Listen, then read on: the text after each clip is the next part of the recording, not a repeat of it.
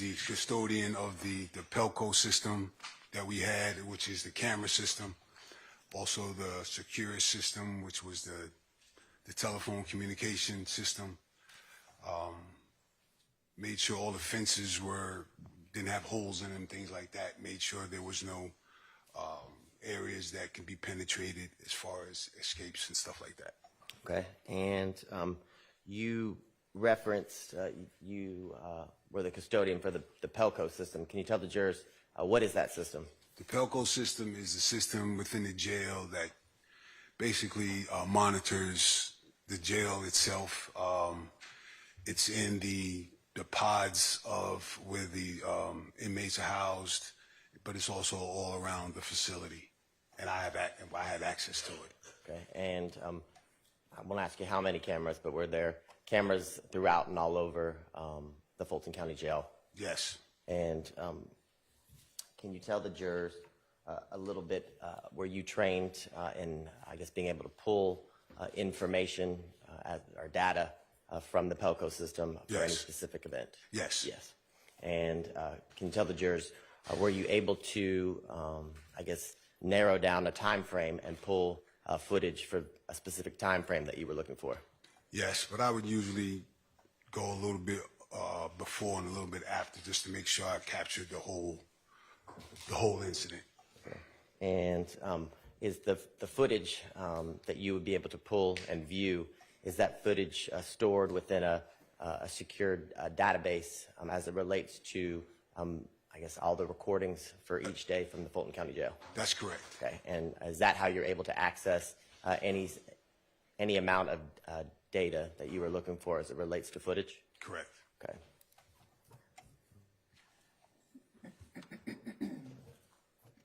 Now, can you tell the jurors, as head of security, were you aware that other deputies working within the jail wore body cameras?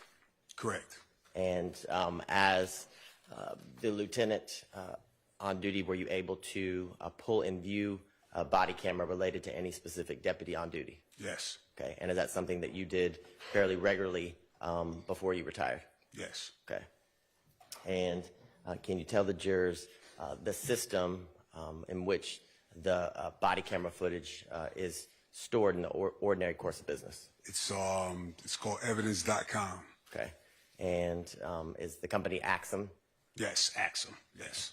And based on your security clearance as lieutenant, were you able to regularly view any of the body cam footage as it related to the deputies who worked within the Fulton County Jail? Yes. And is that something that you did on a regular basis, like you described with the Pelco system, as one of your duties when working? Yes. Okay. Now, I want to direct your attention to February 9th of 2022. Were you a lieutenant then, still not retired as it relates to the Fulton County Sheriff's Department? Yes. And can you tell the jurors, did you become aware of an aggravated assault or a stabbing within the jail? Yes. And before we get into that, can you explain to the jurors, I guess, how the jail is set up? How many floors? And you mentioned pods. Can you talk a little bit about that? There's 7 floors in the jail. And on each floor, you have 6 pods within the jail. You have 400, 500, 600, 100, 200, 300. And then you have 700, 800. 700 is where the deputies on the floor are housed or officed and have computers and stuff. But and 800 is where the gym is, where they have their recreation. Okay. And that's on every floor. That setup is on every floor. Okay. And on each floor, and I guess in the area of each pod, are there specific deputies assigned either to each pod individually or a number of pods that they monitor throughout their shift? Deputies you have north and south. So you have deputies from 1 all the way up. You have north and south. And there's deputies on each floor in each pod. Well, not in each pod, but on each floor on each side. Okay. And as it relates to February 9th of 2022, were you able to locate and pull video surveillance from the Pelco system as it relates to the stabbing. Yes. Okay. And I want to show you what's been marked as State's Exhibit 125, Victor Victor. And let me know if you recognize that. Yes, I do. And can you tell the jurors how you recognize it and what it is? It's the video footage of the incident that occurred on February 9th. Okay. And I'll go ahead and show you also State's Exhibit 124, Victor Victor. Do you recognize that exhibit? Yes, it's also, the first one was the body cam, the second one was the Pelco system. Okay. And was that footage that you were able to pull of the body cam as well as the Pelco video surveillance as it relates to the stabbing you became aware of on February 9th of 2022? That's correct. Okay. At this time around, the state will tender State's Exhibit 124, Victor Victor, which is the Pelco video surveillance, and then 125, Victor Victor, which is the body cam related to the stabbing. All right. Those are both admitted. Okay. Now, can you tell the jurors, based on your investigation in conjunction with other deputies who were working in the Fulton County Jail, can you tell the jurors the inmates that were involved in the violent incident? Bennett and Myrick. Okay.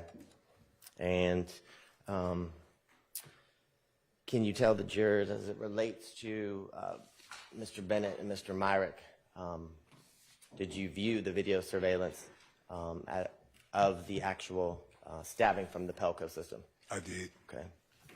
And were you able to actually, I guess, locate? Let me ask a better question. Was the violent event, was it actually captured on the video surveillance? It was. Okay. And can you describe to the jurors, before we play it, the video surveillance as it relates to the Pelco system, the quality of, I guess, the video? Is it something that it's HD and, you can see everything like it's, standing before you, or is it a little different? It's a little different. A little, I mean, it's, you could see, but it's a little different. Okay. Yeah. Yes. Okay. Your Honor, at this time, permission to publish You may. State's Exhibit 124.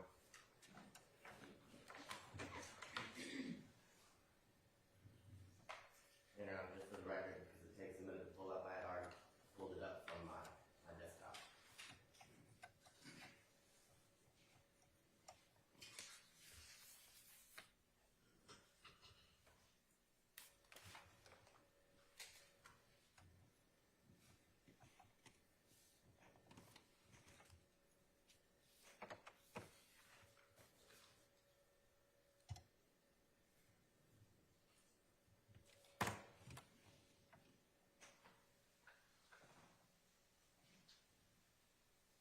And before we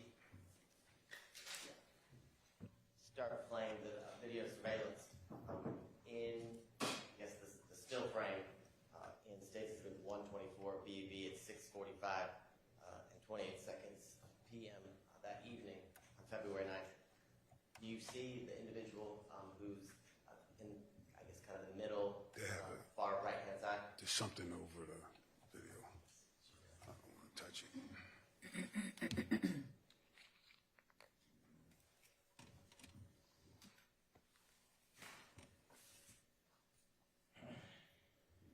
Okay. You see? Yeah. You see the individual that's standing, I guess, in the far middle right-hand corner of the exhibit? Yes. And can you tell the jurors, is that Jaden Meyer? That's correct. Okay.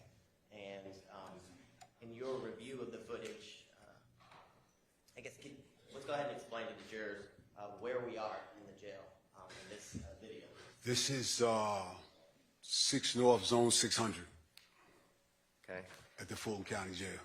And you see in the video there's two floors, the bottom and I guess the top floor where the stairs lead. Do you see the numbers, for example, 16, 615, 614? What are those? Those are individual cells. Okay. And in the individual cells, is that where inmates who were being housed at the Fulton County Jail That's correct. Okay. And can you tell the jurors, based on your number of years with the Sheriff's Department, ending your career as a lieutenant there, can you kind of explain to the jurors, I guess, the process and procedure as it relates to individual inmates, I guess, coming out of the cell to make video calls or phone calls using the secure system that you Well, spoke of? this particular zone, I think this was the PC zone. I'm almost sure it was. And in those zones, there's only supposed to be one individual out at a time for their hour or however long they were out. I think it was an hour to take care of whatever they need to take care of as far as attorneys or showers or visitation or whatever they're doing. And can you explain to the jurors, you said PC zone, what is that term? That's mean? protective custody. Okay. Now, you referenced two inmates being Mr. Myron, which we see in states of its 124 BB. Is the second individual that you referenced, last name Bennett, is that Ray Sean Bennett? That's correct. Okay. And in your working at the jail and working there while Mr. Bennett was in custody, do you know a nickname that he goes by? I don't. Okay. Does the nickname Lucci, does that ring a bell? It sounds familiar, but I don't. I've heard it, that name, but.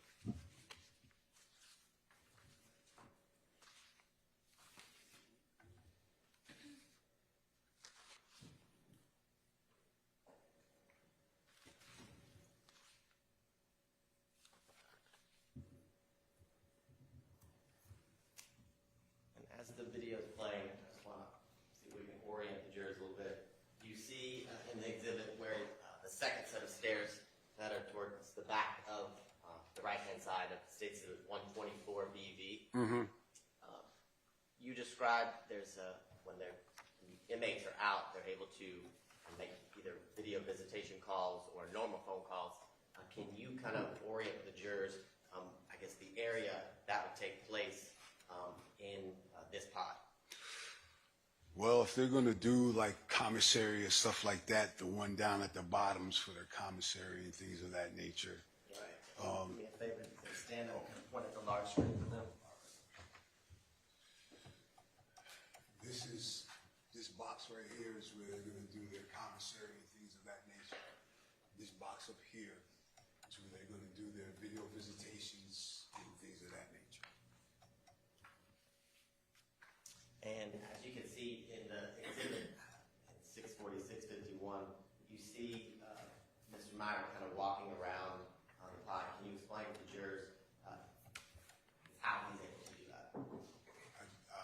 I'm figuring that's his time out to do what he needs to do as far as his hygiene or calls, if he's talking to a lawyer or whatever he needs to do for that amount of time that he's out. Okay. So when an inmate, when it's their time, their hour, they're able to walk about freely. They're able to walk about freely, as you can Yes. see. Yes. Yes.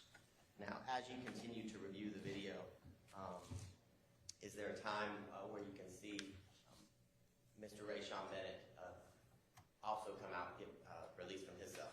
There is a time, yes. I'm going to move to 6:57 p.m. in the exhibit.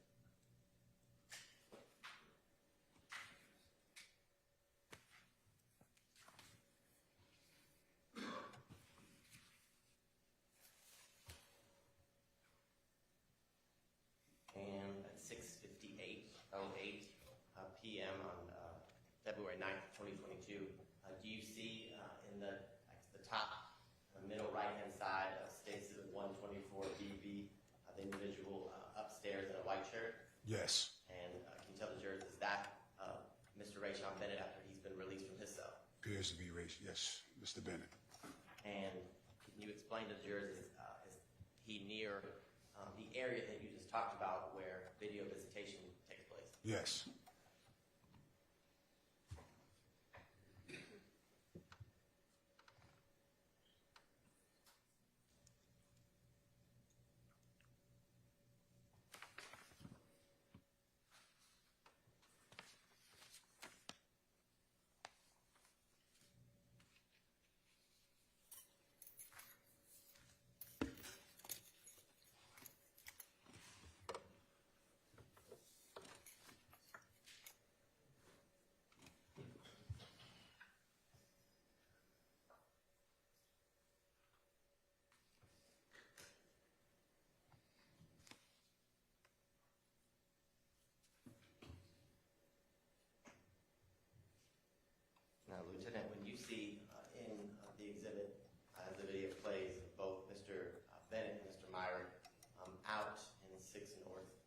600, is this typical that two inmates are out at the same time?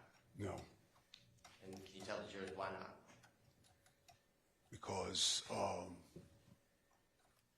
we wouldn't want to mix them up in case something would happen. So the one that was out, Mr. Meyer, should have been put up. For efficiency, I'm going to move to 7:01 p.m. in the video.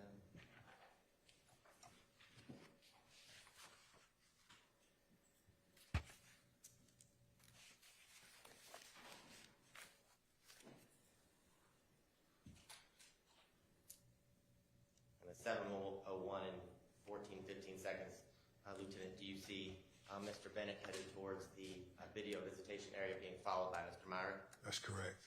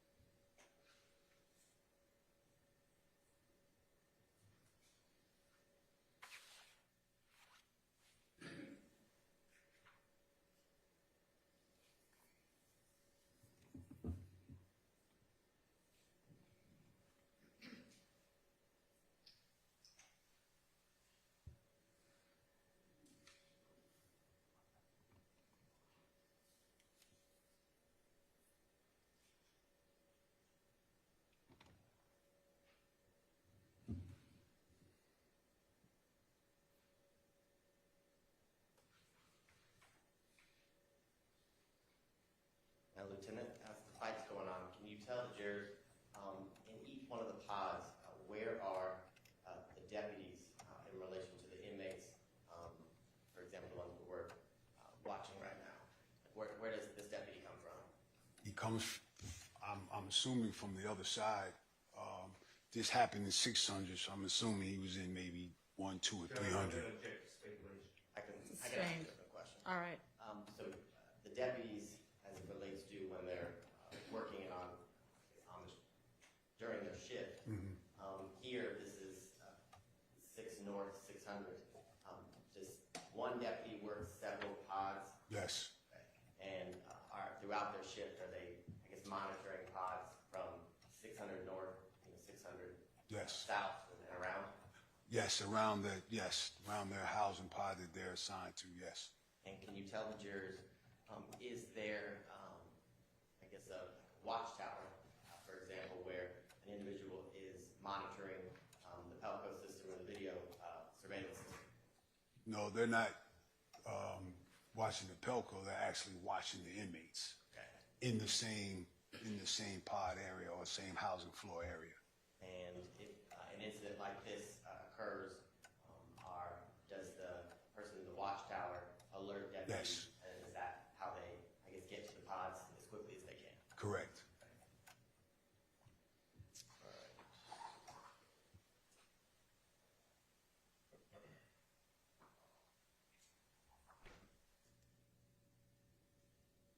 Okay. Now, can you tell the jurors, well, first let me show you State's Exhibits 125, Victor, Victor, A, B, and C. Do you recognize those exhibits, sir? Yes. And can you tell the jurors, how do you recognize those? These are pictures taken during the investigation of the victim of this incident. And when you say victim, can you tell the jurors who is the victim as it relates to this violent act? Inmate Bennett. And do those photographs in State Exhibit 125, B, B, A, B, and C fairly and accurately depict the injuries that Mr. Bennett suffered on February 9th of 2022? Correct. Your Honor, at this time, the State Pretender will remark to State's Exhibits 125, Victor, Victor, A, B, C. Sure.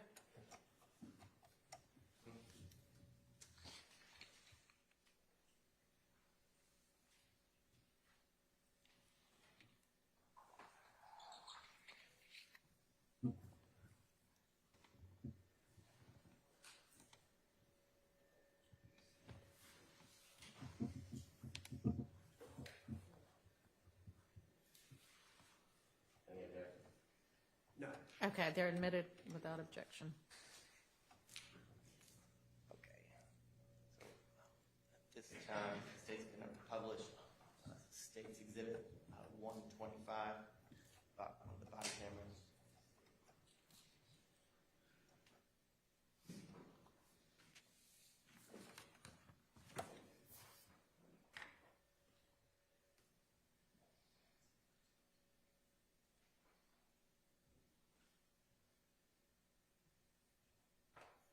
And while pulling the body camera up, can you tell the jurors how the body camera works within the Fulton County Jail with the sheriff's deputies? If an inmate is in a, if the deputy is in some kind of a confrontation or situation that needs to be captured to further the investigation, they put their body cams on. And it's also there to protect them. And can you tell the jurors as it relates to each deputy who's monitoring any pod within any of the floors that you described here today? Are the deputies armed with guns or anything like that? No, they're armed with the body cam and other essential equipment that they would need: radio, handcuffs, OC, taser if they have one.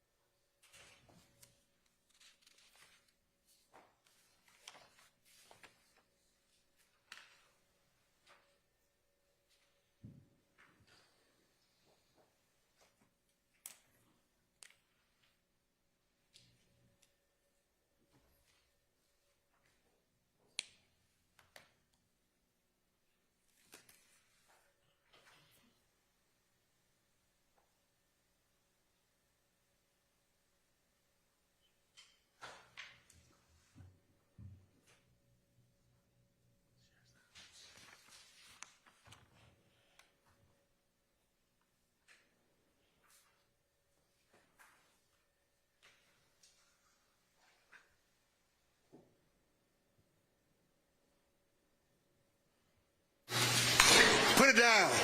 Put it down. Put it down. Shoot me. Put it down. Put it down.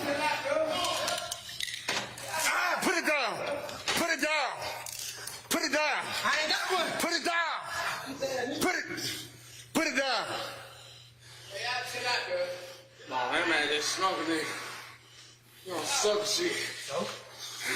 Put it down. I didn't want to go straight up. Move.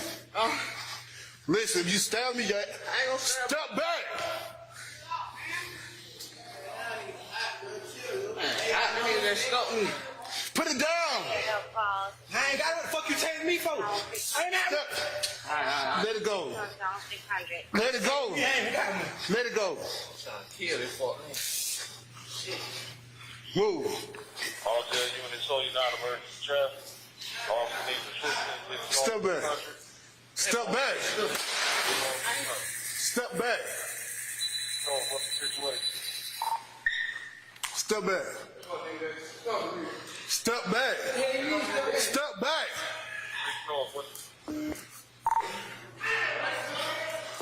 Pays an inmate, zone 600.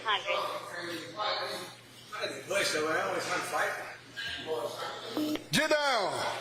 Get down. Don't slide the weapon nowhere. Get down. Get down, motherfucker. Get down. Get down. Oh, down, bro. You doing shoot me. Who are they shoot me? That shit lame. Hey man, they shot me. I ain't had no money. So you do. Huh? What you did? What you did? Hey man, they shot me. He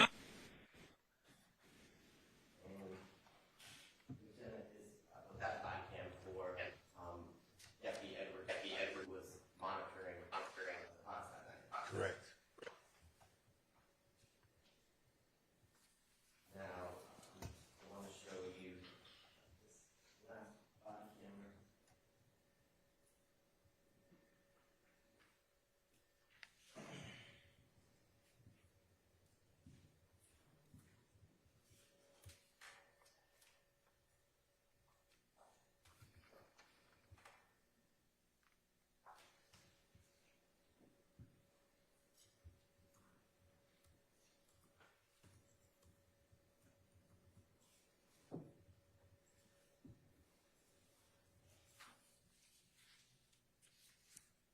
You tell the jurors, Lieutenant, is it, I guess, common for more than one deputy when it's called over the radio?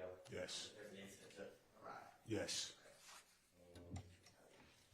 Through your investigation, can you tell the jurors, was a weapon found as it relates to the incident we just witnessed with the stabbing? Yes. Can you explain to the jurors what it was? It's called a shank. Okay. And can you describe to the jurors what is a shank? It's a homemade weapon or a weapon made in jail by inmates. An edge weapon. I want to show you this second video on State's Exhibit 125, Victor Victor. And for the record, I'm going to start at 1 minute and 37 seconds.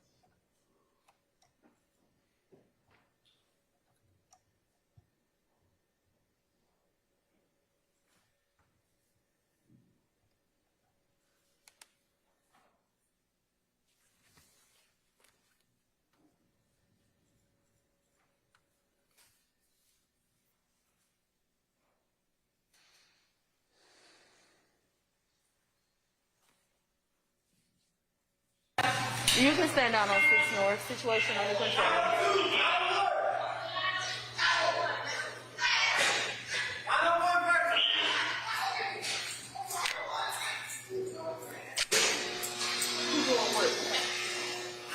Oh, you got popped. I ain't got no gloves on me. Some gloves. Pick that up.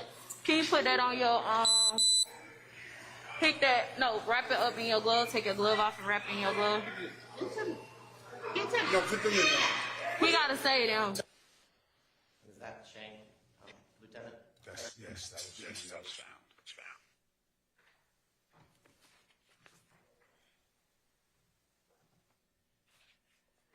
Now, I'm going to put on the screen State's Exhibit 124, Victor B.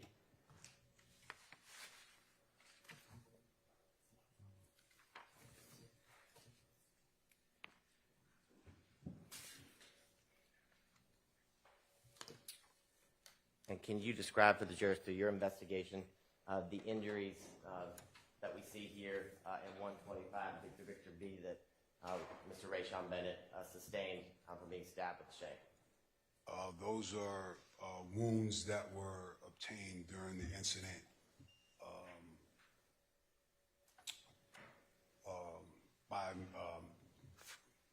Bennett got stabbed with, and that's the outcome of it. And through your investigation, was Mr. Myrick at all, I guess, injured or sustained any injuries from the fight, stabbing that we saw on video? I didn't see any. I don't know if the nurses, I don't know as far as him, if he was injured or anything.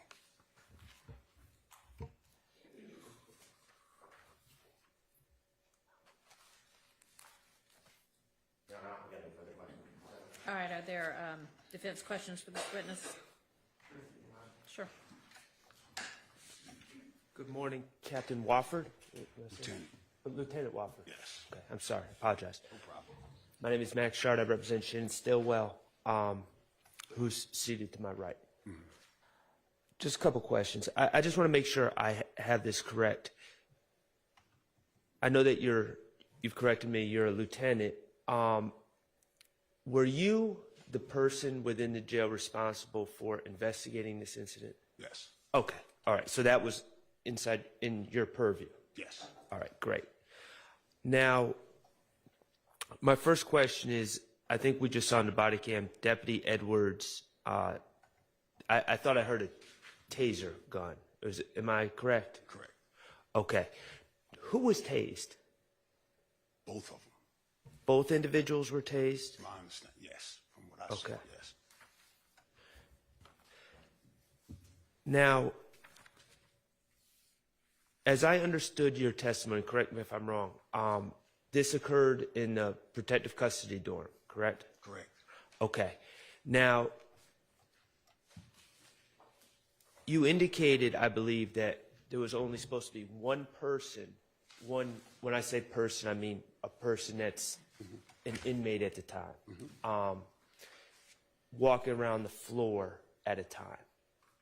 Correct. Is that correct? Correct. And so that doesn't just apply to Jaden Myrick and Rashawn Bennett. That applies to all the people, the inmates. I don't like that term, but inmates that are in that pod. In 600, yes. In 600. Yes. So no two people are supposed to be on the floor at the same time. Correct. Okay. How is that ensured? Can you explain? For instance, are there locks on the individual doors to the rooms? Yes. Okay. Once their doors close, it locks. Okay. So, and who controls those locks?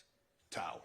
Okay. So, am I correct that the tower, ideally, the way it's supposed to work is the tower lets one person out onto the floor and then doesn't let anyone else out until that person returns back to their room? Ideally, whoever's out, they go in first. They lock the doors, and whoever's supposed to come out next comes out. Okay. In the video, as I understood it, Mr. Myrick was out walking the floor, correct? Correct. And then Mr. Bennett exited his door to enter the floor as well. Correct. Which would be against the protocol. Correct. What happened? From my understanding, from the reports that I got, he was supposed to go up. I'm not sure why he didn't go inside or whatever, and he was left out. I don't know because I wasn't up there. Well,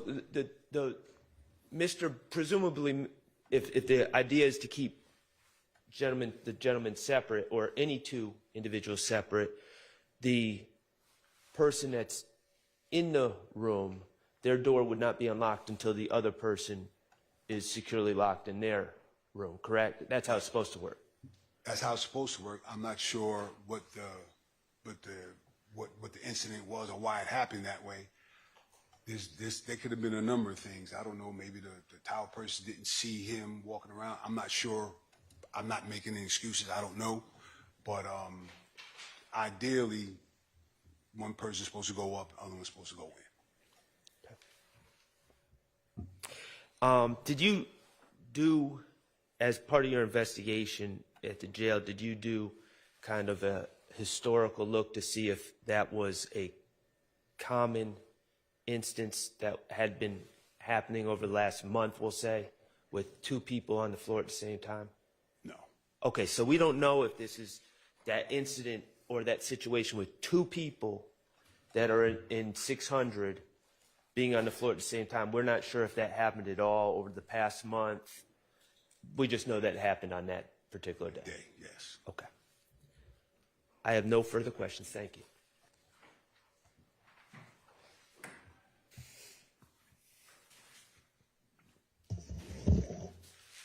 Good morning, Lieutenant Wofford. Good morning.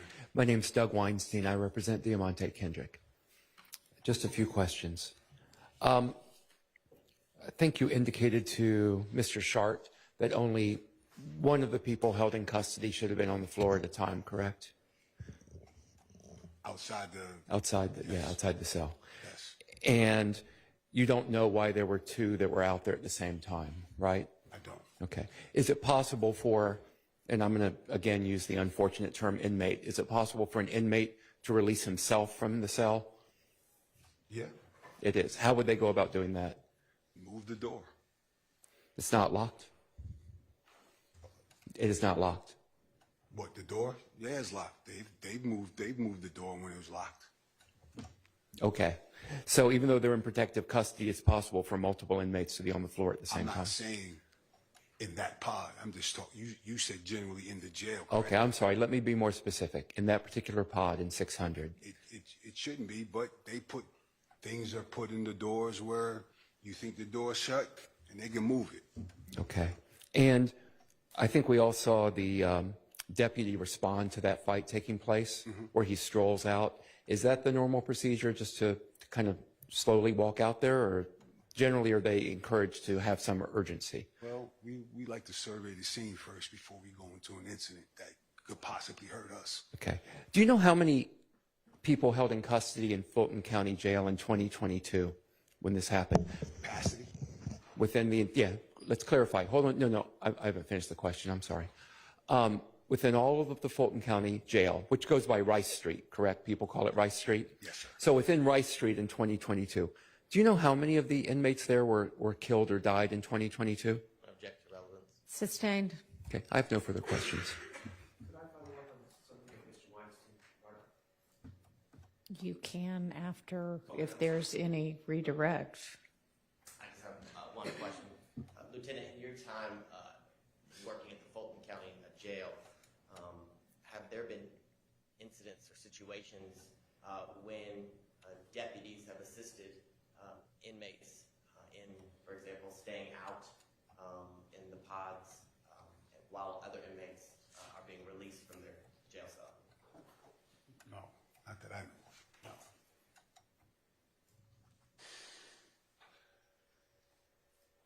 I don't have anything else, man. Sir, you talked about the door, the inmates being able to just move the door. I think that was the assumption that it was been tampered with in some way, the door. Is that what you were saying, that inmates can tamper with the door? How is that done? They can put, the door slides. If a door slides, they can put debris or whatever up in the system, in the mechanism.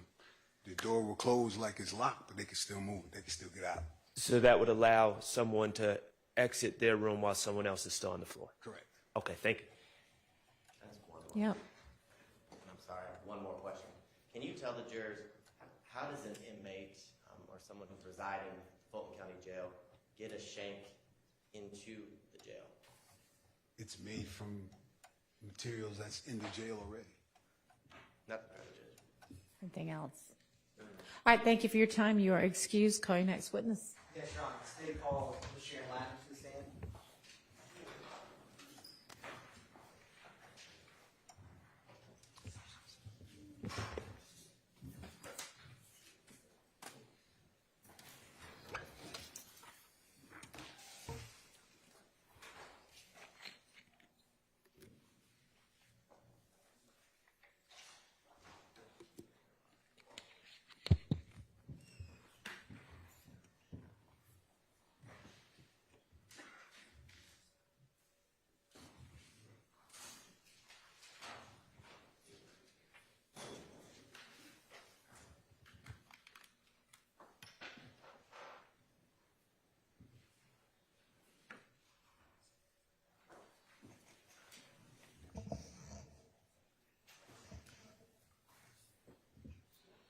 Good morning. You're still under oath, so you can go ahead and have a seat. Good morning, Ms. Ladders. Good morning. I got good news. This is the last time you'll be testifying in this trial, Ms. Ladders. Have a good news for you too. You're It's my clo- last week working. on to retirement, Miss Latners? Yes. Well, congratulations. Safe to say you've earned it. Miss Latners, I'm going to approach you with what's been marked as 1 through 3 Victor Victor and a disc with 1 and 2 Victor Victor Alpha.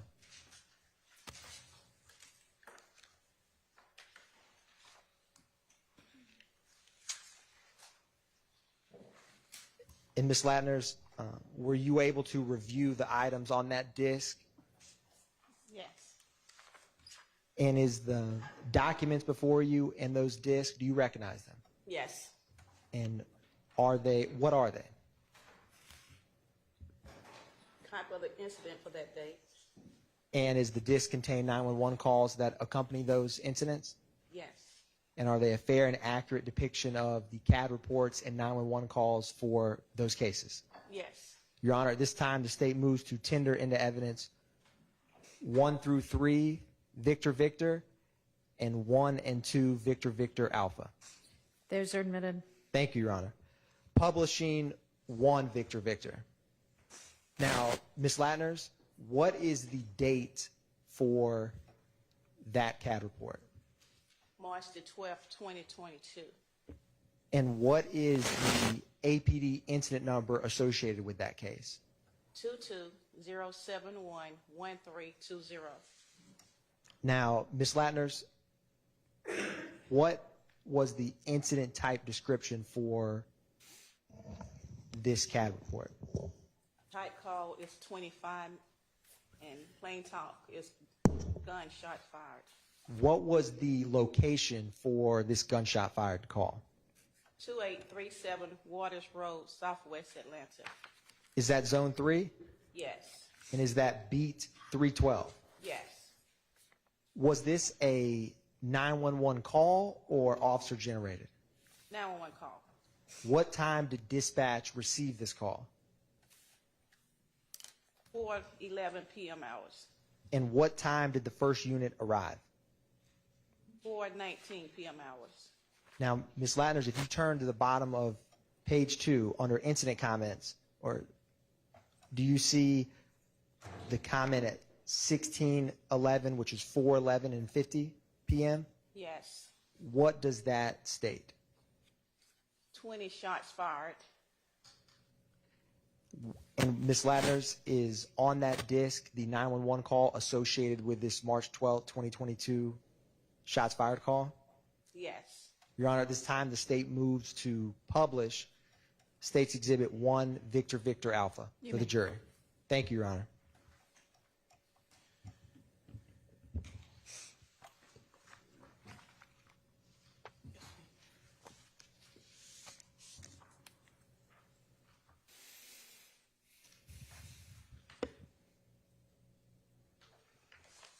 Atlanta 911 operator 7943. What's the address? Yeah, somebody's shooting over here. I live at 2837 Waters Road, and they had a big shooting over here. I don't know what's going on over there. Okay, you said 2837 Morris Road. Waters Road. It's on Waters Road. How many gunshots did you hear? Oh, but it had to be about 20. Okay, we'll get a unit. I don't know what. Excuse me. We'll get a unit out there. Thank you. All right. Stopping publishing at 34 seconds. Ms. Latners, do you also have before you what's marked as 2 Victor Victor? Correct. What is the date for that CAD report? March the 14th, 2022. And what is the call type for or description for that CAD report? 50-person shot. What is the APD case number associated with this March 14th, 2022 person shot? 220731882. What is the location for this call? Windsor Street Southwest at I-20 eastbound, Southwest Atlanta.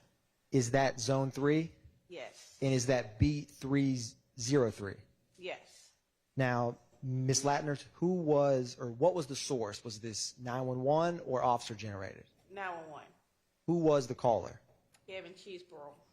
What time did dispatch receive Mr. Cheeseborough's call? 10:21 p.m. hours. And what time did the first unit arrive? 10:29 p.m. hours. Now, Ms. Latner, if you can turn to the incident comments on page 2, what is the first remark at 10:21:17? It advised getting on I-20 near 56B Baker. Advised 70 on victim, vehicle, red Nissan, Versa, subject been shot in his vehicle near I-20, Eugene. Now, what is a 78 victim? Just a lookout on that person or vehicle. Now, Ms. Latner, what is the third line from the top that starts with 78 victim 25 and continues? It's advised 78 victim, 25. Yeah.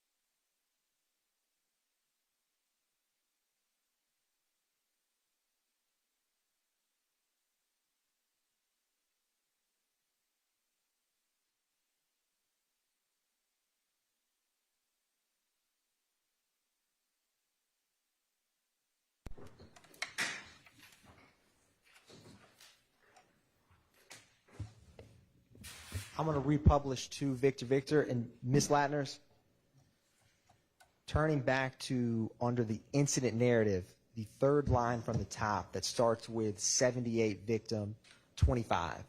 Can you read that and explain to the jury what that means? It advised 78 victim. Just a lookout on a subject, 25-year-old male, unconscious, not breathing. And Ms. Latner, what occurs at 10:33:11 or 22:33:11 as read in military time? They request an ambulance.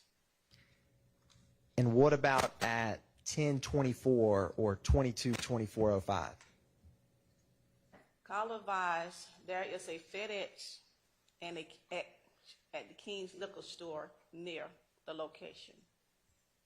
And Ms. Latner, what about at 10:25 or 22:25?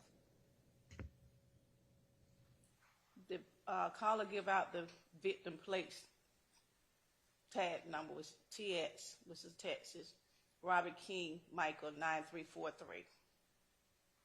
And what about at 22:25:47 or 10:25 p.m.? They give the operator a 7-8 on a victim, black male, black jacket. In Ms. Latner's, what occurs at 22:30 or 10:30 p.m.? They advise male not alert, conscious, or breathing. And right after that at 10:30 and 43 seconds?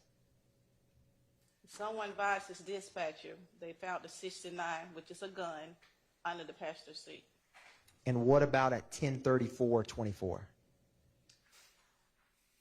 They requested Hero to shut down I-20 eastbound to Windsor Street. And what happens after that? At 10:34 p.m., they confirm person is 48, which means person is dead. At 10:33 p.m.? 10:34 p.m. Now, Ms. Latner's, is the second item on that disc the call from Cheeseboro on this case? Yes. Your Honor, at this time, the state moves to publish 2 Victor Victor Alpha. You may.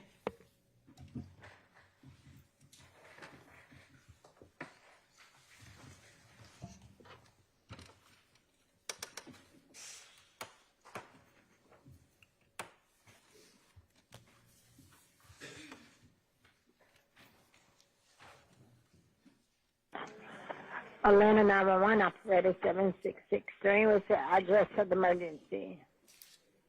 I'm on the, oh my God, it's the I-20 West, I-20 East, damn, exit, what is this? Oh my God, I don't know what's that. If I give you an exit number, Do you would need you be able to police, find? fire, or EMS today? I'm sorry? Do you need police, fire, or EMS today? It's an EMS, so basically I'm in traffic. Brody, EMS. You need an ambulance? Do you need an ambulance? It's not me. It's for someone in a car. Hold They're on. sitting in a car and they're not shot. Were they telling you to hold on for an ambulance? EMS, what's the address of your emergency? I'm unsure. If I gave you an exit number, would you be able to find it? Yes, sir. Go ahead with it. I think it's like exit 56B. It's like the I-20 West, I-20 East, how you get on to I-20 West, I-20 East. So, do I have you're on Windsor Street trying to get on 20 West, or are you on 20 West getting on Windsor? I think I'm on Windsor trying to get on I-20 West or East. It's like you can go either way.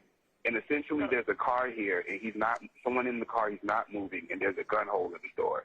And I'm not really trying to find out more, but that's basically what I deduce from the situation. Okay, so give me 1 second, okay? No problem.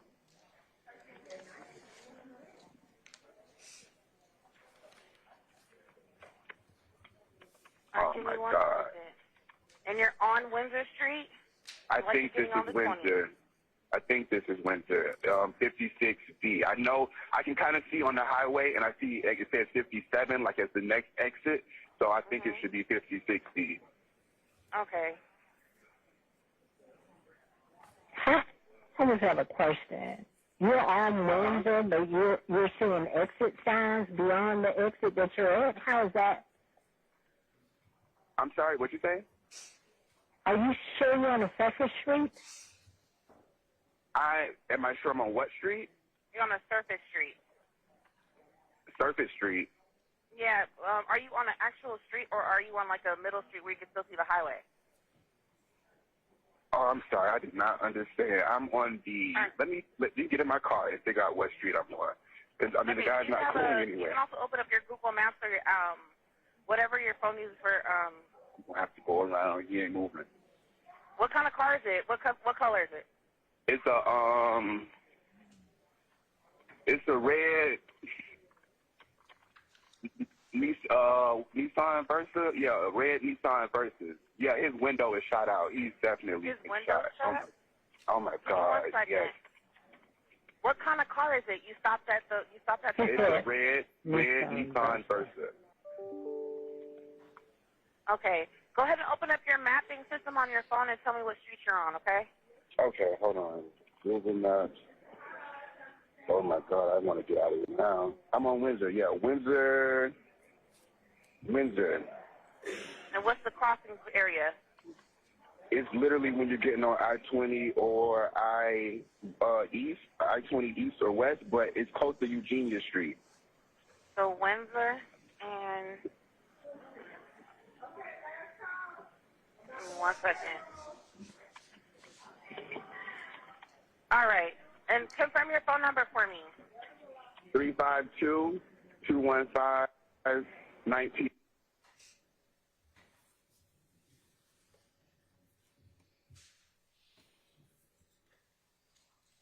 Fire department that's responding, okay? Okay. All right. So, give me 1 second. Mm-hmm.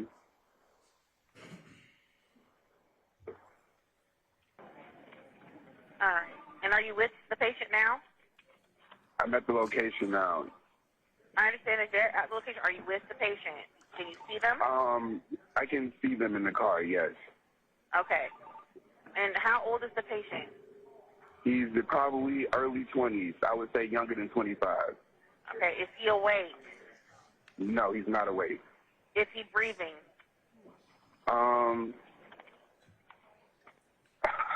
I don't think he's breathing. I have not seen this man move at all. Okay, give me I do one not think he's second. breathing. Atlanta 873, a 27 Delta 1G. 7663. 7663. Thank you, ma'am. I do need to ask you a few more questions, Kevin. If you don't know, it is okay to say you do not know, okay? Okay. Is the assailant still nearby? No, I don't think so. I don't know. I didn't see Okay. the assailant. Is there any serious bleeding? I'm not getting that close, so I'm unsure. I can't confirm that. That's okay. I'm sending the paramedics to help him now. Stay on the line, and I'll tell you exactly what to do next. Give me one second, okay? Okay.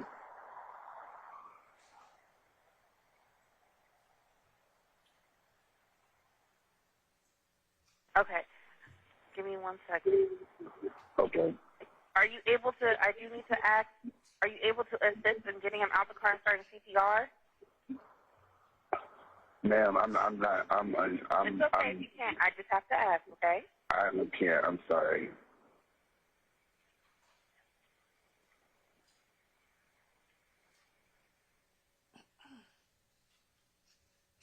Okay. Give me one. Oh my God, that's so sad. Okay, sir, can you tell me if there's any businesses or residential or anything that you see near you guys? There's a FedEx, and a liquor store. So there's a FedEx. Name of the liquor store. The name of the liquor store. King's Liquors. King's Liquor. Looking like LAKINGS. KINGS. Yeah, liquor. Okay.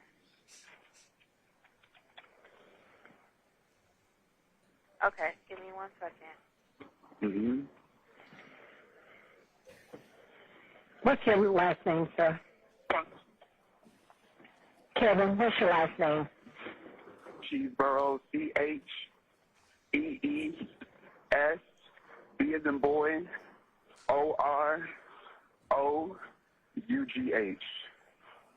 Thank you. Okay. Again, help is on the way for him, and I'll just stay on the line with you until someone gets there, okay? Are you comfortable with doing that? Do I have to stay here? I'm like... Sir, before you leave, can you read me the license plates on the vehicle, please? As long as you're not placing yourself in danger, I'm ready. What state is it from? You say, what state is the license plate from? Yes, sir. One moment. I'm walking back to the car. I had kind of Don't walked away place, for a minute. all right, don't place yourself in any danger. Okay. The license plate is from Texas. And do you want, hold on. You want the license plate number? Yes. R as in Robert, K as in Kilo, and then M as in Mary, 9343. Thank you. And is that man black, white, or Hispanic? He's a black man. What color shirt is he wearing? Can you tell? It's a black jacket. Black jacket. Anything else? Anyone else in the car? No, no one else is in the car. Did you see or hear any gunshots? No, I had pulled up to the stoplight and I realized he was not moving. So I'm just kind of nosy and I'm driving and I'm looking and I see that he looks like he's like immobile, like asleep. So my conscience was like turning back around. So when I turned back around, that's when I realized like, okay, there's a bullet hole in his door. Got it. Well, I hear the sirens in the background. Can you tell us if that's fire, police? Fire truck. Okay. Oh, fire is on scene? Okay.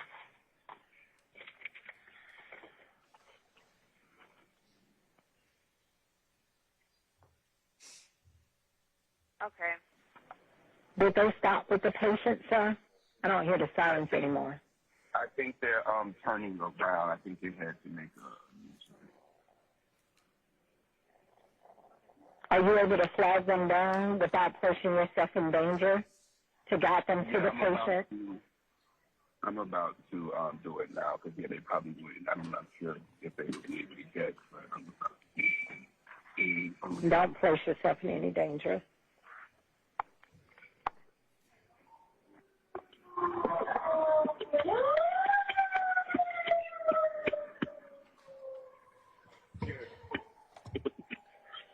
Yeah, he got shot, I think. Right, like I pulled up and he was right here. It's like, no problem. Was that the firefighters or the police? That's the firefighters. Now I think they got on the highway. Oh my God. Were you talking to a firefighter or you were talking to someone else, the female in the background? The police is here now. Okay, let the police take over. Thank you so much for even taking out the time to report it. We greatly appreciate the call, sir. No problem. Thank you so much for assisting. Yes, sir. Thank you. Now, Ms. Latners, that third CAD report, is that 2 days after this March 14th 911 call we just listened to? Yes. What is the address for what's marked as 3 Victor Victor, the March 16th, 2022 CAD report?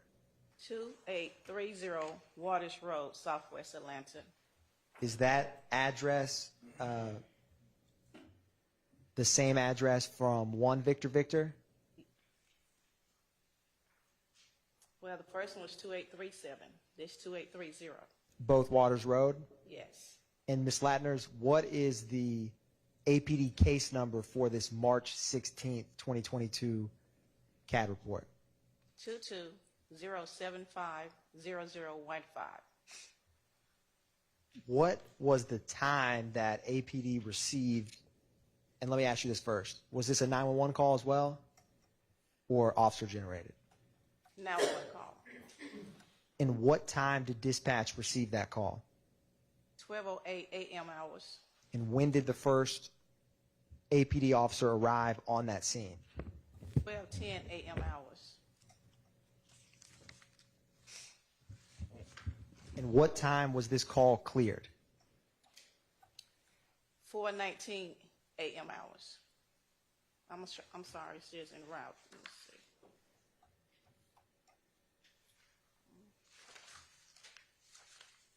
Is there a time where it says route closed?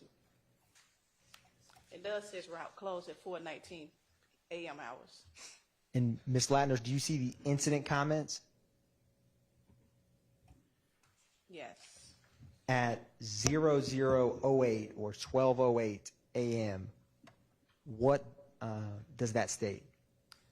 It advised, heard a lot of gunshots in the area and saw a dark color SUV speeding away.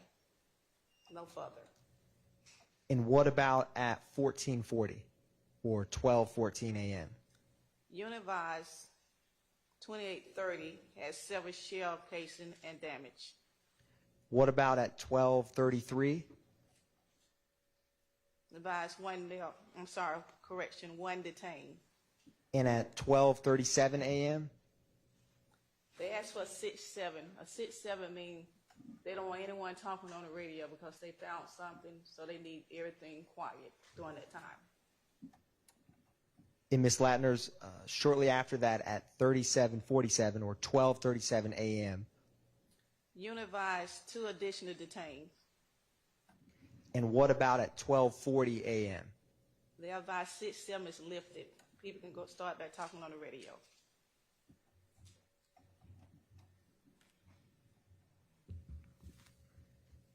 One brief moment, Your Honor. Thank you, Ms. Latner. There's no further questions from the state. Their defense questions. Ms. Weinstein? All right, thank you, Ms. Latners. You are excused and released, I believe. She can be permanently excused, You are Your Honor. released. Congratulations on your retirement. All right, call your next witness. Is everybody okay? How long is your next witness going to be? Okay, let's do another witness unless anybody's desperate for a break right now. All right, go ahead.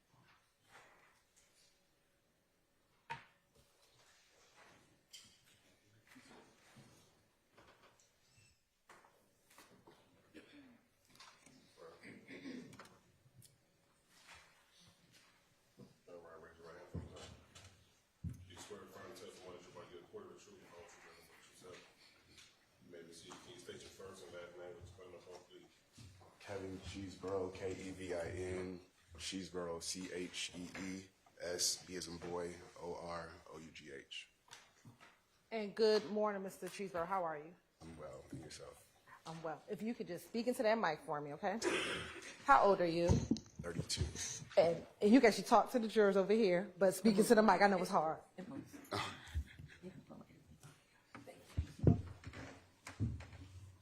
And do you work? Yes. What type of work do you do? I'm an administrative professional. All right. And did you do the same type of work in March of 2022? Yes. Where are you from originally? Florida. And how long have you lived in the Atlanta area? 3 years. What area of the city did you reside in March of 2022? West End.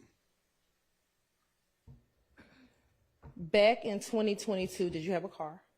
Yes. What type of car? Kia Soul 2018. You said 2018 Kia Soul? Yes.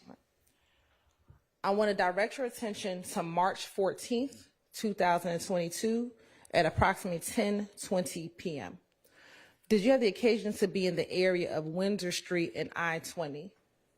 Yes. Okay. Why were you in that area? I was coming from the gym and I missed my turn, so that was kind of the way that I was rerouting myself to get back home. Okay. And where was your gym located?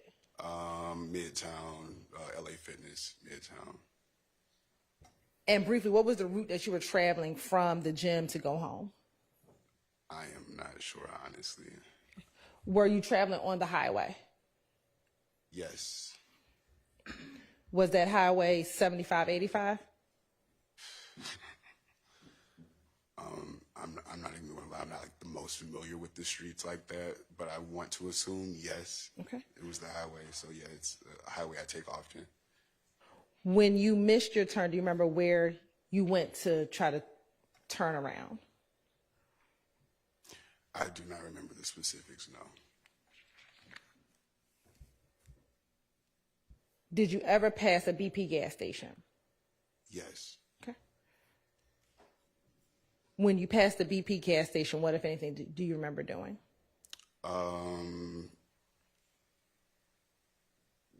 Was driving to get back on the highway after I passed the BP gas station, and that's when I noticed the car and I made the U-turn. Okay. So tell me about when you noticed the car. Where did you notice a car at? It was in I believe it was in the turn lane, far left lane. And what color was the car that you noticed? Red. And when you first encountered the car, you said it was in the far left lane. Where was your vehicle? My vehicle may have been either in the middle or the far right. More than likely, it was in the middle lane. And at the time, when you noticed the red car in the far left lane, were you right next to that red car in the middle lane next to the red car?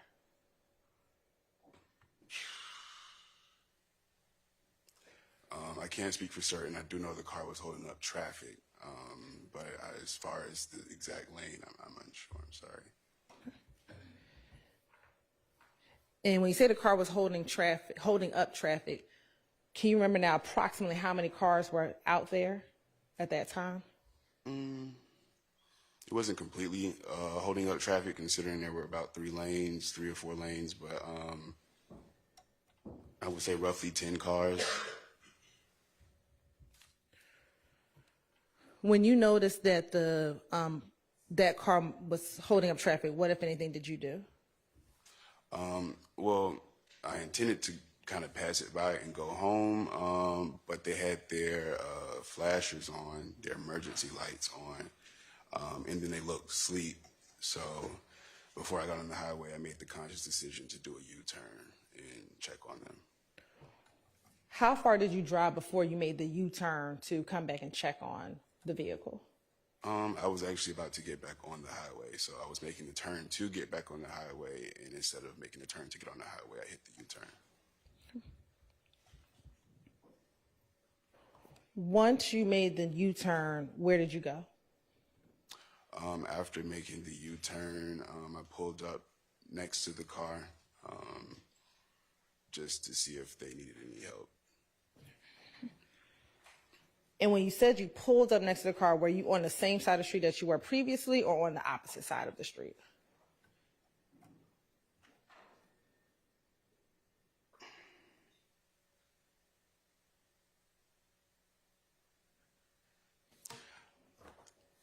I cannot really confirm which side because I did eventually end up.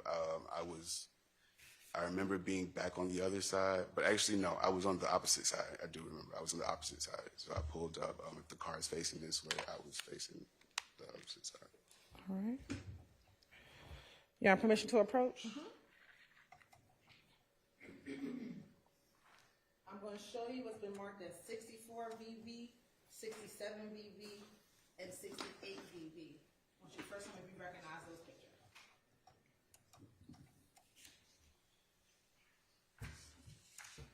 Yes. First, starting with 64 VV, how do you recognize 64 VV? That's my car on the far right. And do you also see in that picture the other car that you were just speaking of? Yes. All right. And looking at 67 VV, how do you recognize 67 VV? That's probably the view I would have Oh, had. no. Put that other one down for Sorry. me. That's okay. That's probably the view I would have had before I did the U-turn to get on the highway. All right. And then 68 VV. Just another view of the car, so looks familiar. And do those appear to be fair and accurate depictions of the area where you were when you saw the red car on March 14, 2022? Yes. I don't remember this debris on the ground, but that might be like a minor oversight. But other than that, You don't there's remember? a box on the ground like of debris or something like that. I mean, that's minor, but I don't remember that. But other than that, everything looks accurate. Okay. Yeah, this time the state would like to admit 64 VV, 67 VV, and 68 VV into evidence. All right, those are admitted. Permission to publish. Yep. First, I want to start with actually 67 VV.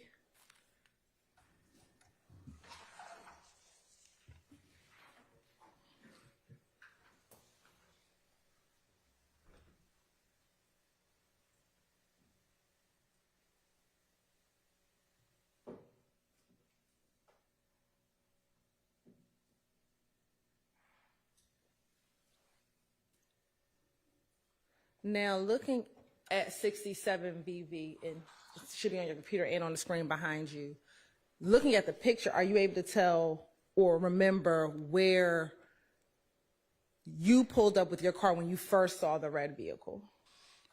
I was more than likely in the left lane, and then after the car wasn't moving, so I probably was more than likely held up by the car, and then I moved over to the right lane to pass the car. Okay. So initially you were behind the red car. Yes. And when you said there were other cars out there, were there other cars in front of you between your car and the red car? So there were initially, but due to the car not moving, they eventually ended up going around until I was directly behind the car. Okay. And when you said you went and made the U-turn, and I believe there's a stick to the side of you. If you can stand up for a moment. And just show the jury where you went to go make the U-turn. It would be actually past these cylinders right here to get on the highway, but this light is right here. And when you were driving, before you decided to make a U-turn, would you have been going westbound on I-20? Yes. Thank you. Now showing you what's been admitted as 64 VV. Looking at 64 VV, do you see your vehicle? Yes. And is that your vehicle on the right-hand side of the photograph? The single car on the right-hand side of the photograph? Yes. All right. And is the red car, the first car, in the picture on the left-hand side of the vehicle? Yes. All right.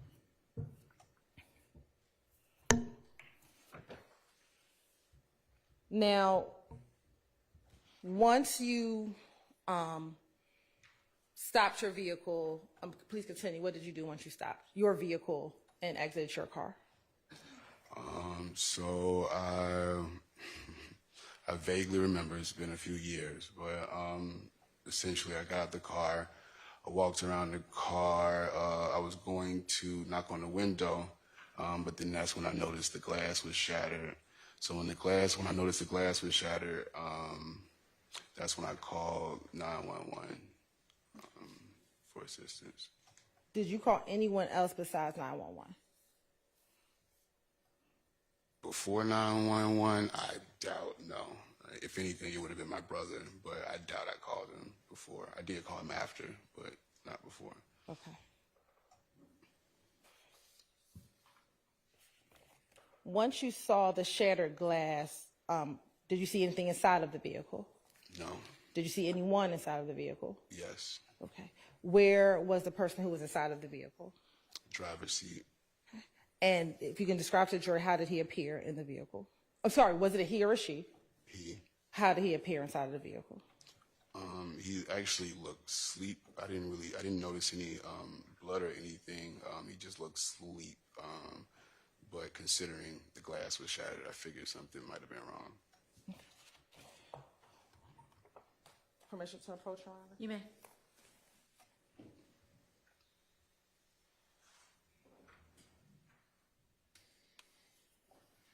I'm showing you what's been marked as 69 VV, 70 VV, 72, and 76 VV.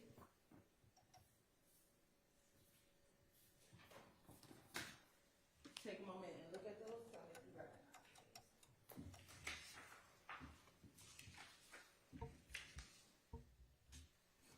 Yes. Okay, how do you recognize those? Well, the first picture I don't really recognize because, when I say that, I didn't open the passenger side door, so this view is not technically familiar to me. Okay. For the other three pictures, I would definitely say those views are familiar to me. So, looking at 69 VV and 70 and 76, 72 VV, Your Honor, state would like to admit 69, 70, and 72 VV. Okay, if those are the three that he recognized. Yes, Your Honor. Okay, those are admitted. First, looking at State's Exhibit, publishing State's Exhibit 69 VV.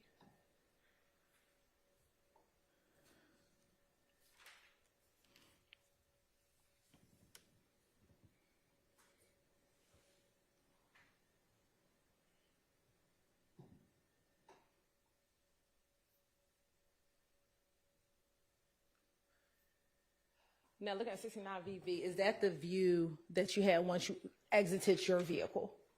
Somewhat, yes. When you say somewhat, tell me, what do you mean? This view would put me kind of in the pedestrian crosswalk, and I was a little bit behind the car. So your car is further to the right of this picture? Yes. Okay.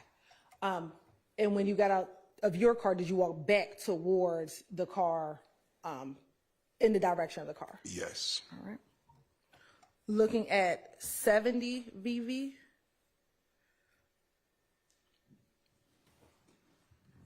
And then 72 VV.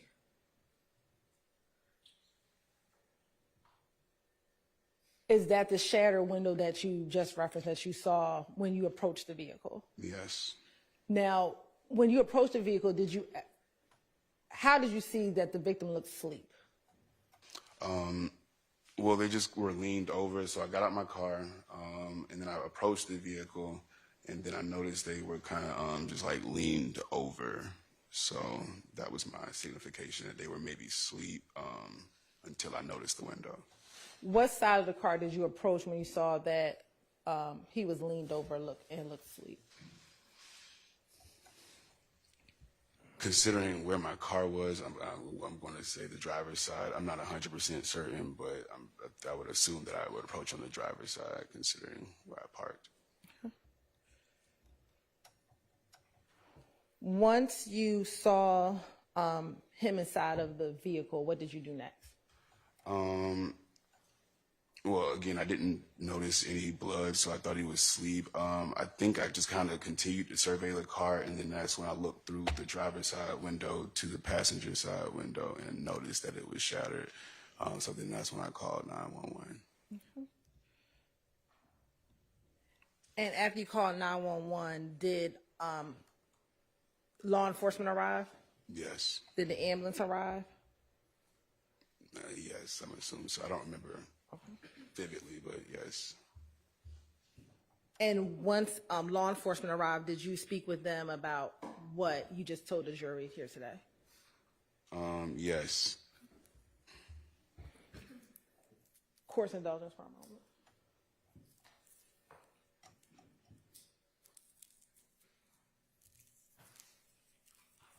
No further questions. All right, are there defense questions? Yes. Go ahead.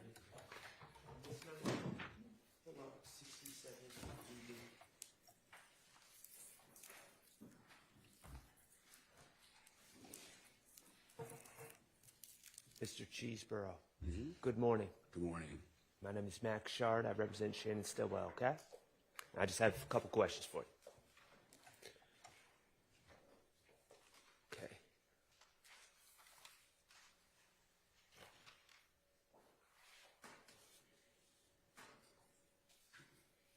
I'm sorry. Miss Knight, could you please pull up 64 VV? Okay, thank you.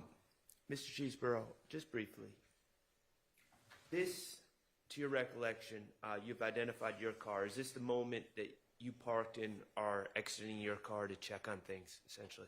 Yes. Okay. The red car that you checked on, in this photo, it appears that the car is essentially... When you came across this car, was the car in the crosswalk as it is in this photo? I would assume so because at this point there would have been any interference. So yes.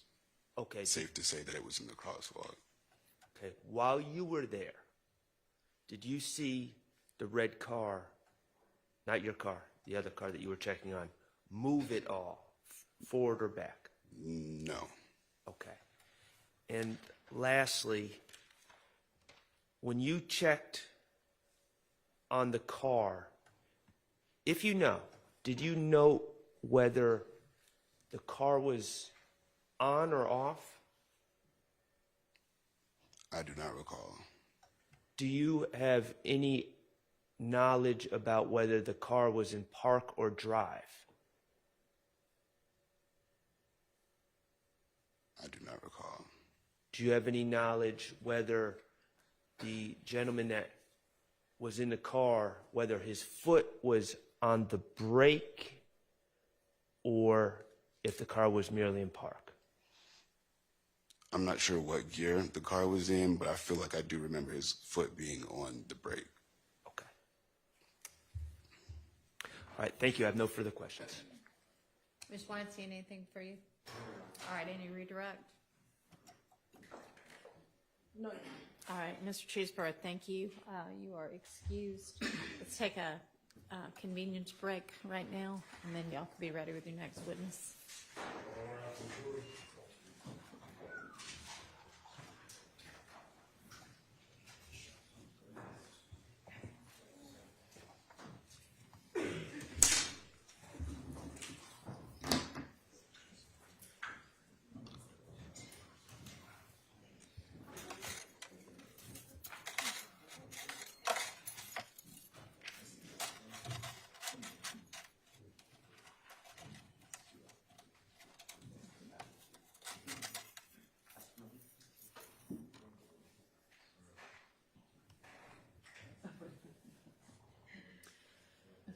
And just before we break, the two juror communications, I'll make those court's exhibits. I still don't know what court exhibit number we are on, but those will be court's exhibits.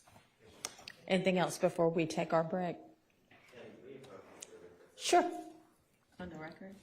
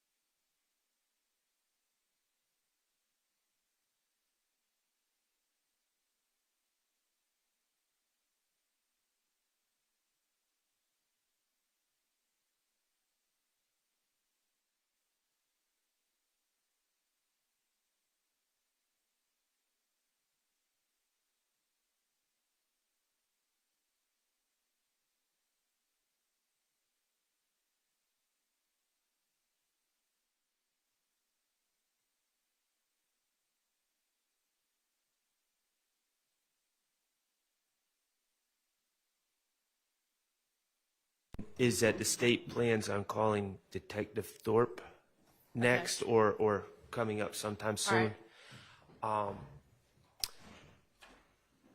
Detective Thorpe is the investigator, the lead investigator on the Christian McMillan, Darius Ford homicide, double homicide. I have not received, and quite frankly, I don't think it's been released. I haven't received any reports from Detective Thorpe.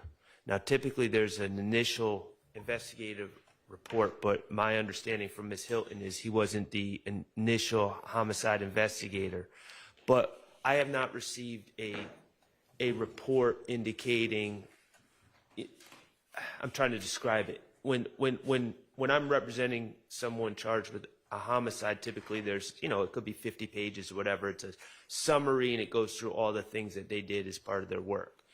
I don't know, it may be an issue because this case is open and pending and not solved. I don't know why that hasn't been released, at least some rough drafts of the report. My concern is this. I believe that the state is going to try to elicit from Detective Thorpe that while no arrests have been made, while no charges have been filed, their chief suspects are YFN members or IF gang members. I don't know how they're going to verbalize it.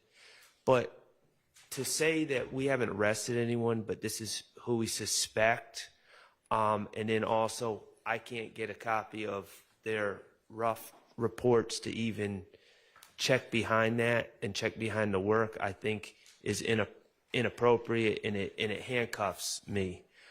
So I'm asking for the rough drafts of the reports. Now, Ms. Hilton did tell me that she's not planning on going into deep detail with this case, and I think she said she was planning on asking like 5 questions. That may mitigate some of my need for the rough drafts of the reports. However, I would definitely absolutely oppose any conclusions of who did this or who's suspected of doing this or anything like that unless I'm given the materials to evaluate that and cross-examine that effectively. All right. Response?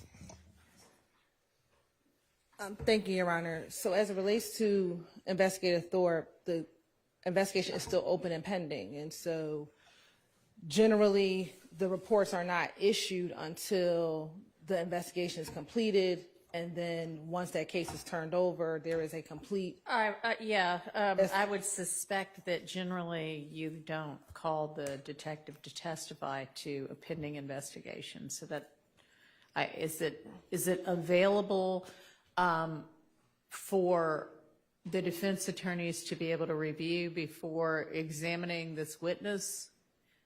He's going to be testifying as to it, correctly? Correct? Well, he was testifying to certain facts, which is a report that that the defense already had, which was the date of the incident, the location of the incident, and the individuals involved in the incident. And that report has been given to defense counsel in discovery. As it relates to any further information regarding the suspects or the fact that they believe that this shooting was a targeted gang shooting, that information has been developing over the course of the 2 years that this case has been open and pending. I know there is a draft. I do not know if APD releases that draft because it's still a pending investigation. So, do you have it? I do not, Your Honor. I do not. I only have the initial report that has been turned over. Okay. Has the defense talked to Detective Thorpe about this at all? I mean, if y'all just ask him questions, And Mr. Sharp brought it to my attention during the break, and so that's the only reason I know there's a draft, because I went and asked Investigator Thorpe, but until it was brought to my attention, I was actually asking Mr. Sharp if they had asked Detective Thorpe anything, which they're certainly, able to do. I have not. I mean, the plan for Detective Thorpe to testify about this incident was new to me because I thought the Right, it was new as of what, this weekend when we Right. got the new witness list? So I have not spoken to him about it, but you know, and quite frankly, I'd want the reports. Let me ask you this. I mean, I don't think it's unreasonable to see if we can get the reports, even if they're draft reports, if this detective is going to be testifying about what's in those reports. And we can do it with an instruction that it can not be released to others and that it, you know, can be just used for the purposes of this examination. I mean, I'm fine with putting some strictures on it. And maybe instead of having him next, is he here available right now? He's here. Okay, we could maybe take another witness and then give the lunch break for the defense attorneys to be able to talk to Detective Thorpe? Yes, they can surely talk to Investigator Thorpe at the lunch hour. He'll be available. As far as the releasing of that report, given the sensitive nature of it, we don't have it. If you're going to have him testify to it, though, then But he was testifying to what is in the report that they already have. They already have the report that has who the individuals were. what do you, okay, well, I mean, do y'all want to come up to the bench and we'll review what the testimony is going to be?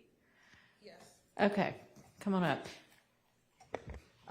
Actually, why don't we do this when we break for lunch? And we'll maybe just take a little bit longer break. Can y'all just call a different witness for now? All right, let's get the jury out, call a different witness, and we'll deal with this after that.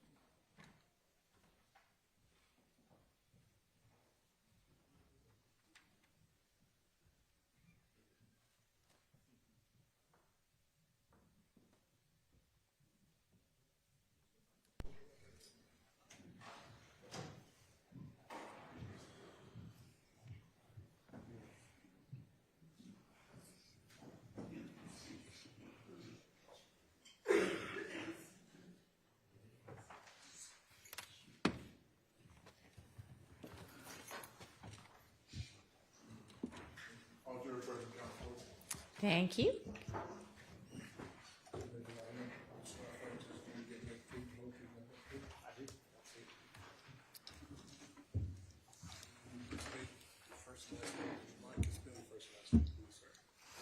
It's Christopher Butler, CHRISTAPHER, BUTLER. Morning. Mr. Smith, do you mind grabbing one of those mics that move and speak into that so everybody can hear you? Thank you. Is that better? Great, thanks. Lieutenant Butler, where are you employed?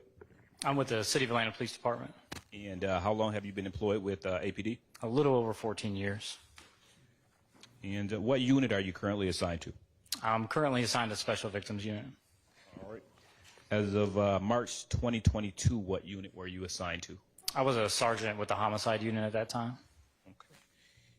Can you tell the jury some of your what your role was and your responsibilities within the homicide unit? So I worked on evening watch. So our hours were 2 to midnight, and we would respond to any homicide, any kind of suspicious death, suicide. So anytime an officer would raise us, we'd respond out to that location. Now, are you familiar with the with VIC cameras? Yes, those are our cameras that are around the city. Okay. And what does what are they? So basically, the city has cameras around the city. Some of them they record all the time, and some of them are license plate readers, which we refer to as LPRs. And currently, businesses are allowed to let us have access to let us know there's cameras there. They kind of operate like security cameras, basically. Okay. And what is the VIC unit within APD? Our VIC unit's manned by sworn and civilians. It's a video integration center, so we have people up there 24 hours a day monitoring the cameras. So if a crime occurs, we can radio to them and they can start looking into it off scene while we're handling the scene. Now, are you familiar with GDOT cameras? GDOT, that's our Georgia Department of Transportation cameras. So through our VIC unit, we have access to their cameras as well, and those usually monitor the highways. Now, can you tell the jury how GDOT cameras operate? So they're different than ours. Ours are live stream and they record. GDOT cameras don't record. So like when you're watching the news and you're seeing the traffic ebb and flow, GDOT, they just keep going. They don't record, so we can't go back and ask for a recording. They're just live stream. Okay. Now, is the VIC unit able to look at an integrated map and tell which cameras are working? Yes, so the way it works, it's kind of, we just have a program, and it kind of works like Google Earth and Google Maps. You can zoom in and out.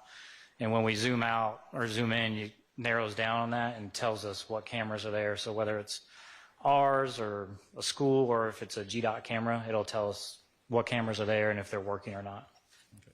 And if it's a GDOT camera, it tells you it's in real time, correct? Correct. Okay.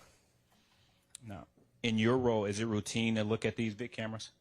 Yeah, typically anytime a call would come up, depending on the location, an officer would respond to the scene and raise us on radio. So before we would respond, I would typically, given the type of crime, if it's on a street or a parking lot location, I'd try to pull up and see if we had any cameras in the area.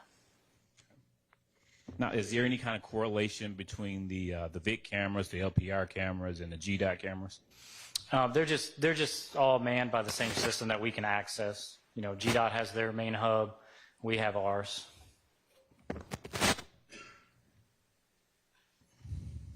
And you mentioned LPR system. Can you tell the jury what LPR is? So it's short for license plate readers, and typically they're just all around the city.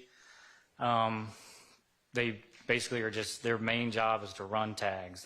Every tag that runs through there, it captures it, takes a picture, and then if we, for investigative purposes, need to locate a vehicle, we can put in the license plate and it'll run it through the system and tell us it'll give us a picture, what intersection and time that it hit. Okay. I want to turn your attention to March 14th, 2022. Did you assist in the investigation of a murder at Windsor Street and I-20? Yes, I was on duty at that time. Okay. And tell the jury what you did. So typically, the officer would raise us on radio and let us know that they had a male deceased in a vehicle. And like I stated, before we left the office, I went ahead and pulled up our cameras. And we were able to locate that GDOT had a camera that was pointing at 20 in Windsor, so I-20 in Windsor.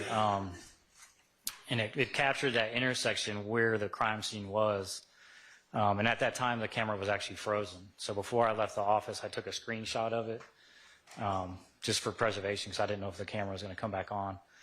And then we would respond to the scene. So myself and other detectives would respond out to the scene, and typically we'd task them out with different responsibilities, whether it's evidence collection, speaking with witnesses. And then I'd kind of just oversee all that and coordinate with crime scene and the medical examiner and notifying other people. I'm now going to go ahead and publish what's already been admitted as States 64, Victor, Victor.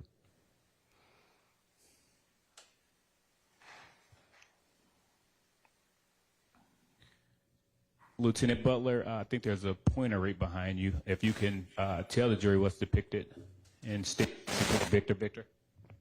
Right, so that's going to be the intersection of Windsor. So the way the camera is facing, it's actually it's pointing south on Windsor Street. And you can see there the car at the intersection is where the decedent was sitting. And that was just the camera was frozen. So it was sitting there. It just happened to be frozen when we needed it. Now, is this a G-dot camera or a VIC camera?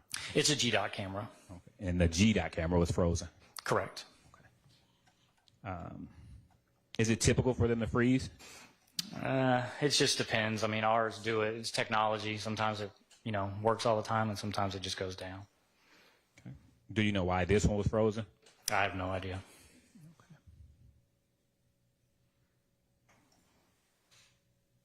Okay. And what else did you do? So we responded out to the scene. Also, when we got out there, we didn't know the vehicle's license plate. So after processing the scene and coordinating with ID or crime scene technicians, we go back to the office, and I took the vehicle's tag and ran it through our license plate readers just to find out where they've been traveling. And so I was able to determine from there, earlier in the evening, that vehicle was caught traveling just northbound towards that intersection. Permission to approach, Your Honor? You may.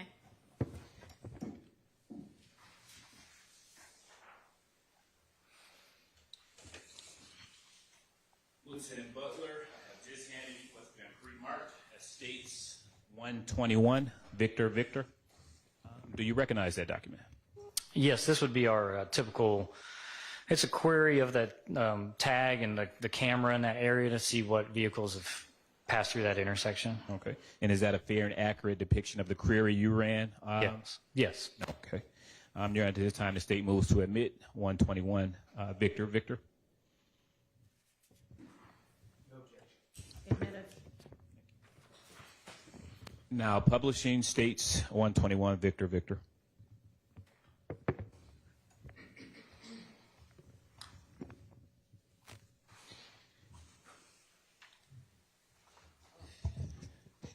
Okay. Lieutenant Butler, if you could kind of walk the jury, what is depicted in States 121, Victor? So basically, it's showing that I was the user and performed a query for the LPR, the license plate reader, at Windsor and Richardson. And so what it does is it just gives me a list of every car that went through that intersection. And towards the bottom there, you can see the license plate RKM 9343, which was the vehicle the decedent was in. And it had actually hit Windsor at Richardson, which is just south of Windsor and I-20. And what time was that? That was at 9:24 and 7 seconds p.m. Now, did you prepare a report in this case, Lieutenant Butler? I'm sorry? Did you prepare a report in this case? No, I did not.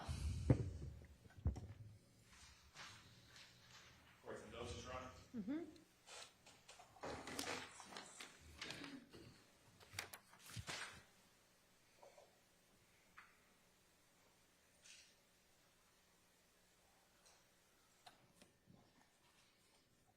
Yes.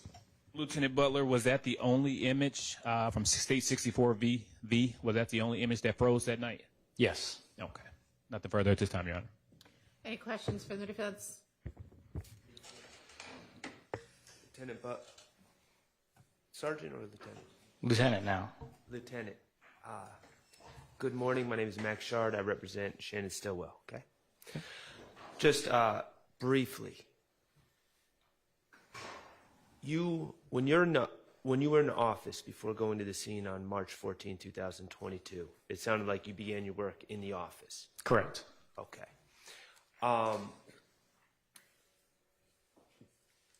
My understanding from your testimonies, we have VIC cameras which can be divided into different groupings. Mm-hmm. Correct. Okay, so we have the city-owned cameras which record. Right. We have LPRs which take photos. Correct. Okay. Then we have businesses on the grid that record as well. So depending how the business wants, they can provide access to their cameras, or they can just let us know, hey, there's a camera here. So if an investigation were to go on, instead of knocking door to door, it can kind of streamline us to go straight here instead of walking a whole neighborhood or whatever the case may be. And then we have Department of Transportation cameras. Are those part of the VIC system? Well, we just have access to it. Like, they're not controlled by us, they're controlled by the state, but the state allows us access. Like, we also have access to Atlanta Public Schools cameras as well. Okay. So let me ask you this. To city-owned cameras that record, were there not any city-owned cameras at the corner of 20 and Windsor Street? Not at the time, no. Not that I could locate. What do you mean, not that you could locate? Well, we zoom in and out, and at the time there were no cameras there. But cameras are always getting installed, so at the time of that incident, there were no VIC cameras there. Okay. You did locate this Department of Transportation camera, and your testimony is it just froze at 10:23 p.m. just as Mr. Cheeseborough showed up? Correct. Okay. And we don't have any recording of what happened at that location as seen by that camera from 10 o'clock to 10:23. To my knowledge, that is correct, yes. When you say to your knowledge that is correct, have you checked with the Department of Transportation? No, I handled the scene and the response, and the investigation gets turned over to the lead detective.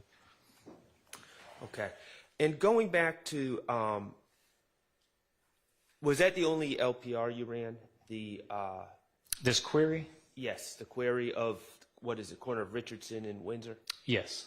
Is that the only LPR that you personally ran? That I ran this, and then I also did the tag itself to see where else it would hit. Okay. And so there was another query, but this one most related to that geographical area. Understand. The only individual car that you personally looked into or queried was the red Correct. Versa. Right. Okay. And finally, this VIC camera system, how long have you been working with the system? I mean, everybody on the department has access to it, so from day one, I mean, anybody can log in and use it. I mean, however, since it's been in existence, so I don't remember when we first started getting it, but it's been some years. When you say some years, when approximately, you said from day one? I mean, I can't give an exact date, but I was in Special Victims back in 2018, and we just started getting them, but I really started using them mostly when I was in homicide, which was 2019. Okay. And now, are you saying you started using them, or that's when they were available? I don't know the go live date on it. Okay. But my most interaction was probably between 2018 and 2019. How about LPRs? LPRs, the same. Those actually came out a little before, and it was on a different program, but still the same. Okay. All right. Thank you. No further questions. All right. Ms. Weinstein, anything from me? No, Your Honor. Okay, any redirect? Just briefly, Your Honor. Go ahead. Sergeant Butler, for the years that you've been serving in your position, did DOT cameras ever report? No. Nothing further. All right, thank you for your time. You are excused. Call your next witness. State Laws, Officer Johnson.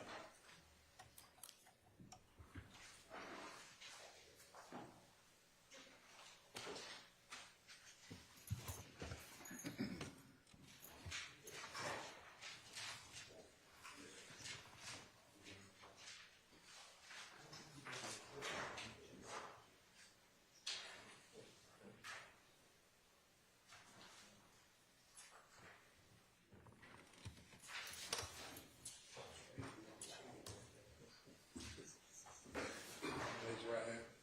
You swear first, just want to give the truth, the whole truth, nothing but the truth. I do.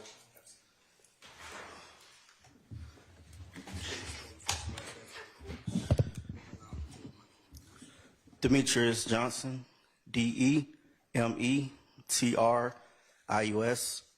Johnson, JOHNSON.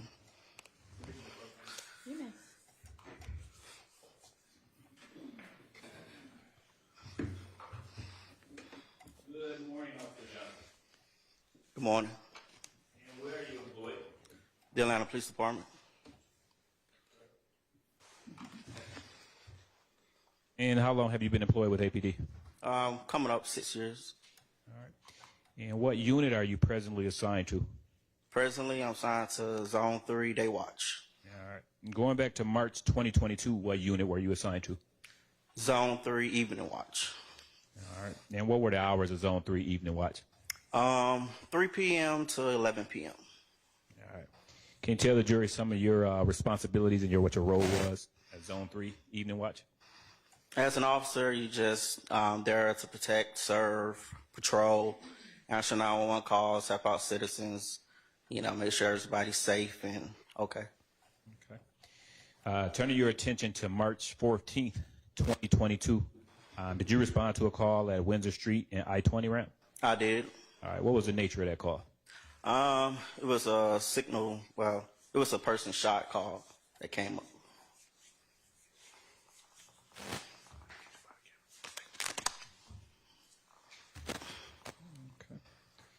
And when you responded, were you alone or were you with a partner? I was by myself. Now, when you arrived, do you recall what time you arrived? I would say roughly around right before 10:30, around that time, something like that. Okay. Now, what did you observe when you arrived? What I observed, it was a red light. I was in my patrol car, and I seen a vehicle, and I just figured that it would just stop at the red light. And then I happened to look over, and that's when I seen the bullet holes. I got out of my car, and I seen a male kind of just slump in the driver's seat. And what did you do next? I immediately got on radio to confirm the person was shot. And I believe it was a citizen out there talking with me. I just basically just tried to secure the scene until more units arrive, supervisors arrive. That's pretty much what I had did. Okay. About how long were you on scene before units arrived on scene? I was just the closest officer to it. So I would say about 3 minutes when the next unit arrived. And you say that you were the closest officer to it. Why is that? Well, I was being prepared to end my shift. I was heading to the precinct when the call came up. I was actually on Fulton Street, right by the juvenile courthouse. And, once you get to Windsor, it's just right there. So I was like, well, let me just go and check it out. And that's how I was just the closest officer there. Okay. I'm now going to publish what's already been admitted as States 67, Victor.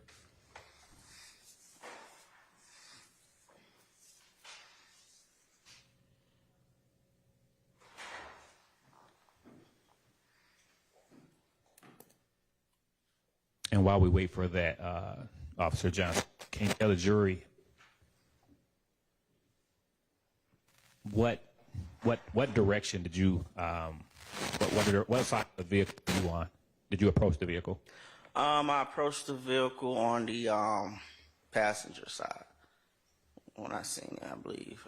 I haven't really looked back at the video, so I believe that I approached on the passenger side. Sure. So right behind you, there's a ruler, and then there's also on the screen now what's depicted in State 67, Victor. Okay. If you could turn around and kind of orient the jury of what's depicted in 67, Victor.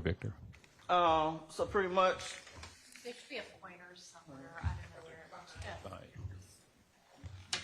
So as stated, it was a red light, and I noticed the brakes lights were still on. So I knew somebody was still holding the brakes. I really can't. I believe I approached on this side. Like I said, I haven't looked back at the video. Okay. But I knew it was just a single car there. Okay. And when I approached the car, that's when I saw the male. Okay. You can have a seat. Now going to publish what's already been admitted, 72, Victor.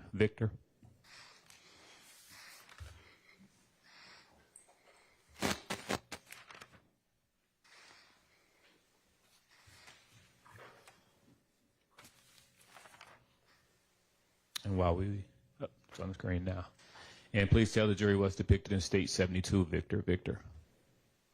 So pretty much here, it's definitely when I was able to confirm that it was defects from gunfire that went through the vehicle and where I saw the mail. As you can see, the glass shattered.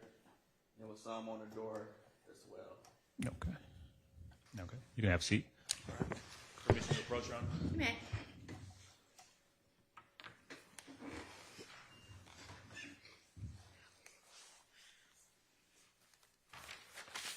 Officer Johnson, showing you what's been pre-marked as States 76, Victor.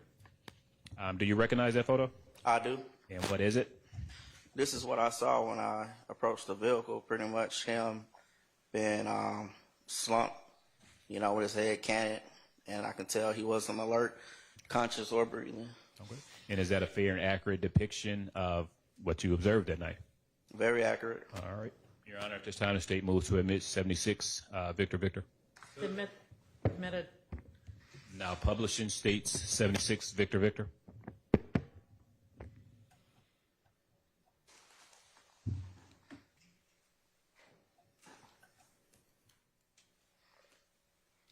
Officer Johnson, if you could just describe to the jury what's depicted in State 76, Victor. So as stated, once I saw the mail, this is the exact position he was in, but his foot was still holding the brake, and it was still in drive. So I became concerned with, the car potentially just rolling off. So, because he was still holding the brakes. Okay. You can have a seat. And what did you do next? I know it was I can't recall which officer, I believe it was a supervisor that came out there. And like I said, our attention switched to, let's just put this car in park because it was still in drive. We didn't want it to go rolling off. So that's what we did. I can't recall if I leaned in to put it in park or the other officer did. But I know that it was my effort and somebody else that actually put it in park. And after you guys put the car in park, what else did you do? I remember I was trying to look for like shell casings. I don't know if I seen any. It was just standing by for additional units to come. I was also informed to block off a side of a road so no cars can pass through. As I stood by and waited for homicide, because I was first on scene, so homicide wanted to speak with me. And then I soon after got replaced by a morning watch unit. Did you prepare any reports of this week? No, I didn't do any reports. Typically, homicide handles these types of cases. They just collect my statement, and I guess they do the report.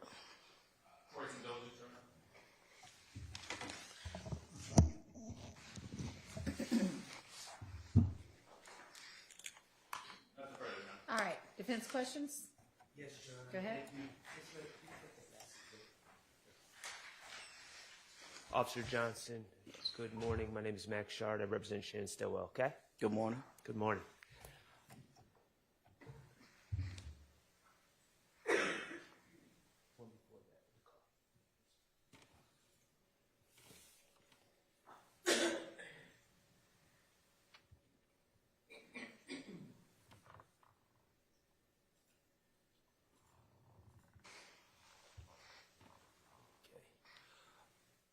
Officer Johnson, my understanding, you were the responding officer, meaning you're the first officer on the scene, correct? Correct. Okay, and at the time you arrived, did you observe a Mr. Cheeseborough? My attention was focused on the car. I believe it was a citizen, kind of was trying to tell me what was going on, but I can't recall whether or not if I actually made, just a full conversation with him. I believe he might have been off for my peripheral vision. Fair enough. I guess my question should be this: when you arrived, there wasn't a large group of people that were tampering with there was anything like that. No, it was just that car, and nobody was near that car. It was.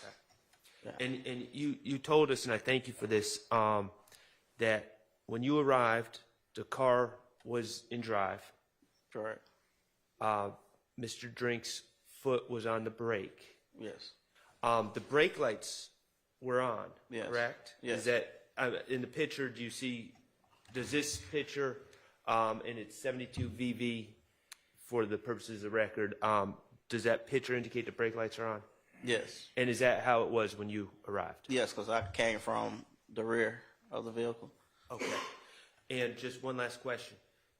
You see how the car is on the crosswalk past where if you were obeying the rules of the road, you would stop, right?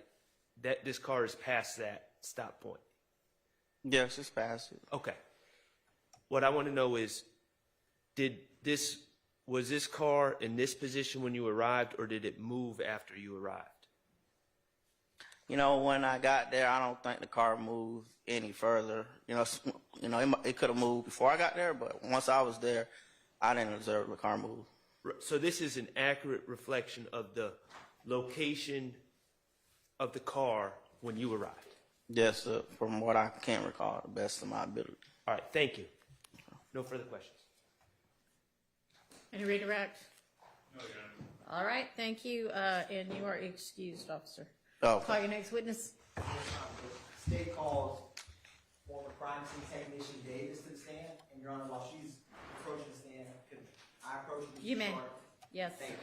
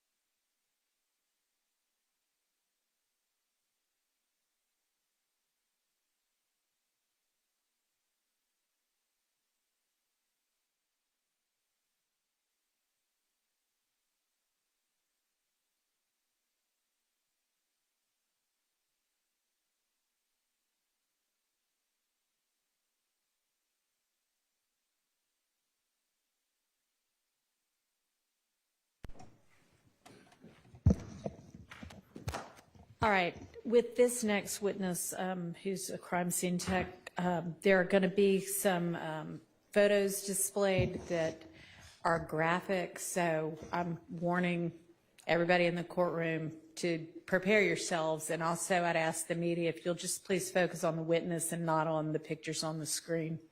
Thank you. All right. Come on up. Next witness.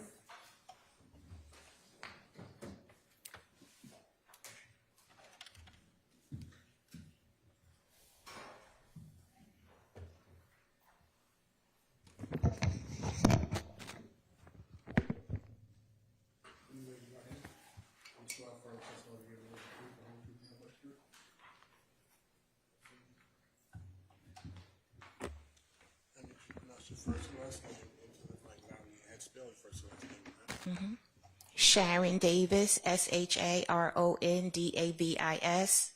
How are you doing, Officer Davis? I'm well, and yourself? Doing well. Are you currently a code enforcement officer? Yes, I am. Before doing that, were you a crime scene technician? Yes, I was. What do you do in your current role? Inspect properties that are in violation. When did you move to that when previously being a crime scene technician? July 4th of this year. How long were you a crime scene technician? 5 years. And previous to that time as a crime scene technician, did you work for any other law enforcement agencies? Well, I started with the city in September of 2018 as a recruit, a police recruit. But no, this is my first law enforcement agency.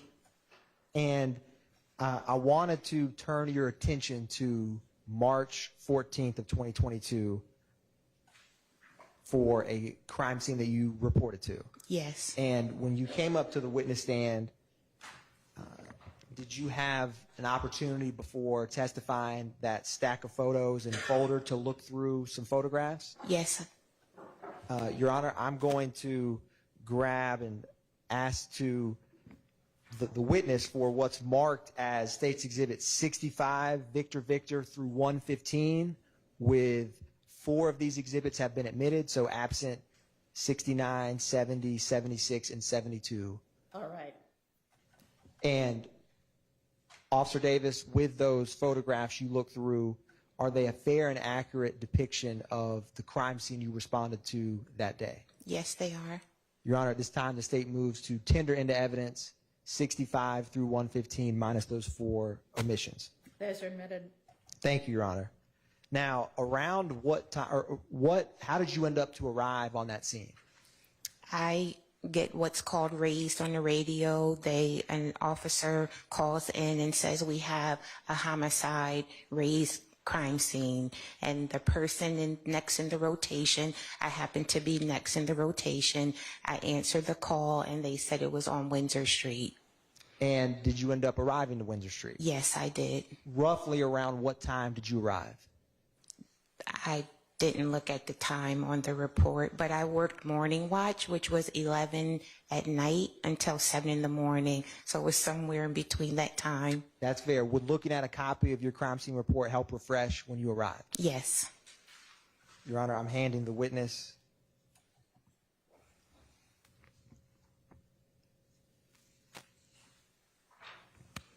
a document that I will mark later for the record's purposes is 65 Victor Victor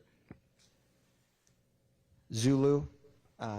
And does look at that report, if it refreshes your memory, just look up at me. Yeah.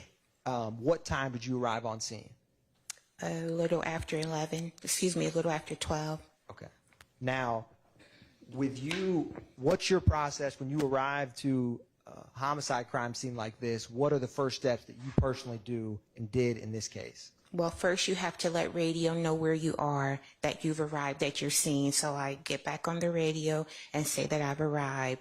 Then I look for an officer on the scene or an investigator and ask them to give me a walkthrough. And the walkthrough is just showing you what they have, where items of evidentiary value are located.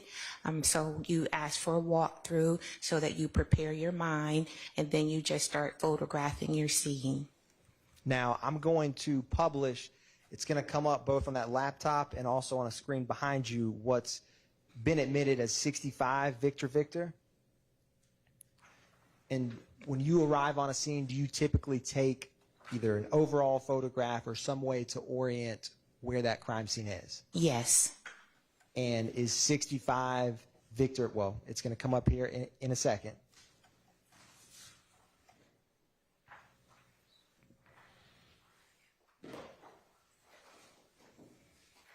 And while we're pulling that up, I'm going to give you the hard copy stack.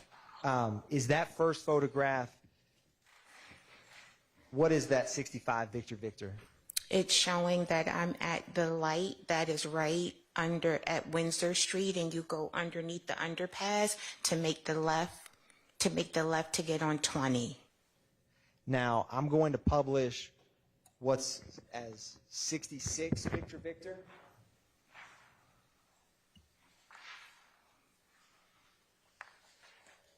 And is this the vehicle that you responded to that day? Yes, it is. I'm going to publish 67 Victor Victor. Now, was this this car when you arrived, was it in this location and in this form? Question. Yes, ma'am. This is 66. There's no 67 in here. Just respond to what I see. Look It was at the pre- screen. It yes. should be on the screen. I see. Thank you. It Yes. was admitted a little earlier. Okay. Yes, that was the vehicle.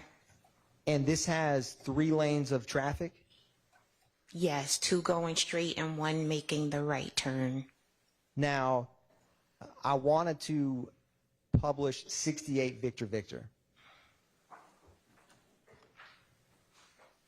What was the tag number on this car?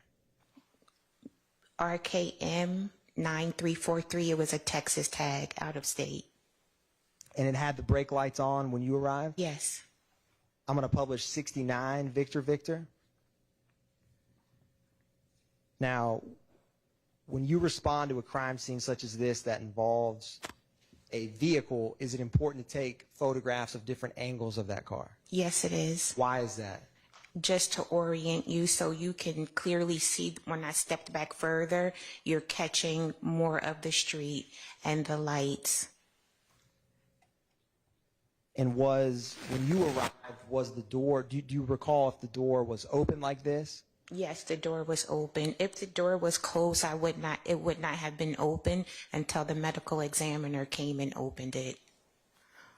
Thank you, ma'am. Or if fire came, they may have opened it, but I don't open doors. That makes sense. I'm going to publish what's been admitted as 70 Victor Victor. And I'm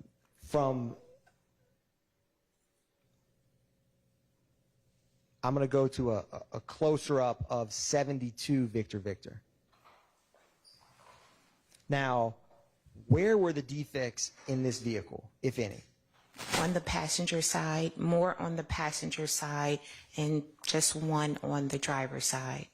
And we're going to walk through some that are closer up, but I wanted to, so primarily were they concentrated on the passenger side versus the driver? Correct.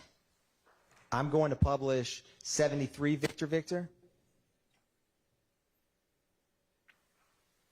And do you see any defect? And we'll zoom in just a little bit on the left side of that window. Yes. And I'm going to ask you and use real quickly, there's a wooden pointer. If you would be so kind, or if you could be so kind to just point out any defects you see. From here or where? Using the big screen so the jury can see it. Thank you. Okay. And if you need my help, I can use the pointer. You have a defect here, here, and here, or that might be a leaf. We'll have a picture that is a little bit closer here. So I'm going to publish 74 Victor Victor.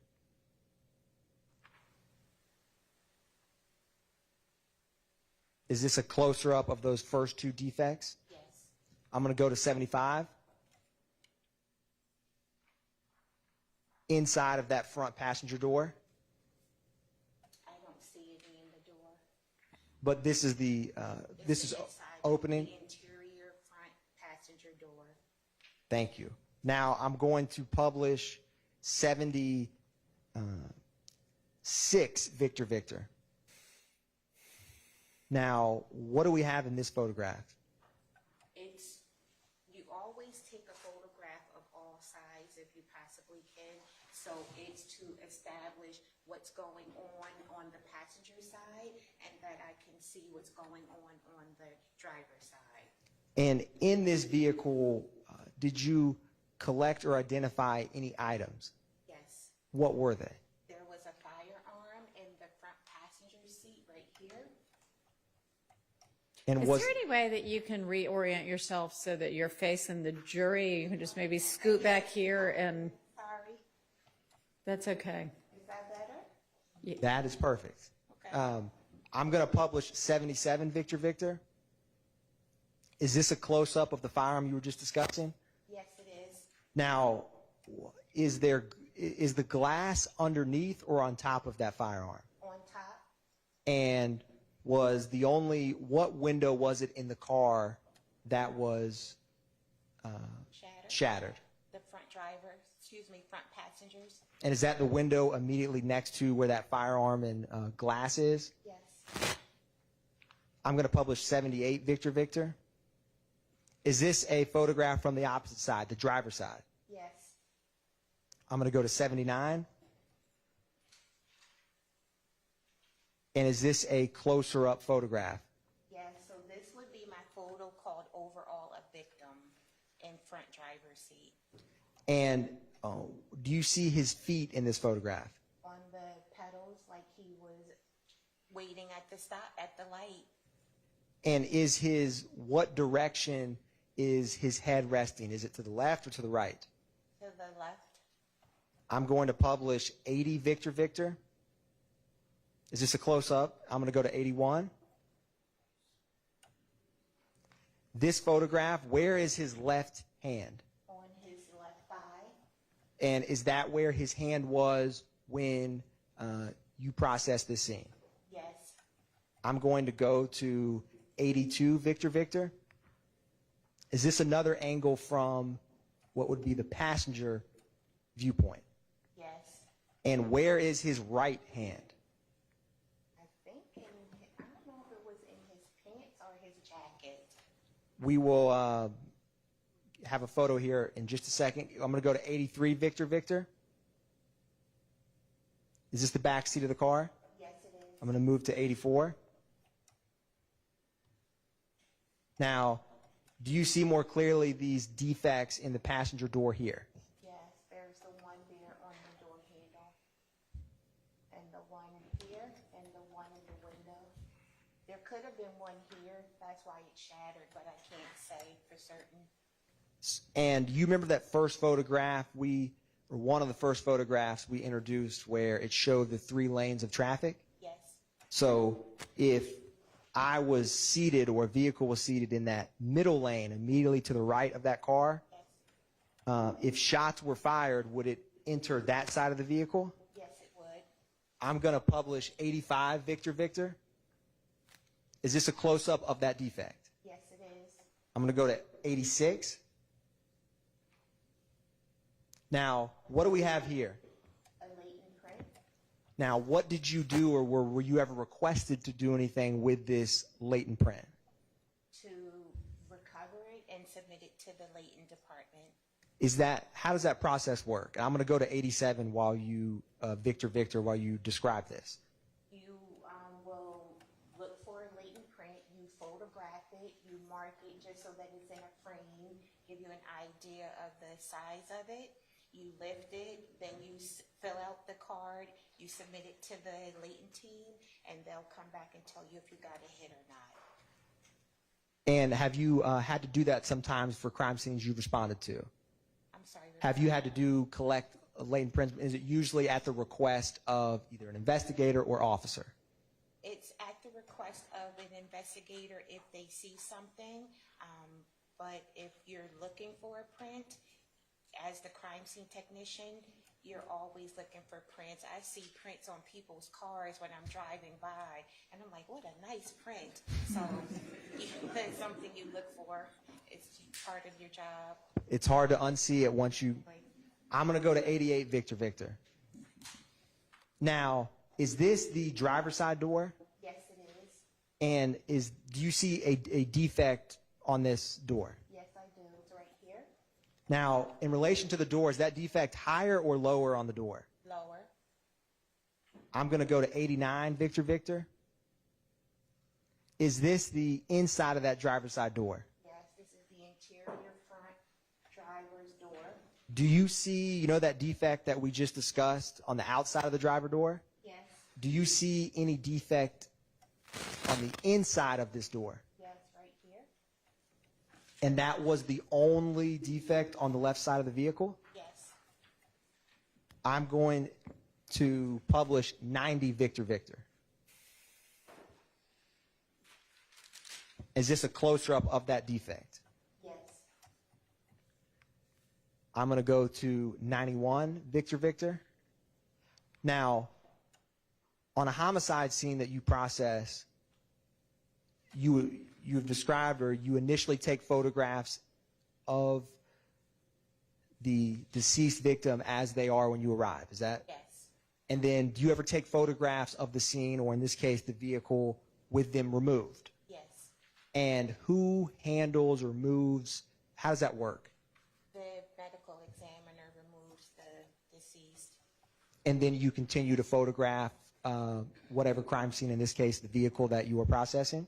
Yes, or I do it immediately after because I'm still focusing on the victim that has been removed. So then I'll start photographing them. Once the medical examiner removes them, then I will photograph in the vehicle. And is this one of the first photographs that you captured or took after the victim had been removed from the car? I'm going to publish 92 Victor Victor. Is this a close-up of the driver's side of that vehicle? Yes. And what do we have on the driver's side seat? We call it reddish-brown stains because we can't say blood, but Understood. and it looks like biological evidence here, but I'm not sure, but it's reddish-brown stains. I'm going to publish 93 Victor Victor. Is this a close-up of what we were just discussing? Yes. And what is that in the middle? I believe it was a chain. I'm not sure. I thought it was a gold chain. And this is the driver's side seat? Yes. I'm going to publish 94 Victor Victor. Now, is this a photograph of the deceased victim after being removed from the car? Yes, and after his hands had been bagged by the medical examiner.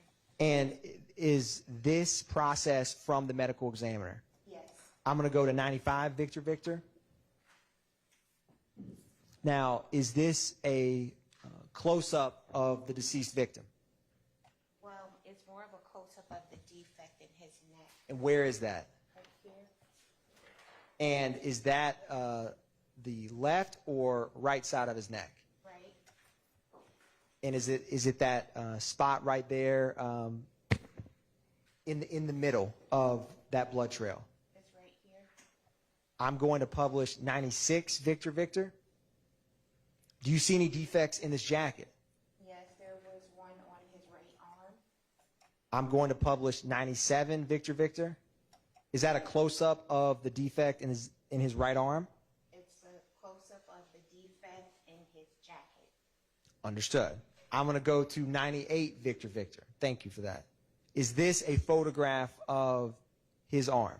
Yes, this is an overall of the defect, overall of right arm with defect in his arm. And does that correspond with the right shoulder defect in the jacket? Yes. I'm going to go to 99 Victor Victor. I'm going to go to 100 Victor Victor.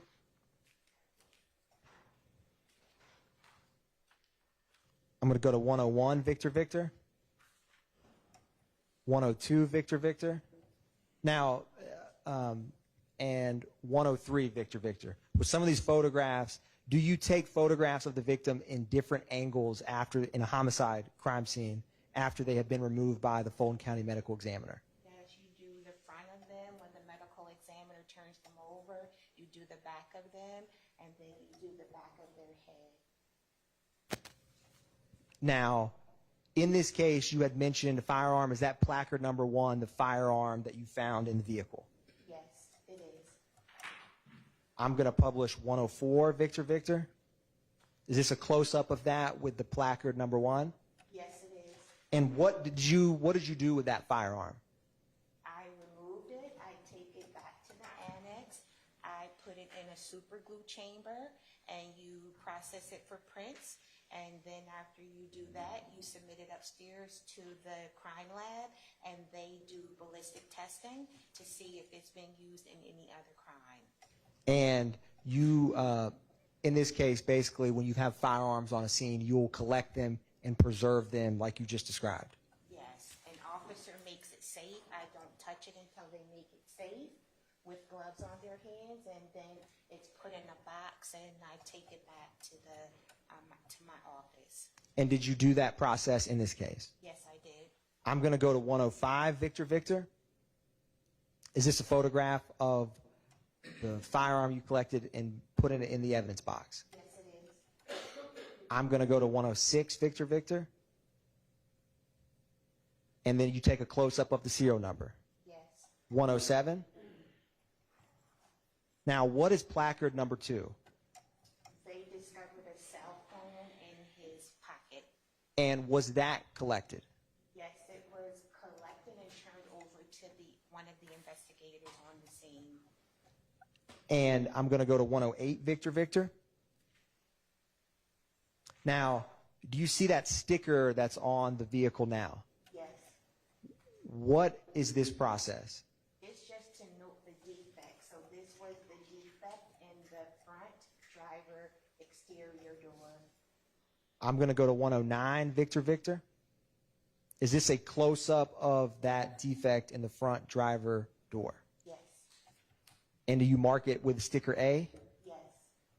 Now, are you able to tell from looking at this if that is was created from or if that is either an entry or exit wound of the vehicle, so to speak?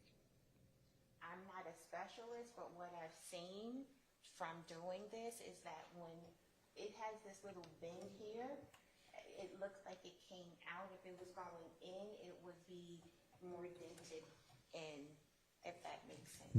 That makes sense. And you had 3 defects on the right side of the car, right? Yes. And this was the only defect on the left?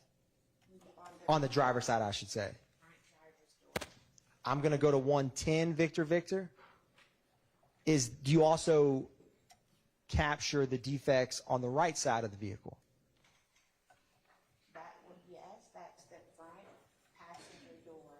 I'm going to go to 111, Victor, Victor. Is this the defect in the front passenger window that you marked with a B? Yes. I'm going to go to 112, Victor, Victor. Is this the third defect sticker that you have as a C? Yes. I'm going to go to 113, Victor, Victor. Is that also a defect that you captured? Yes. And 114, Victor, Victor. Now, what does this slide indicate? When a victim is on the scene and they do not have ID on them, they being the homicide unit, will request check the zone and see if there is a zone that has an officer with a mobile scanning unit. And someone came to the scene with this unit. And does it confirm the identity of a homicide victim on scene? Yeah, so they take the person's finger and they put it right there, and then it comes back with information, and his name is up here. And can you state that name at the top? Yes. It is Drinks Shamel Dash. And is some of it cut off as the middle name? But Shamel Drinks. Yes. I'm going to publish the next photograph. Was this some items collected or in Mr. Drink's pockets? Yes. I'm going to go back to, just go back a couple slides to where it shows the 3 defect stickers on the door. Now, you remember when we were talking about the wound, the bullet hole in the right side of Mr. Drink's neck? Yes. Do you remember when we discussed the jacket that had the bullet hole on the right side of the jacket? Yes. And do you remember when we showed the photograph with the bullet hole on the right arm of Mr. Drinks? Yes. With where this vehicle is placed and the 3 defects on the passenger side door, if the shots came from the right side of that vehicle, is where the bullet wounds are on Mr. Drinks on his right side consistent with that, right neck and right arm? Consistent with what? Bullets coming from the passenger side door to where he's seated. Yes.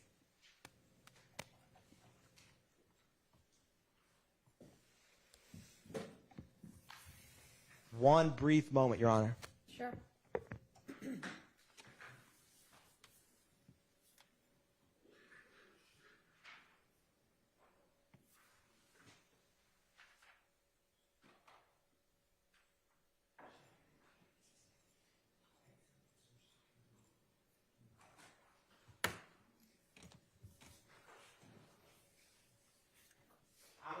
to 90 Victor Victor.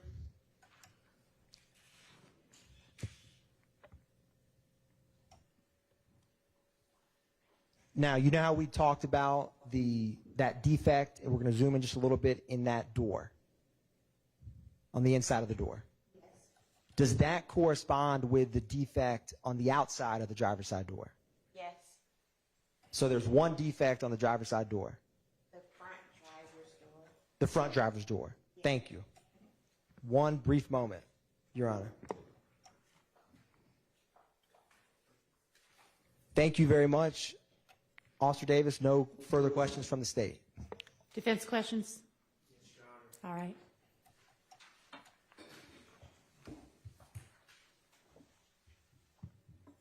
Officer Davis, how are you? I'm well. How about you? I'm okay. My name is Max Shard. I represent Shannon Stillwell, okay? Yes. Okay.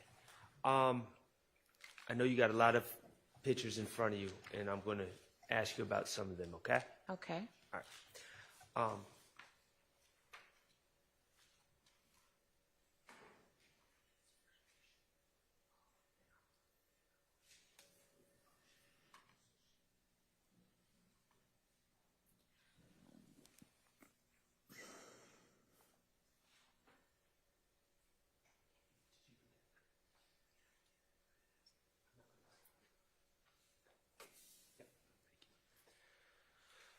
Okay. Thank you for your patience. My understanding, if we could display Miss Knight 105 VV.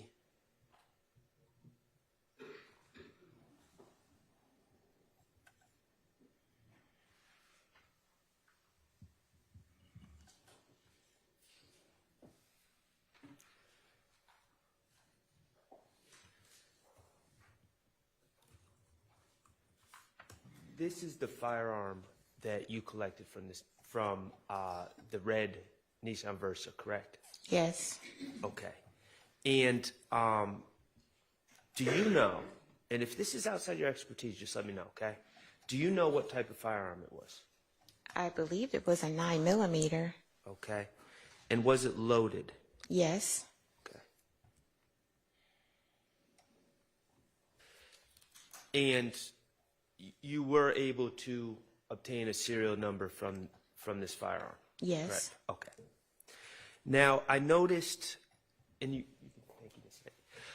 I noticed in the pictures that were published, Mr. Drinks, you said his hands were bagged. Yes. Okay. Is that, in my understanding from your testimony, is that the medical examiner on the scene bagged his hands? Yes. Okay. As a crime scene technician, do you know the reason for why his hands were bagged, or why hands are bagged generally in a situation like this? It's to preserve evidence on there, like gunshot powder residue. Okay. On the deceased hands? Yes. Okay. So that is to preserve gunshot residue? Yes. Okay.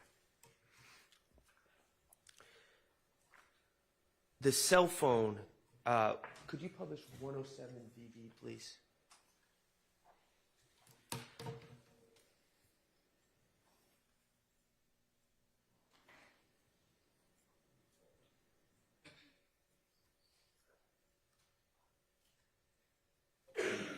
So, Officer Davis, when you were working as a crime scene tech, and you took over a scene, did you have the discretion about what evidence to collect, or were you instructed by the lead investigator or someone else about what should be collected? So I don't take over a scene. I work under the direction of the homicide investigator. There are things that I know how to do from training, such as lifting prints and photographing, but then they give an input as to what they want. They might see something that you didn't see, and it has happened vice versa, where I've seen things on a scene that they haven't seen. Understood. You collected a cell phone. that's pictured in 107 VV, correct? So I recovered it and I gave it to the homicide investigator on the scene. Okay, so that is something that, in your experience and expertise, you deemed important enough to provide to the lead investigator? No, they tell me they want it. Okay. Oh, so that was, and that's what I was trying to. Okay. So that was an instruction from the lead investigator. Was it from Investigator Hogan? Yes, it was. To make sure you collect this cell phone. Well, I would have collected it anyway because it's evidence. It would have either come to me, or if the investigator wants it, they take it first and then they put it back in property. Understood. Now, and you personally collected it? I recovered it from the jacket, I put it in a bag, and then I handed it to the investigator on the scene. Okay. And you just said something that I didn't know. So this phone in this picture, it's resting on Mr. Drink's arm. Was it recovered from inside his jacket, or was it? No, and it's funny, I didn't even notice it. I thought it was in his jacket pocket. So the 2 is there because I can't put it on the phone. Okay, so that's how you Yes. found it? Yes. Okay. And it was plugged in when you recovered it? There was a plug at the end. I don't know if it was in the car part. And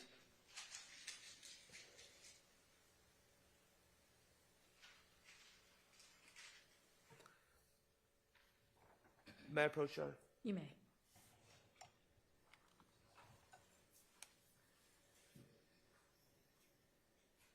Officer Davis, I'm approaching you with what's been marked as DS-55. Do you recognize that photo? Yes, I do. Okay. And in fact, it's quite similar to 114 VV that's already in evidence, correct? Correct. Okay. And what is in that photo? It's the GBI results. Okay. The GBI results for what? For the victim that was scanned, the finger, and it came back to Drinks Shamel. Okay. And permission to publish, or Your Honor, at this time I move to admit DS-55 into evidence. DS. Oh, I thought you wanted me to confirm. Sorry. Admitted. Thank you. Permission to publish. You may. Mr. Kokomo, if you would. Okay. And so my question is this your thumb? My thumb, no. I That's don't holding have, the machine? That would have been the medical examiner or the officer that brought it on the scene, whoever had it in their hand, because it's real fast. I have my camera. That's how that's photographed, so I can't be holding this and photographing at the same time. So you took this picture? I took the picture, yes. You were there when the scanning occurred? Yes. Okay. We, the state asked you about confirming the identity. From you being at the scene, prior to the use of this machine to scan the fingerprint, was the identity of Mr. Drinks known? Not to me. Okay, so this, to your understanding, this machine and the results from the print was not to confirm an identity, it was to learn an identity of Mr. Drinks. Yes. Okay, and at what time was this device used to learn the identity of Shamal Drinks? I don't know what time it says. Does it say 1:06 a.m. on DS-55? In the Yes. top right? Mm-hmm. Okay, is that timing correspond and seem accurate from your experience that night? It seems accurate for such simple cases. It was a small scene, and the medical examiner's office is not far from there. So if I was somewhere else and they were busy, it could have been 2 hours later. Okay, but you would agree that this DS-55 indicates that this machine was used to determine the identity of Shamal Drinks at 1:06 a.m. Yes. Do you know obviously Investigator Hogan, Yes, I do. and he was at the scene prior to 1:06 a.m. He was what? At the scene prior Prior to 1:06 a.m. There were several homicide investigators there. What about an Investigator Flores with the gang unit? He was there that night too, wasn't he? It's possible. I don't remember. All right, thank you. You're welcome. Further questions? Ms. Weinstein, any questions for this witness? No, Your Honor. All right, any redirect?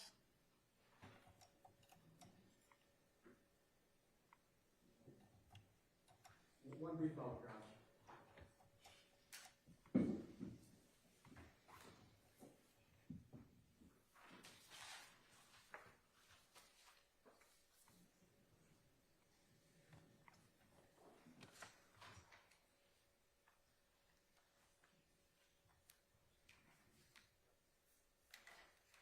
No further questions, Your Honor. All right, thank you for your time. You're excused, and we'll take our lunch break right now. Let's be back at 12:20 right now. Let's plan to be back at 1:30. Well, maybe 1:45. I think we've got a matter we need to deal with, so 1:45 for y'all.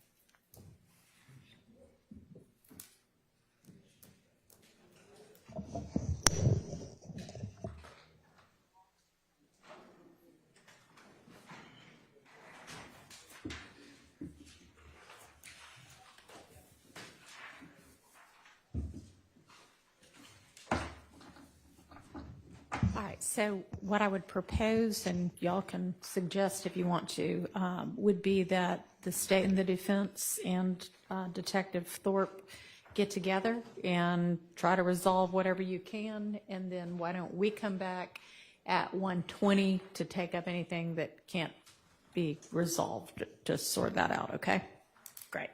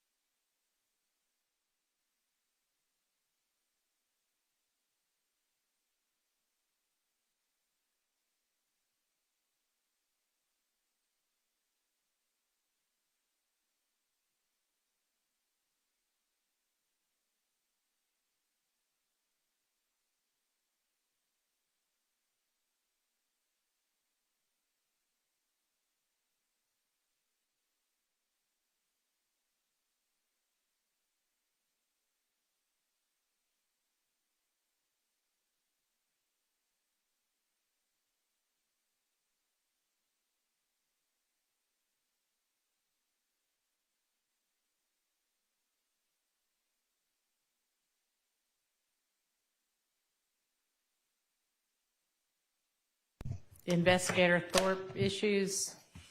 Yes, we're going to all these state fines to the report that we serve. Okay. That's fine. Okay. That's fine. All right. So is there anything else? I mean, I told the jury 1:45, so, okay. Well, then we can just be in recess until then.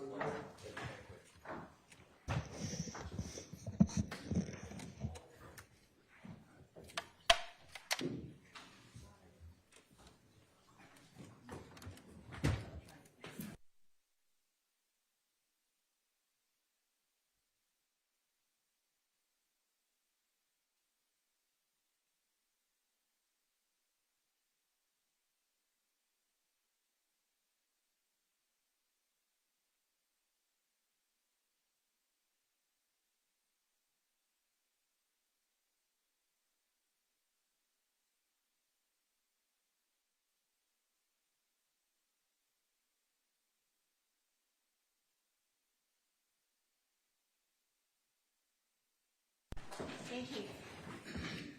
You'll swear our next witness.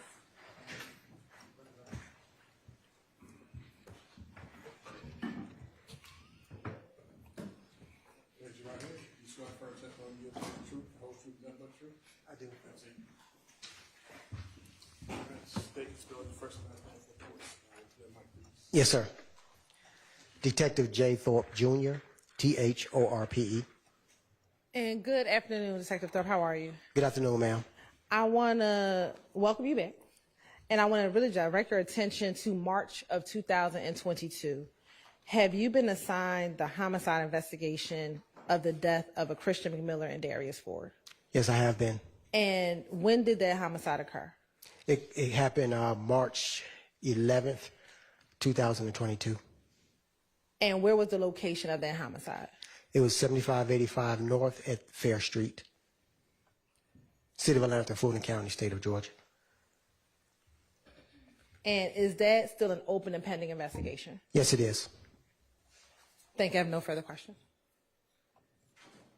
Any defense questions? No questions. All right. Thank you for your time. You're probably our fastest witness yet. Yes, you are ma'am. excused. Call your next witness. The state calls Rebecca Cooper Jackson to the stand.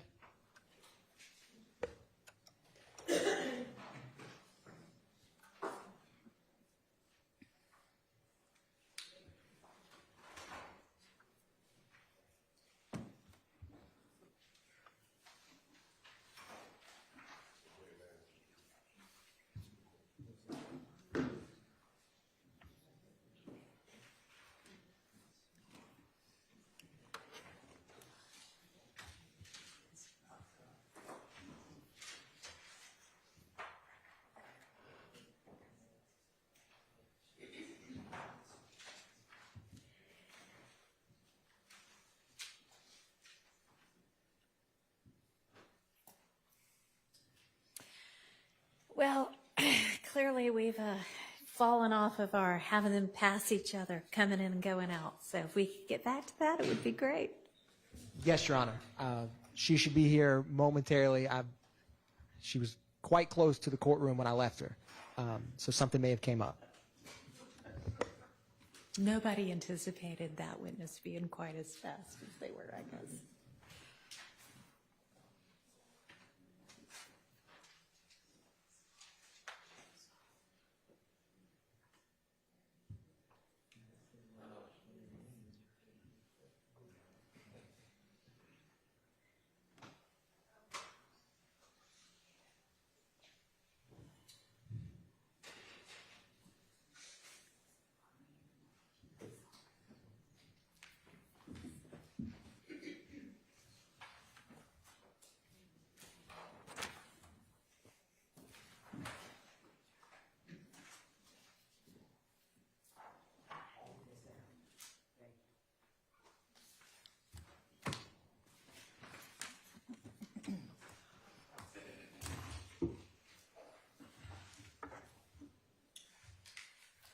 Raise your right hand.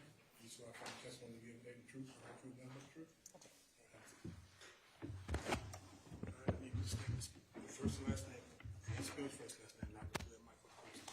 Rebecca Cooper Jackson, REBECCA, Cooper, COOPER, Jackson, JACKSON. Good afternoon, ma'am. How are you doing? Doing well, thank you. Can you tell the jury where you are currently employed? Currently, I work for the Atlanta Police Department Crime Lab. And what do you do for the Atlanta Police Department Crime Lab? I am a latent print examiner. I'm the supervisor of that section. Can you explain what you do as the supervisor of that section? Sure. Currently, I supervise a small group of latent print examiners. We retrieve evidence. We submit evidence for searches in our APHIS system. We do comparisons, analysis for all evidence that revolves around latent prints. Now, how long have you been in the supervisory position? Almost a year now. How long have you worked with Atlanta Police Department? Since 2021. When you came on in 2021, what was your role? I was a senior latent print examiner at that time. And did you remain a senior latent fingerprint analyzer until becoming supervisor? I did. Now, before working for Atlanta Police Department, where did you work before? I worked for the Georgia Bureau of Investigation. When did you first begin working for the GBI? Back in 2019 or 17, I believe. And what were you hired for at the GBI? The same. I was a latent print examiner. I had recently graduated from the International Latent Print Examiner Training Academy before starting on there. What did that academy entail in regarding training? So it was about 5 months of rigorous training on an Army base in Hattiesburg, Mississippi. And we learned the history of fingerprints, how to compare latent prints. We also learned how to collect evidence, latent print evidence, to testify. We discussed court testimony. Also ethics and bias, how to handle evidence, and essentially anything that had to do with latent print evidence that would be submitted in court cases. After that training, did you have any training within the GBI before reviewing cases there? I did. I also had mostly repeat training, getting acclimated to their system, how they wrote reports and things of that nature. Now, what is your educational background before working at the GBI? I hold a degree in biological sciences from Howard University.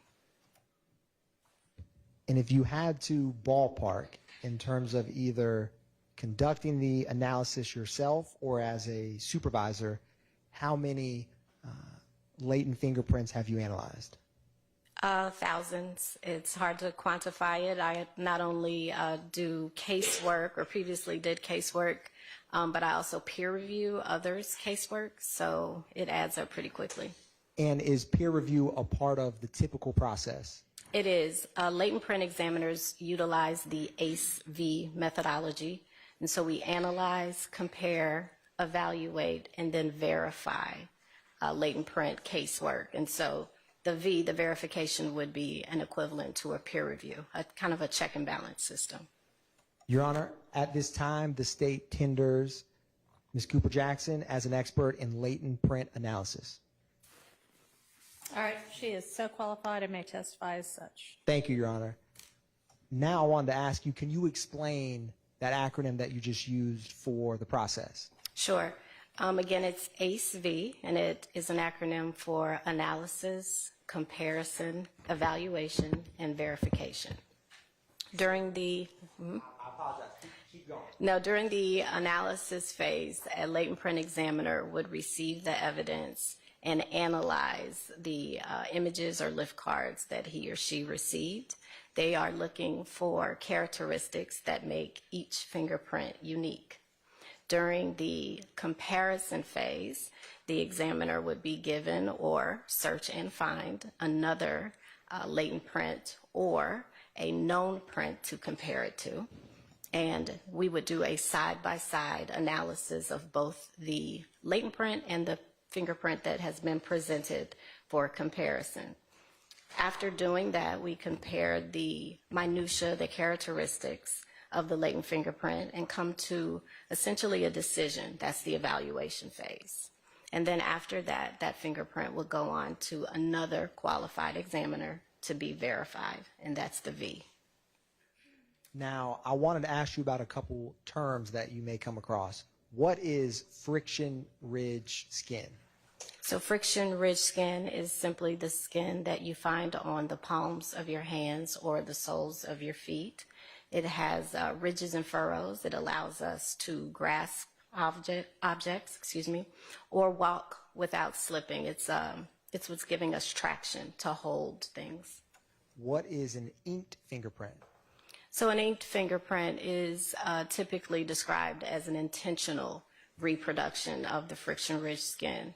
So it's intentionally done. If you go for a job interview or perhaps you are interested in adoption, I think you have to have your fingerprints taken. If you work in a bar or as an Uber driver, It's essentially intentionally taking the fingerprints. You know you're having your fingerprints taken, and there's a technical person who is assisting in that process. How would you describe what a latent print is in general? A latent print is an unintentional reproduction of friction-rich skin.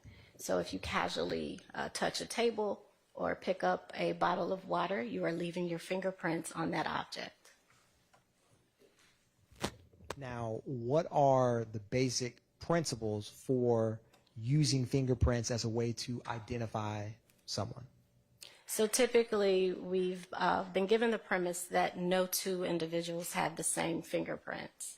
Fingerprints are formed in utero, both outside environment factors as well as in factors inside the womb control when the fingerprints are developed, how they developed, and so on.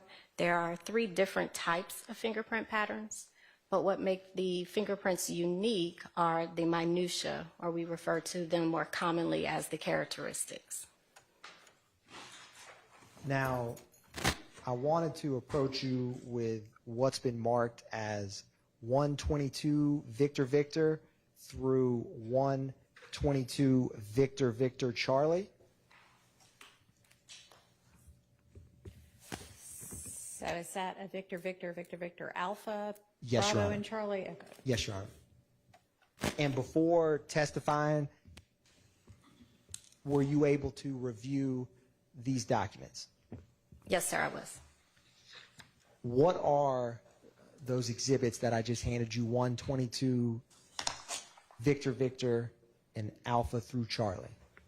The first is a latent print hit report, and it has the name of an individual who was searched on our APHIS database back in 2022, it looks like.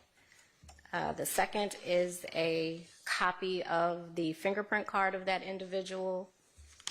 And the last is the comparison, a screenshot of the comparison that was done on our APHIS system.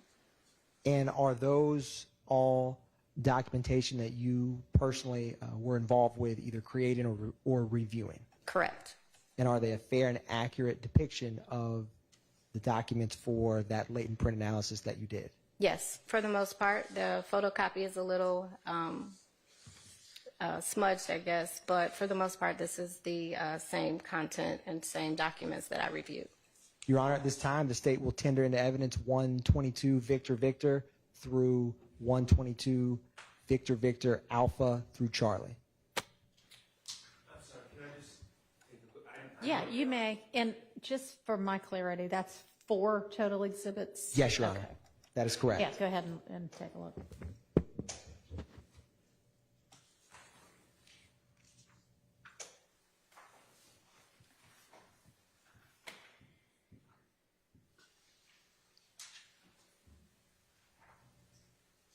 Any objection? All right, they're admitted without objection. Now, when you review latent fingerprints with APD, do you yourself generate a report? Yes. Your Honor, this is, I'm going to approach the witness, won't be published, but with a document and ask you if you recognize that. Yes. Is that a report that you generated for a latent fingerprint? Correct. And does that report pertain to the documents we just introduced? Yes. Your Honor, not for publication, but the state will introduce state's exhibit, and I will mark that as 122 Victor Victor Delta. Now, at this time. All right. I'm not really sure. It's to assist the witness with having the report she generated for the fingerprint analysis, because they go hand in hand. Okay, but you're not introducing it. Correct, Your Honor. Okay, that's fine. Now, what was the case you got involved with for this latent print analysis? Who requested your services? I received the latent print evidence. It appears on March 15th of 2022, likely from my supervisor at that time. Who made the request? I believe it was Sandra Tullis. And was there a officer or crime scene technician who initially gathered the print that you analyzed? Correct. It looks like the latent impressions lifted by is filled out by Officer A. Hogan and CST Davis. Crime scene technician Davis? Correct. So when you got that report, what did you do next? Or request, I should say. Well, we, as I stated earlier, we utilized the ACE-V methodology. So upon receiving the evidence, I analyzed the lift card for impressions that would be of value to search in our APHIS database. I did that, and it appears that one latent print was searched on the APHIS database and resulted in an identification that's listed here on the latent print hit report. I'm going to publish 122 Victor Victor.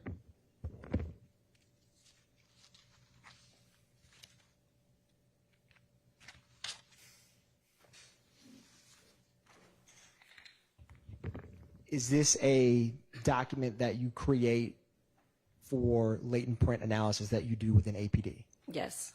And who was the victim in the case that you created this report for? Shamel Drinks. And this was when it has latent impression lifted by, is that the Officer Hogan and Crime Scene Tech Davis you just discussed? Yes. Now, I want to publish 122 Victor Victor Alpha.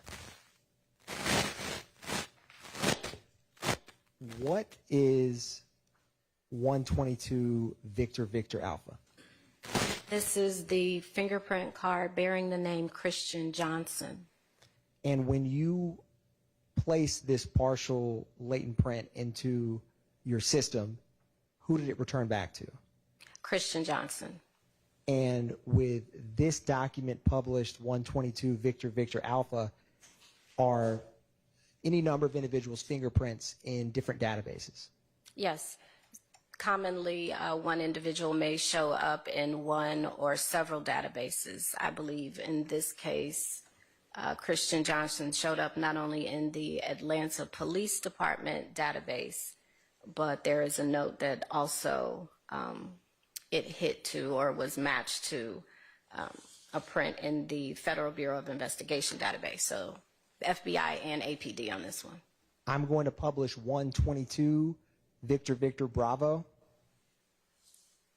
What is this? You had mentioned earlier about with copying a document, one of them had a smudge. Is this what you were talking about? Yes, this and the page with the actual lift card. It just looks a little distorted. What is the print on the right?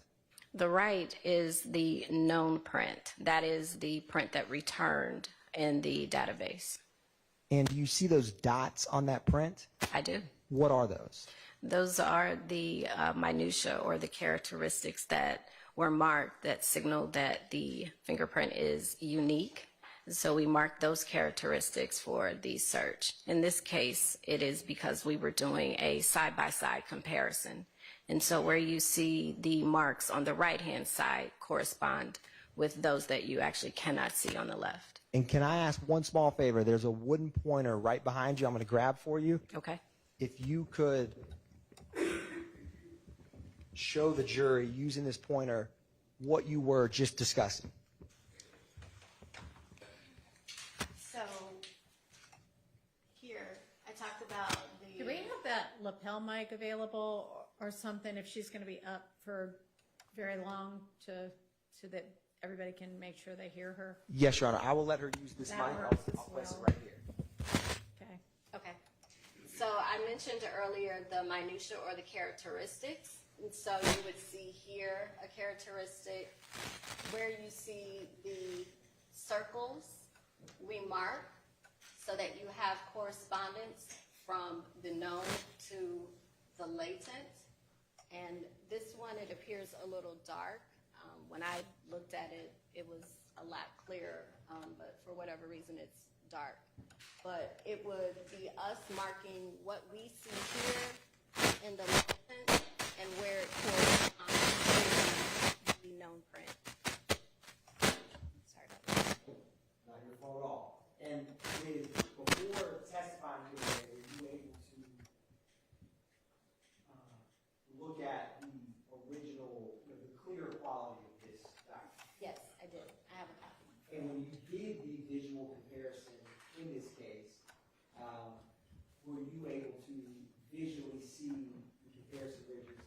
clear than this copy here. Yes, I used the original lip card to do the comparison, so there was no issue with the comparison. Also, when we get the candidate list back, there is a score, and oftentimes the higher score identification. Of course, we still have to do the comparison, but sometimes that can be a signal of an identification. I'm going to publish 122 Victor Victor Charlie. And zoom in here. What is this, a copy of the initial latent print that was collected from Crime Scene Tech Davis? Correct. Here, it's upside down, but here is where I saw, thank you, where I saw the latent print, and this is what Ms. Davis lifted, and then this is what was actually searched in the APHIS system.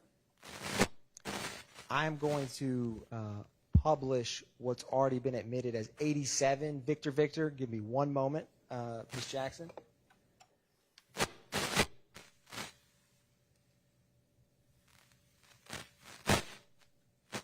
While that is being pulled up, in a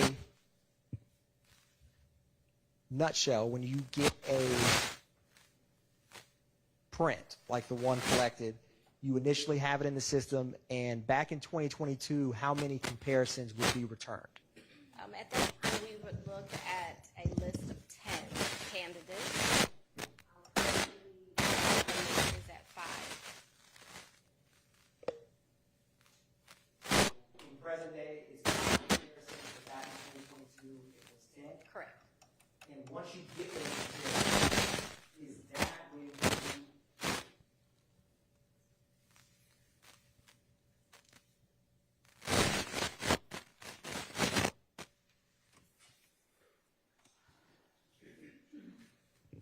try to switch this one.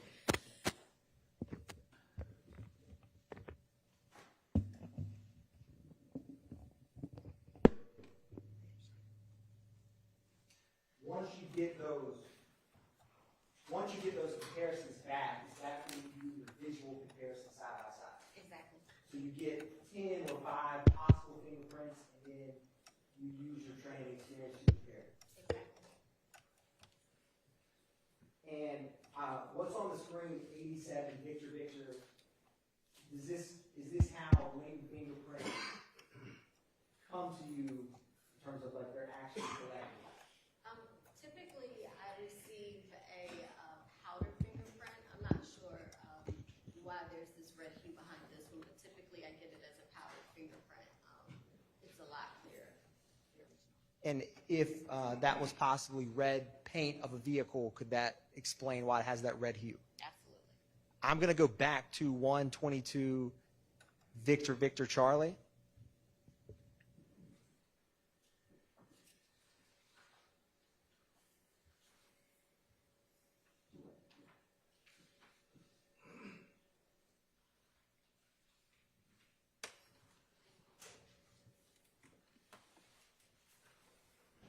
And this is the copy of the latent print that you initially received and conducted this testing? That's correct. One brief moment, Your Honor. And thank you, Ms. Jackson. I may have a couple more questions, but just 1 minute.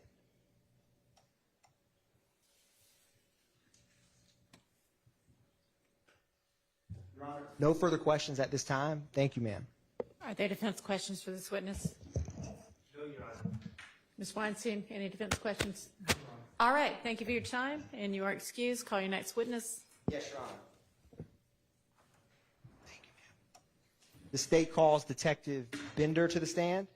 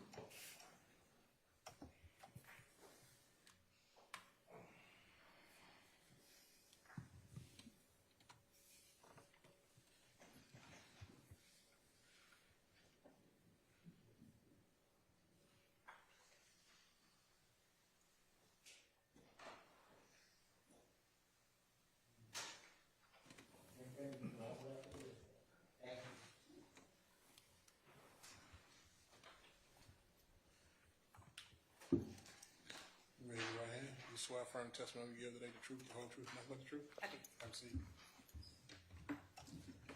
I need you to pronounce your first and last name and spell your first and last name for the court's knowledge. Okay, it's Detective Bender. It's Lisa Bender, Lisa Bender.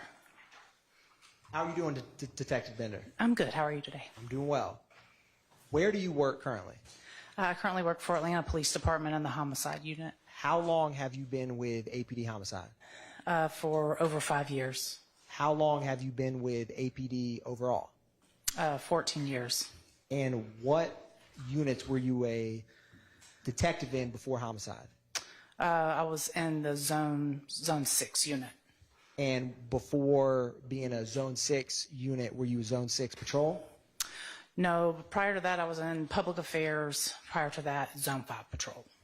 Now, since your time in APD and specifically homicide, have you ever had to utilize license plate readers or LPRs? Yes. How frequently have you utilized those in investigations? Pretty frequently. Anytime there's a vehicle involved, we're normally using the license plate readers. And back in March of 2022, you were in APD homicide? That's correct. Did you have any neighboring APD detectives whose offices were nearby yours? Yes. Was one of them Detective Hogan? Yes. And can you describe just in general how you utilize LPRs? Just in general, well, you can do it several ways. One way is if you already have a tag number, you can plug that into the LPR and you can give a time frame that you're looking for, and the license plate reader will bring back what we call hits of how many times it hits a license plate reader around the city. Another way that you can do it is you can, if you're looking to find a tag number, you can plug in a time frame and flip through pictures of the vehicles and pictures of the tags, and you can find them that way. Now, did you ever did you ever assist Detective Hogan with a homicide investigation he was working in March of 2022? Yes. How did that come about? We sit near each other, and we all work as a team anyway, and he needed some information. He needed some tag numbers for some suspect vehicles for his homicide. And how did you help him out? So Detective Hogan gave me a time frame of where the suspect vehicles were prior to the homicide time. And what I did was I looked at the location. He had information of them being at a convenience store. So I looked in the area for the closest license plate reader that we had to the convenience store, reader or readers. And then plugged in the time frame to that license plate reader. He also gave me the description of the vehicles and, of course, the direction of travel, which helped me identify which license plate reader to look at. So once I plugged in the time frame, I knew the suspect vehicle descriptions. I was able to flip through the pictures and find those vehicles and find their tags. And once you found those tags, were you able to search or determine other locations in the relevant time frame where those vehicles were? Yes. So once we had the tag numbers, we were able to plug those into the license plate reader, and I put in a specific time frame that Detective Hogan was looking for, and we were able to see what we call hits when they hit across the city on the readers. I am approaching the witness with what's been marked as 118 Victor Victor through 120 Victor Victor. And Detective Bender, before testifying here today, did you have an opportunity to review these 3 exhibits? I did. What are they? These are license plate reads for a specific time frame for 3 different vehicles, 2 suspects' vehicles and the victim vehicle. And are they a fair and accurate depiction of the vehicle queries that you assisted Detective Hogan with? They are. Your Honor, at this time, the state moves to tender into evidence 118 through 120 Victor Victor. All right, those are admitted without objection. Thank you, Your Honor. Now, I want to publish 118 Victor Victor first. And Detective Bender, you have that physical copy. There also will be one that comes up on that computer screen and the big screen behind you. Okay. And I'm going to zoom in at the very bottom of this first page and ask you, while that's being pulled up, what was the event timestamp, or other words, time frame you were looking for these vehicles? The date and time. Oh, so March 14th, 2022. Excuse me. So this particular timestamp is 4:31 p.m. And what was March 14th, 2022, at what time to what date? What time did we query? Correct. Or what time frame was the query? In terms of, was it March 14th at 8 a.m., March 14th at midnight? At the very bottom of page 1 under event timestamp in 118 Victor Victor. Okay, yeah, so it was March 14th at midnight to March 15th at 11:59 p.m. And scrolling back up to the top of page 1, what was this vehicle that we're looking at with this exhibit in general, and what was the tag? Okay, it's a white Audi sedan, and the tag is 8 Edward David 7071. And when you were assisting this investigation, was this possible suspect vehicle or victim vehicle? Possible suspect vehicle. Now, what is and can you explain for the jury, and I got a pointer to help you, kind of what we're seeing here when you get these LPR queries? Mm-hmm. There's a larger screen behind you. Can you kind of break down what these boxes pertain to? Okay, sure. So this first box would be the license plate number. The LPR unit would be where we have the license plate reader. So that's where the license plate reader is located, and this one's at Cleveland Avenue Southwest eastbound. So it'd be facing eastbound, or that will be the direction that the vehicle's traveling, at Metropolitan Parkway Southwest. Then of course the time, the date stamp, and then the time stamp. Manual capture, when it says no, it just means it automatically takes pictures every time a vehicle goes through the reader. So nobody stopped and took the picture, it's just the machine doing it on its own. And then of course there's a photo of the vehicle, so it has a close-up of the tag, and then a photo of the vehicle that went through the license plate reader camera. And is this how, when you query LPRs, that it comes back in this format? Yes. Now, what was so your time frame was March 14th at midnight to March 15th at 11:59. Is that accurate? Yes, sir. So what was the first LPR read for the white Audi in that time frame? Okay, so the first one would be Cleveland Avenue Southwest traveling eastbound at Metropolitan Parkway Southwest on the 14th of March 2022, and this timestamp is 3:22 and 45 seconds, 3:22 p.m. And does it capture, and as we see that photograph at the very top, is that pertain to that LPR reader? It does. Now, is there another query right after that that's also Cleveland Avenue Southwest eastbound? Yes.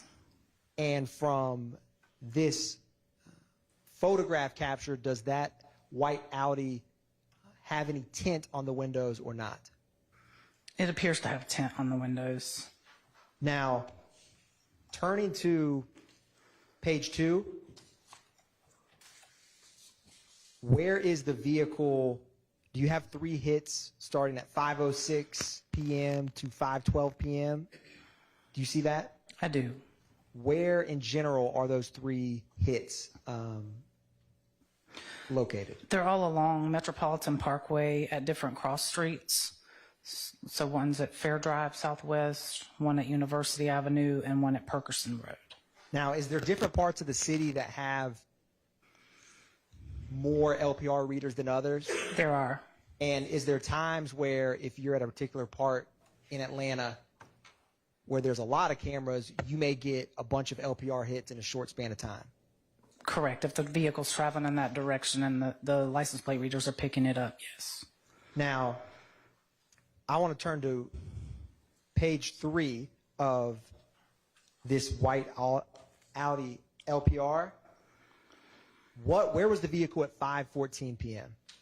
Cleveland Avenue Southwest, traveling eastbound at Metropolitan Parkway Southwest. And after that 5:14 p.m. LPR, when is the next hit? The next hit is at 5:21 p.m. Do you see, and after that 5:21? Another hit? Yes, sir. ma'am. Yes, sir. At 8:07 p.m. And when it hits at 8:07 p.m., is this March 14th? It's still March 14th, yes. Where is the vehicle at 8:07 p.m. on March 14th? Cleveland Avenue Southwest, traveling westbound at Highway 75. Now, turning to page 4, after that 8:07 p.m. query, when is the next hit? The next hit is still March 14th, 2022 at 8:28 p.m. And that's at Forest Hills Drive Southwest, southbound at 6th Street Southwest. Now, that's at 8:28 p.m.? Yes. When is the next hit after that 8:28 p.m.? It is still March 14th, 2022, 8:30 p.m. at Forest Hills Drive, Southwest northbound, and 6th Street Southwest. And after that 8:30 p.m. hit, when is that vehicle captured on LPR, the white Audi, next? 3:14 of 22 at 9:44 p.m. And that's Forest Hills Drive, Southwest northbound, and 6th Street Southwest. After that 9:44 p.m. March 14th hit, where does it come up next? The next hit is still same day, 3:14:22 at 9:49 p.m. It's at Windsor Street Southwest northbound and Richardson Street Southwest. After that 9:49 p.m. on March 14th, LPR hit at Windsor Street Southwest northbound near Richardson Street, when is the next time that white Audi is captured? Okay, still same day, 3:14:22 at 10:12 p.m. It says the number 3 interchange drive westbound from Fulton Industrial Boulevard towards Wendell. Now, from this 10:12 p.m. hit, how much what time is the next hit? The next time is 2 a.m., so that would now be 3:15:22 the next day, 2:04 a.m. How much time passed between those two LPR hits? A little under 4 hours. And where is the vehicle at 2 a.m.? It's at McDaniel Street southbound at Fulton Street. And after that 2 a.m. On March 15th hit, when is the next LPR hit for the white Audi? It's still 3:15:22, and it's at 12:33 p.m. at Windsor Street southbound, Fulton Street Southwest. How many hours roughly are there between 2 a.m. to 12 p.m.? Roughly 10. All right. Now, turning to, or do you see another hit at 7:12 p.m.? I do. Where is the vehicle at 7:12 p.m.? So this would still be 3:15 of 22. It's at Cleveland Avenue Southwest eastbound and Metropolitan Parkway. Now, other than this white Audi with license plate ending in 8 Echo Delta 7071, was there any other potential suspect vehicles that you queried for? Yes, the other one was a white Ford Fusion. And is that 19 Victor Victor? It is. Now, publishing, sorry, I'm in 119. I'm publishing 119 Victor Victor. Now, is this query for the white Ford Fusion, is it the same time frame, March 14th?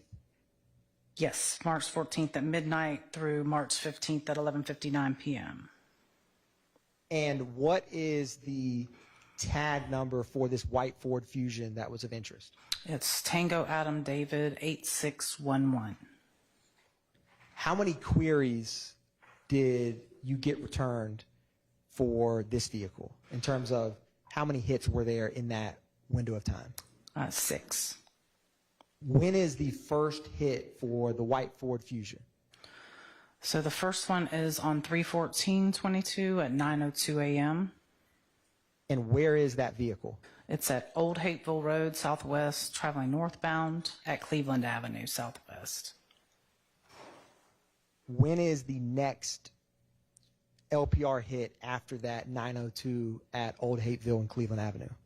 It is still on 3/14/22, 5:36 p.m. at Marketplace Entrance number 2, Camp Creek at North Commerce. After that and this is March 14th? Still March 14th. When is the next hit for that white Ford Fusion after the 5:36 p.m. hit? That's also still March 14th, 22, 8:35 p.m. And is that also at the Old Hateville Road northbound and Cleveland Avenue area? It is. Now, after that 8:35 hit, when is the next LPR reading? Okay, the next one is still on 3/14/22 at 9:50 p.m. And where is the vehicle, where is the white Ford Fusion at 9:50 p.m. on March 14th? It's at Windsor Street Southwest, traveling northbound at Richardson Street Southwest. Now, I'm going to republish 18 Victor Victor at the top of page 5. This was at 9:50, what we currently have? Yes. Now, Yes. looking at 18 Victor Victor, top of page 5. 118 Victor Victor. Yes, Your Honor. 118 Victor Victor. And it's going to come up for you on the screen. What is the time and location for the white Audi with tinted windows? It's 3/14/22 at 9:49 p.m. And what's the location? Windsor Street Southwest, traveling northbound at Richardson Street Southwest. Are those the same locations? They are. How many minutes apart? Less than 1, I believe. Going back to 19 Victor Victor, page 2, and it's going to come up for us with the white Ford Fusion. When is the next LPR hit after that 9:50 p.m. on the white Ford Fusion? The next one is still on 3/14/22. It's at 10:12 p.m. And where is the white Ford Fusion at 10:12 p.m. on March 14, 2022? It's on number 3, Interchange Drive, westbound from Fulton Industrial Boulevard towards Wendell. Now, I'm going to republish 18 Victor Victor, page 5 in the middle.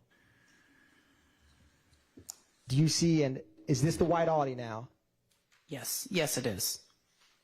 Where is the white Audi at 10:12 p.m. on March 14, 2022?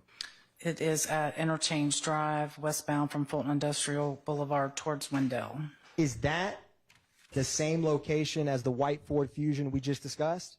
Yes, it is. How much time is between when the white Ford Fusion and the white Audi hit at Interchange Drive, westbound from Fulton Industrial Boulevard? 9 seconds. Now, going back to 19 Victor Victor with the white Ford Fusion, after that 10:12 p.m., when is the next LPR hit? The next one is the next day on 3/15/22, and it's at 12:01 p.m. And Detective Bender, in 2022, ballpark-wise, I mean, how many LPRs are there roughly in the city of Atlanta? I won't hold you to it. Hundreds. Now, what's that address? March 15th, 1201, not address, but where the LPR returns at? On March 15th? Yes, ma'am. It's Forest Hills Drive Southwest northbound and 6th Street Southwest.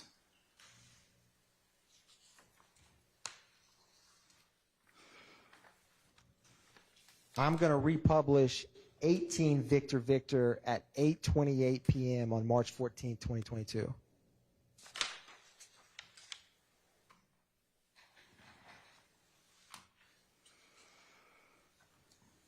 Is that the same location? Yes, it is. Now, other than the white Ford Fusion and the white Audi, did you ever conduct any license plate readers for a red Nissan? Yes, Is that what's marked as 120 Victor Victor? it is. And was that the victim's vehicle? It is. Now, I'm going to publish 120 Victor Victor.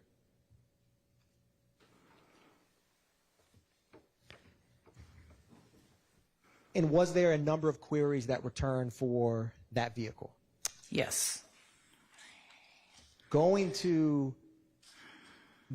and was it the same time frame, March 14th at 12 a.m. to March 15th at 11:59 p.m.? Yes. Going to page 5.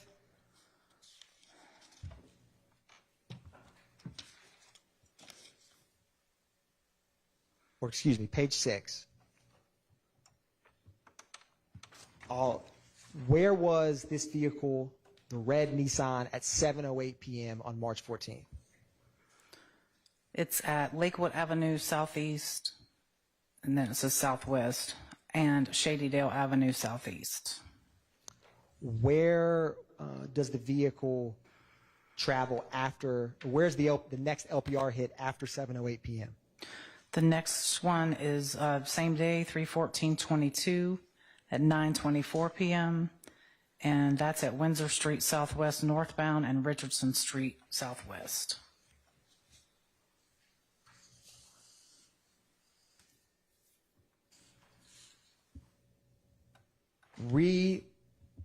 Republishing what's been marked as 18 Victor Victor. Do you see the 9:49 p.m.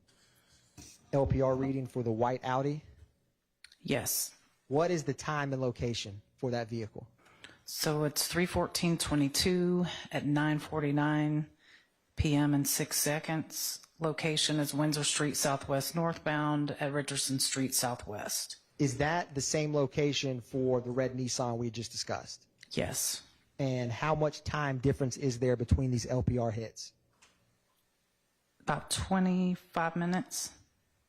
And going to 19 Victor Victor, the white Ford Fusion, do you see a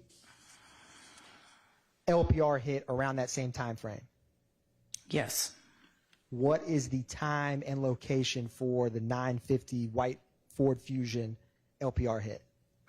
It's on 3/14/22 at 9:50 and 47 seconds at Windsor Street Southwest northbound and Richardson Street Southwest.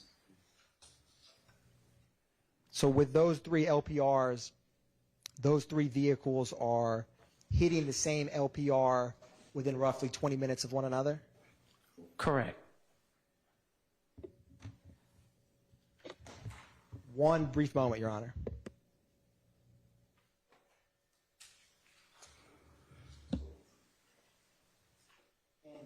Detective Bender, after you assisted Detective Hogan with these LPR readings, did you have any other involvement with the murder of Chanel Drinks? I did not. No further questions, Your Honor. Good afternoon, Detective. Good afternoon. Hey, my name's Max Shard. I represent Shannon Stillwell. I'm just going to ask you a few questions about the work that you did on this case. What day did you run the LPRs? I don't have the date I don't know which date that I ran them for Detective Hogan. Do you have a date range? I would imagine it was within a few days of the actual homicide.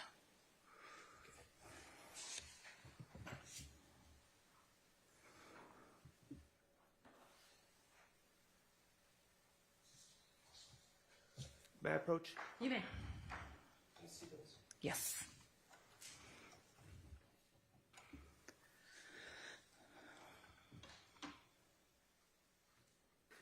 Detective, I'm not going to pretend to know more about the LPR system than you. On the lower left or lower right, it says March 28th, 2022. Right. That's when Detective Hogan ran the hits. So, when you say Detective Hogan ran the hits, okay, explain. So in order for us to produce this is like a PDF copy. What we're looking at in the computer, we can just flip through. So he ran his own copy of the information. Understood. For the case file. Correct me if I'm wrong. You ran it for Detective Hogan. The 328 that's indicated on the state's exhibits there is the date that Detective Hogan took what you came up with on your computer and actually printed it out to PDF. Is that correct? That's correct. Okay, great. According to what this says. It says user Hogan. So Understood. So you certainly ran these before 328. Yes. But your recollection is earlier than that, within a few days of 314. Correct. Okay, thank you. Yes, sir. Now, my understanding, well, Detective Hogan, when he came to you, do you remember what day he came to you to discuss these matters? So it would have either been, this happened late on the 14th. So it would have probably been the 15th or 16th. I just don't remember which day. All right. And when Detective Hogan came and asked for your assistance in this matter, did he have license plates at the time, or did he ask you to do the first step as well? He did not have the license plates. He had the vehicle description and last known location and a time frame. So you did the first step that you talked about on direct, which was identifying license plate based on the description of a car. Correct. And a location that Detective Hogan thought they might be. Yes. And from those LPR reads, you were able to get license plates, and then you ran the reads on the license plates. Yes. Okay, great. Now, Detective Hogan, to do that first step, to try to identify license plates, he gave you descriptions of some vehicles, correct? Yes. Okay, what descriptions did he give you for vehicles? A white Ford Fusion and a white Audi sedan. And then the red Versa? Yes. Okay.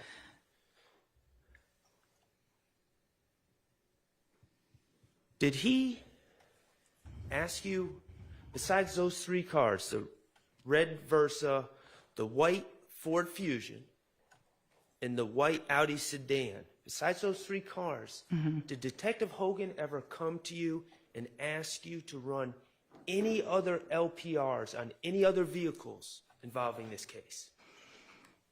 Not that I recall. Okay, so he did not identify to you any other vehicles of interest for you to run LPRs on? Not that I recall. At the time, he was looking for these two specific suspect vehicles and for his victim vehicle and what time they might have been in the area. Okay. Let me ask you this. Are you familiar with this case besides the LPRs? No. Okay. Have you ever seen any surveillance video regarding this case? I know there is surveillance video. I've seen still shots from it. Okay. Okay. But Detective Hogan just asked you about those three vehicles. He gave me the description of the vehicles. And so when I'm looking for locations nearby, I'm going to look at any white vehicles. If I know that they're white vehicles, I'm looking at any white vehicles. But he knew the make and model. He happened to know the make and model. So when I'm, or you know, in this case, it's white vehicles and then a red vehicle. So I'm looking in general for any vehicle that remotely matches the description, because it doesn't always return what type of vehicle it is. And sometimes the pictures, you can't tell what type of vehicle it is. And thank you for that. So if you were doing the first step, which was to identify vehicles, you would be able to look at pictures the LPR caught other white vehicles, but then you would be able to be determined, okay, is this a Ford Fusion or is this a Audi sedan? Correct. Okay, and that would narrow it down for you. Okay. Right.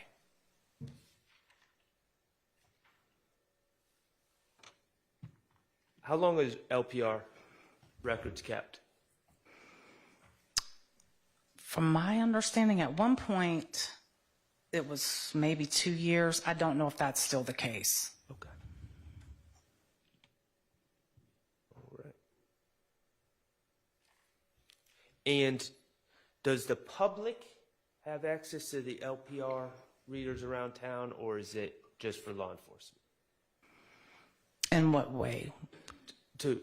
Could I or any other citizen have access to the database that you have to tap into the LPR system, or is that strictly law enforcement? It's law enforcement, from my understanding. Okay. All right. Thank you. No further questions. Any redirect? One brief comment, Your Honor.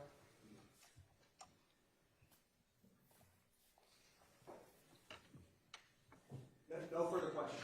Okay, thank you for your time. You may step down, call your next witness. Yes, Your Honor. State will call Mr.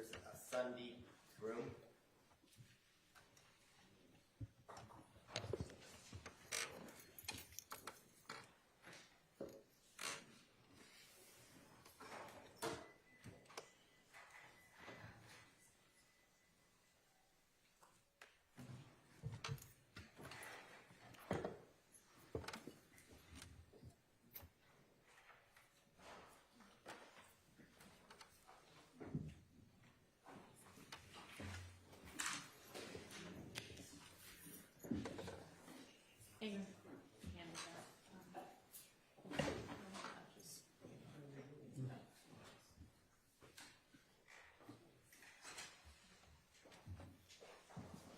Raise your right hand. You swear to tell the testimony you give, the truth, the whole truth, nothing but the truth? That's it. Thank you. You state, sit down, sit down. State this way, the first and last name. Okay. Of course, okay? My name is Sandeep Groom. First name Sandeep, S-A-N-D-E-E-P. Last name G-U-R-U-N-G. Hey, good afternoon, sir. Can you tell the jurors how you are currently employed, sir? I'm sorry? How are you currently employed? Oh. What do you do for a living? I work at a gas station right now. Okay. And back in 2022, can you tell the jurors, were you working at the same place or somewhere different? Right now I'm working at somewhere different, but before I used to work at BP at Windsor Street and King's Liquor. Okay. And can you tell the jurors, how long did you work at the BP gas station and the King's Liquor store? Approximately 3 to 4 years. Okay. And while working there, can you tell the jurors, what did you do for the BP gas station and the King's Liquor store? So I used to manage both of the stores, just ordering the new products and get in touch with the vendors, just regular stuffs, nothing much. And for the entire time that you worked there, how long did you say you worked there? 3 to 4 years. Were you always working in management for both of those establishments? No, I started as a cashier. Okay. And can you tell the jurors, as working as a cashier and then up into a management role, did you have access to the video surveillance system that I guess the BP gas station and the King's Liquor store had? Yes. Before, when I was working in the cashier, I didn't have the access, but after that, I moved to the management, and then they gave me access to the records. Okay. Can you tell the jurors a little bit about the camera system or the video surveillance system that the BP gas station and the King's Liquor store had? It was NetGeo.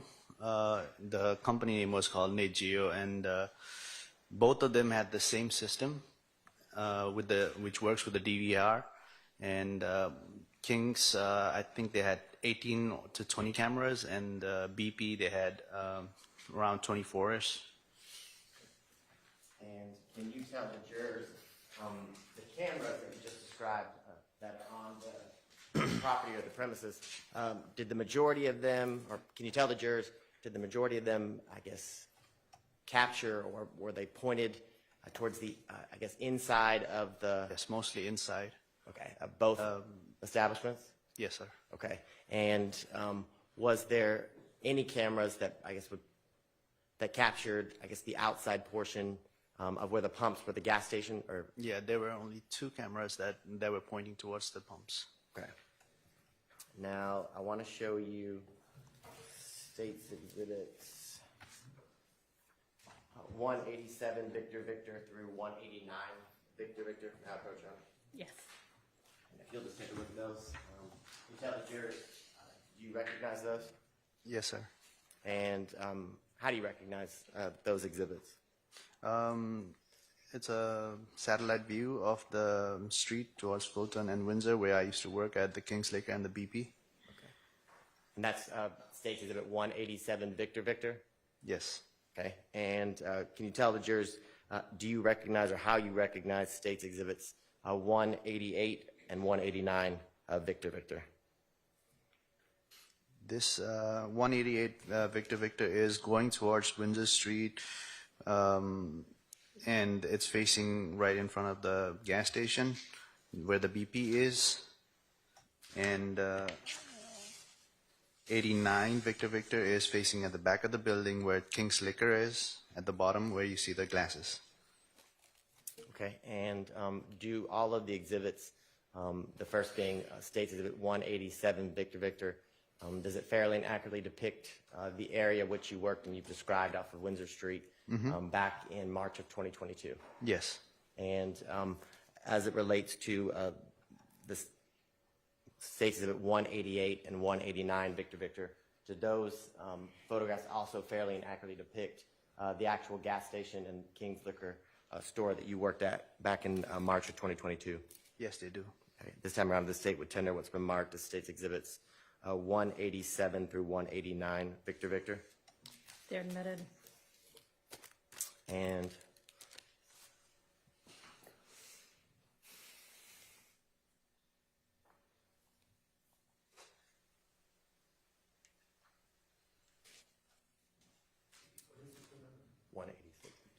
and I apologize, I should have shown you this as well. Do you recognize State's Exhibit 186 Victor Victor? Yes. And can you tell the jurors, how do you recognize State's Exhibits 186 Victor Victor? This one, this is a pen drive with the footage of the BP video surveillance of the video that was used in this case, I guess. Okay. Is it an overview of, I guess, the area that you've kind of talked about that travels from the BP gas station to the intersection of Yes. Windsor and I-20? Mm-hmm. Yes. All right. Your Honor, at this time, the state would tender what's been marked as State's Exhibit 186 Victor Victor into evidence. All right, it's admitted. Okay.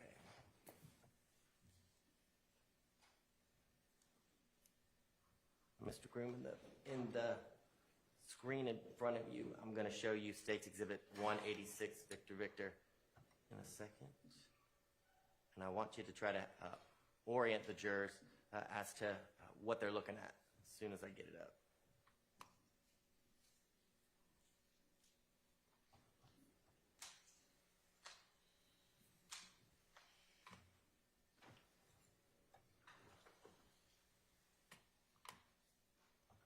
Okay, can you see it? Can you see it? Yes. Okay, so can you describe for the jurors, I guess, is this the front area of the gas station that we talked about? Yes, this is going towards Windsor Street, to the front side of the building where it faces the gas station. Okay, and do you see, if you're looking at the left-hand back side of the exhibit, do you see where it says FedEx on that building? Yes. Can you orient the jurors or explain to the jurors the road that's in between the FedEx and the BP gas station? What road is that? Windsor Street, I guess. Okay.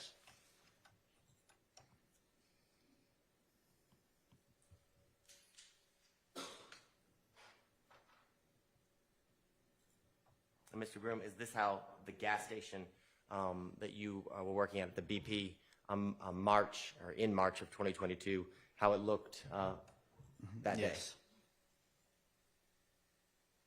Okay.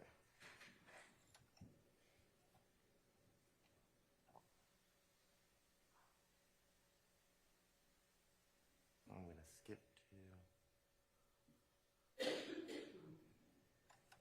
Okay, and if we're looking at 1 minute and 14 seconds into State Exhibit 186, Victor Victor, do you see, I guess, if you were looking at the back middle of the exhibit 186, Victor Victor, like the bridge and the tunnel area? Yes. Can you explain to the jurors, is that towards, I guess, the I-20? I-20. Okay.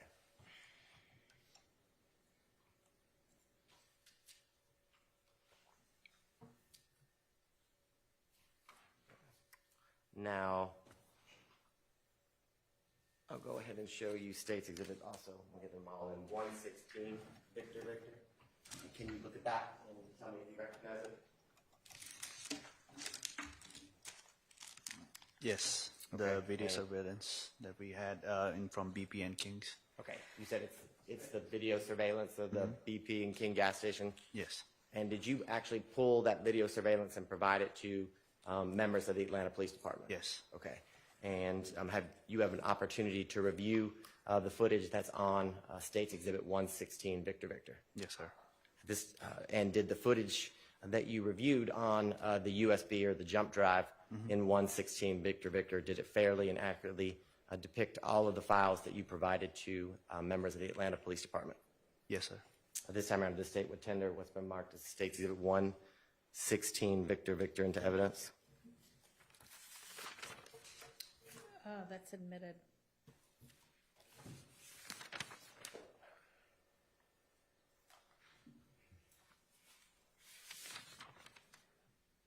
So I want to show you real quickly State's Exhibit 189, Victor Victor.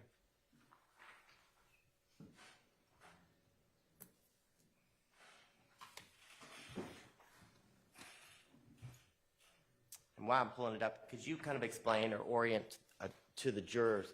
So we talked about the BP gas station and we've seen it.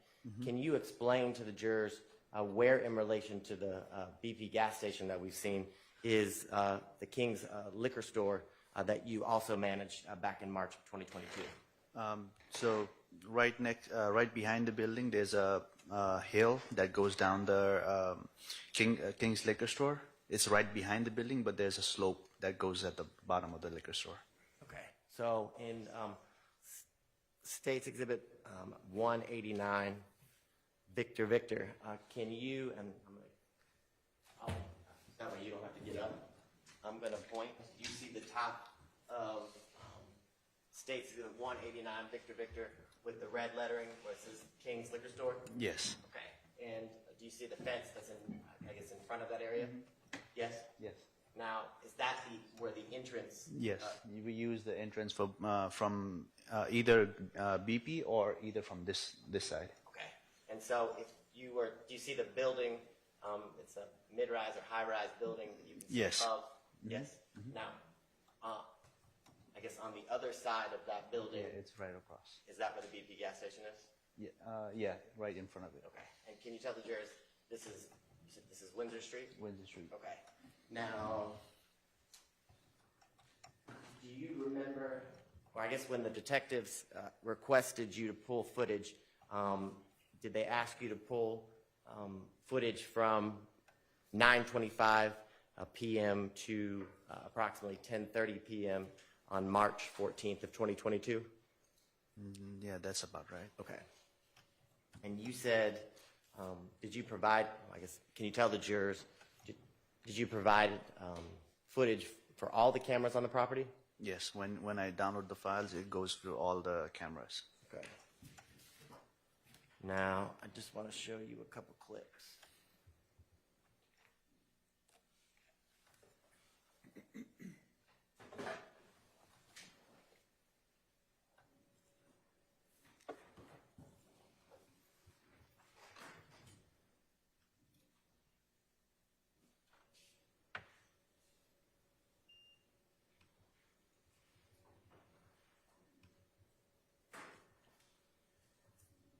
I want to show you camera 19.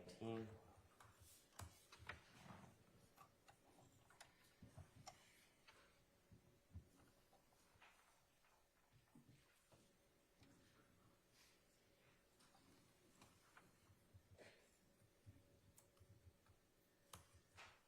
sure the technology is a little better at the BP gas station than it is here.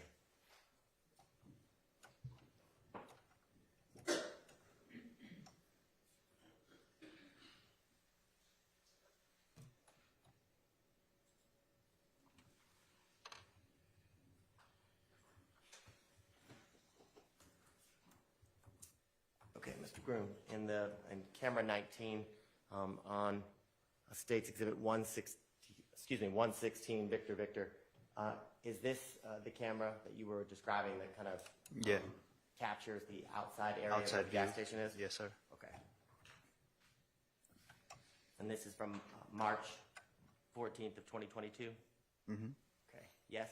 Yes. And do you see that white Audi, how it's, I guess, backing up right now? Yes. Can you explain to the jurors, I guess, the area that it's backing into, where is that in relation to the entrance of the BP gas station? It should be right in front of the door.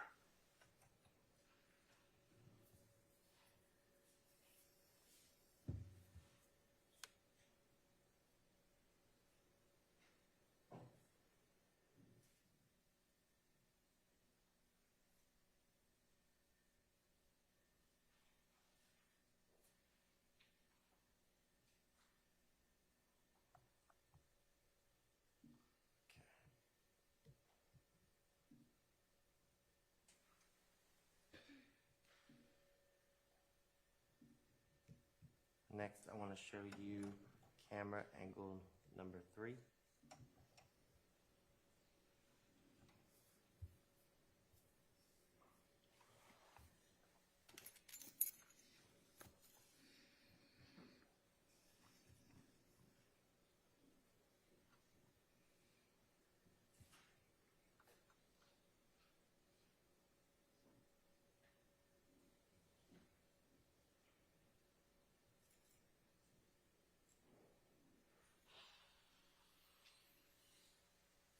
All right, can you explain to the jurors what area of the store we're looking at here? This is the inside cashier's area on the left-hand side, and right in front of the door as well. And this camera angle 3, you see at the top left-hand corner of the exhibit where it's frozen at about 1:43 seconds into that angle? Yes, sir. You see that the brake light? Yes. Is that the area where the white Audi had backed into in relation to the front door that we saw? Yeah, it's right near the front door, so yeah, that's it. All right, say it one more time because we were talking at the same time. Oh, okay. So yeah, it's like I said, it's near the door while it backed in, and that's it. And would that be right there? Uh-huh. Yes? Yes. Okay.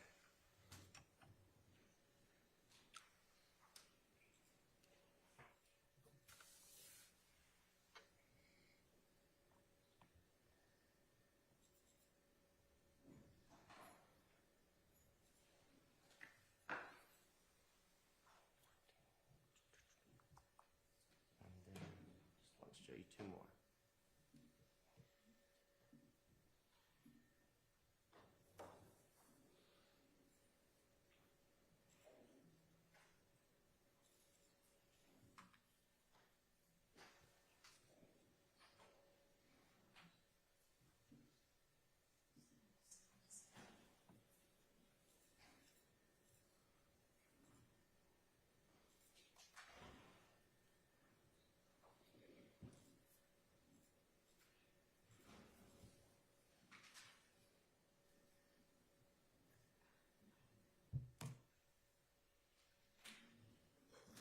Now, Mr. Groom, on the screen in front of you now.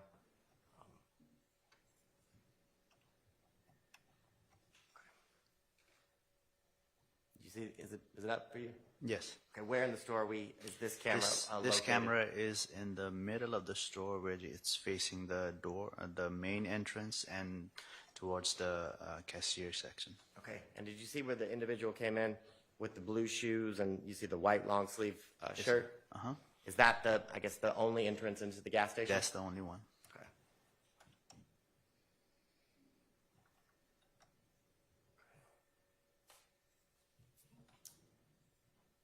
And then lastly, sir.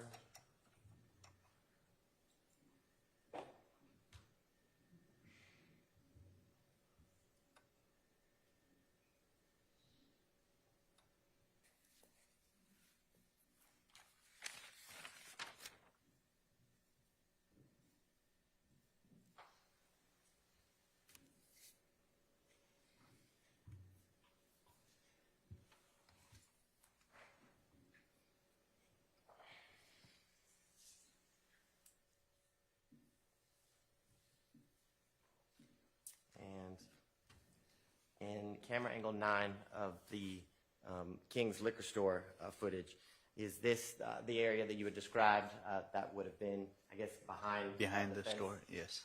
Okay.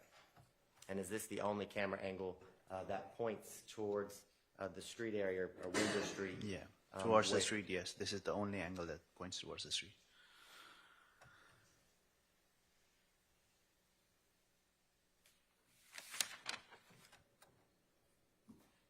And Mr. Grimm, when you were, I guess, providing this footage to members of the Atlanta Police Department, were you just providing footage for specific time frames that were asked requested? for. Mhm. Okay. Did you know anything about why or what was going on as it relates to the footage that you were providing? No. Okay.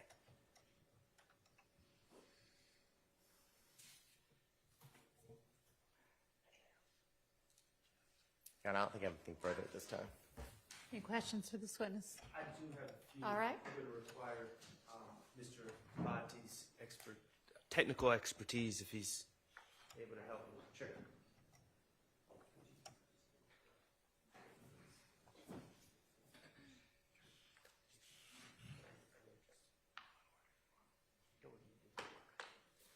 Thank you.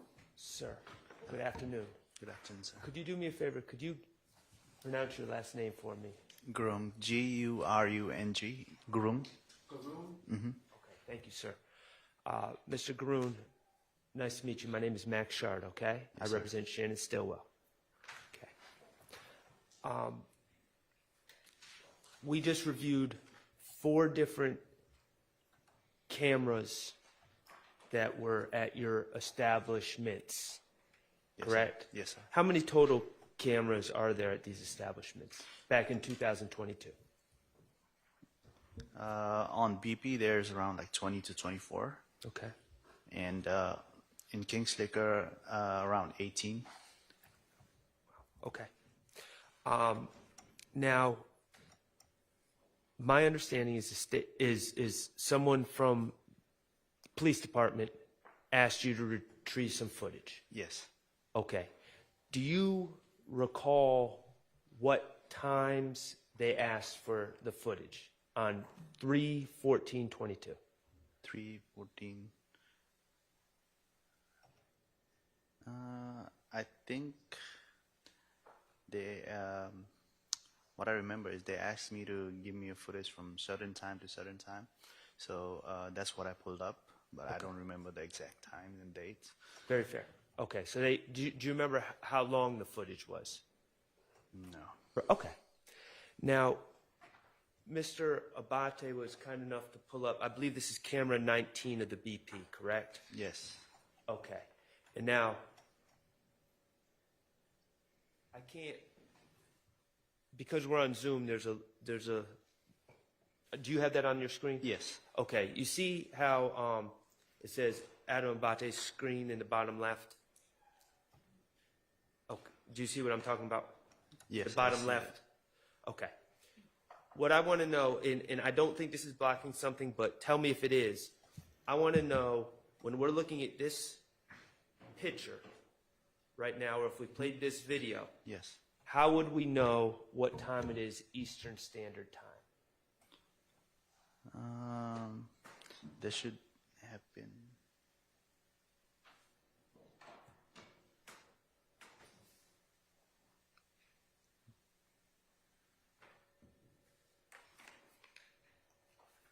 So yeah, on this screen I don't see any time, but it should had a side section where when I use the app on the GeoVision, there's a side stamp that has time and date. But I think when the video was downloaded, it doesn't. Maybe I can't see it, or it's not. I can't see it yet because. Okay, and from what we have right here in front of us, and I guess you don't remember the exact time frame that they asked you to. So from what we have in front of us, you can't tell us exactly what time any event occurs on this video, correct? Yes, Eastern based Standard on this Time? video. Okay, cool. And is that also the case, going to be the case with camera 3? And if you could pull up camera 3. Thank you, Mr. Abate.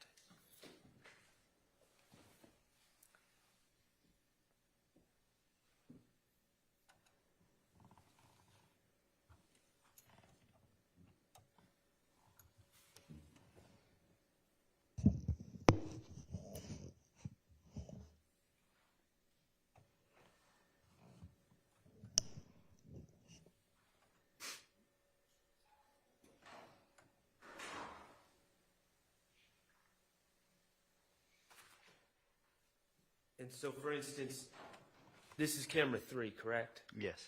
Okay, and that is inside the BP from behind the cashier. Yes. Okay. From what we have here, we can't tell the exact time that anything's occurring, correct? Correct. Okay. Let me ask you this while we're on camera 3. On 314, when the police came and talked to you, did they ever ask you who the clerk was working in the store that night? No, they didn't. Okay. Do you have any information that the police officers spoke to the clerk that was working at the BP that night? I have no idea about it. Okay. The other camera, what was the other camera from the back of the store? Sticker? No, from the back of the BP, with the third angle that we viewed. What camera number is that? King sticker, it might be 19, something like that, outside. Okay. Could you 18 or 19, something.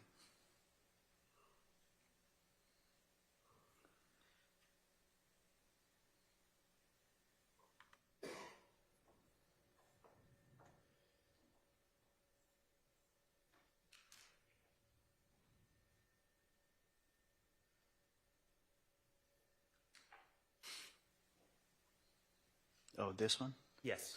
This is 12, I guess. Camera 12, okay. And the clerk would be on the left behind that plexiglass, correct? Yes. Okay. And just to make sure we're on the same page, none of these cameras will have the exact time displayed. If it was on the app while we use it, it has the current timestamp. But while we download it, it should have it, but I can't see it. Okay. Well, and let me ask you, the time is from an app. You're saying an app as in, yeah, it's a software for security. Yes. Okay. Do you have any information that the times on this app are synced to, say, the clock used by APD for 911 calls? Can you testify that the time on your app is exactly in sync with this city's 911 system, or Fulton County's 911 system? No, I don't think so. It's a little off, I guess. Little off? Yeah, When you say maybe, a little maybe off... 15 minutes. 15 minutes? Okay.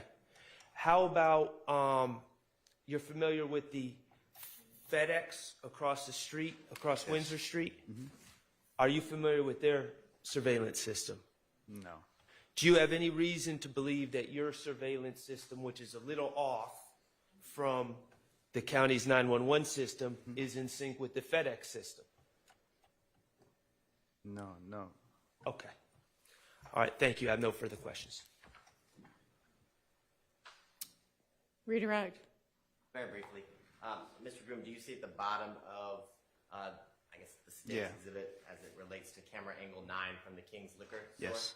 Do you see the date and time? As Yes, it relates on to- this one I can see it. Okay, can you tell the jurors, I know it's very small, what is the date and time that you're seeing? It is 3/14/2022, 9:28. 9:26, yes, p.m.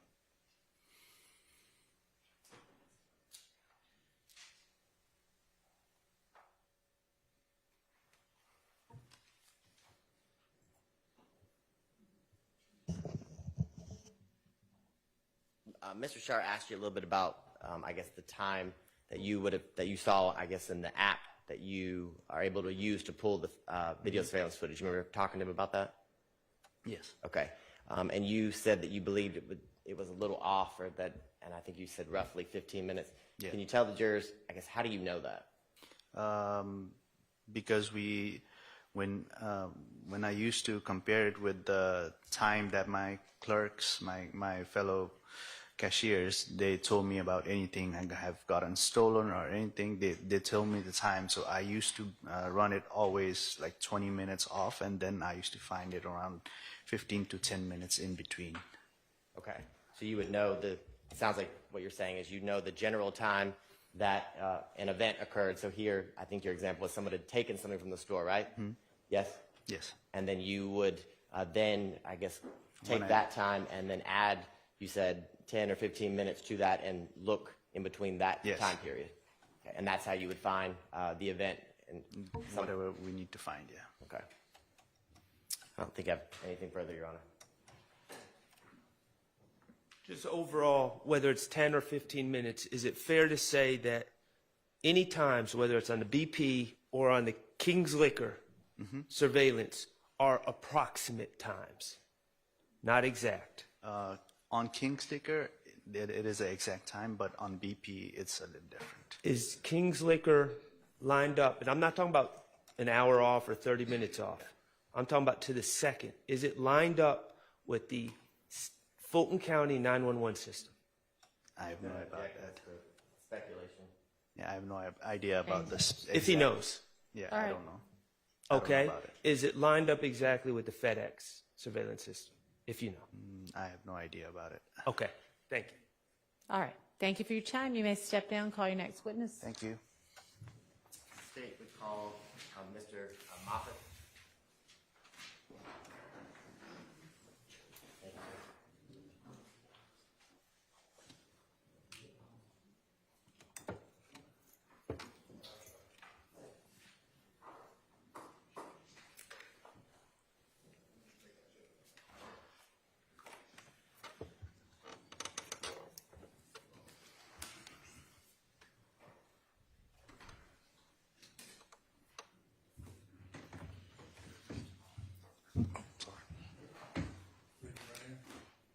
you.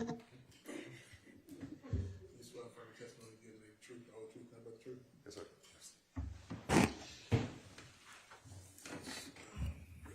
Spell your first and last name into the note before we move. First name is Moffitt, Moffett. Last name is Wells, Wells. Good afternoon, sir. Afternoon. Can you tell the jurors how you are currently employed? I am a security, what we call a security specialist with FedEx Corporation. Okay.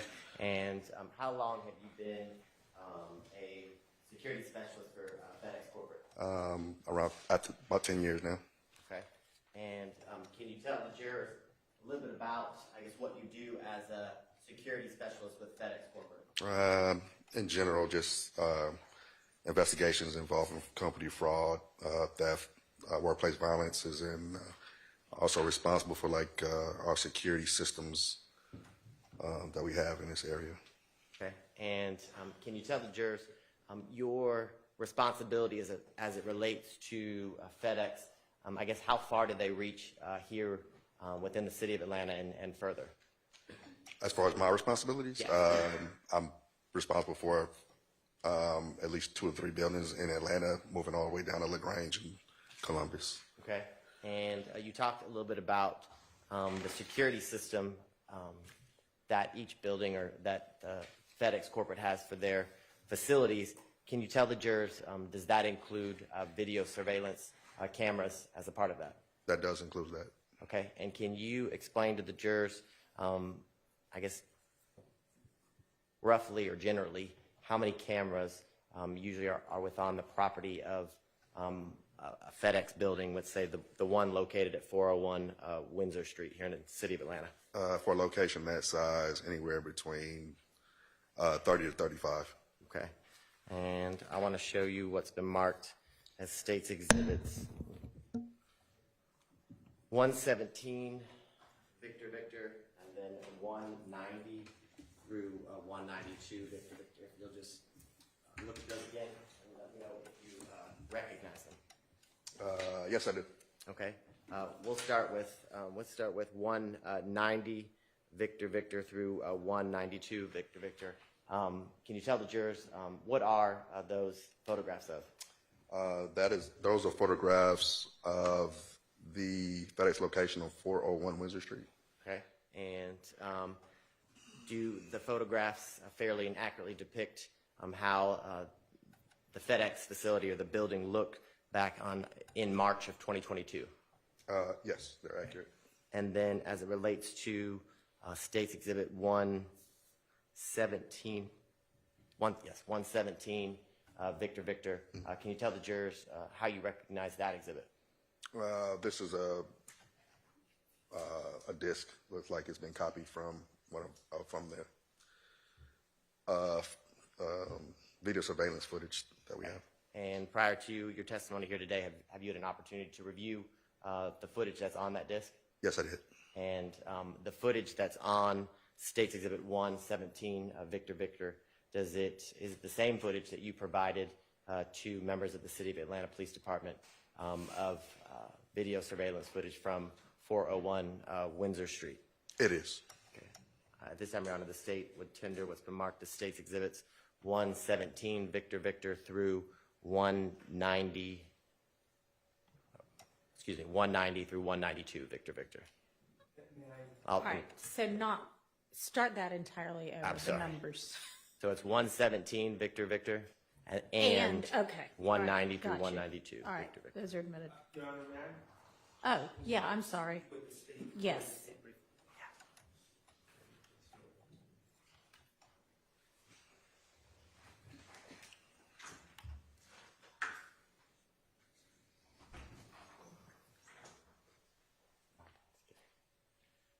No objection. Okay, admitted without objection. Okay.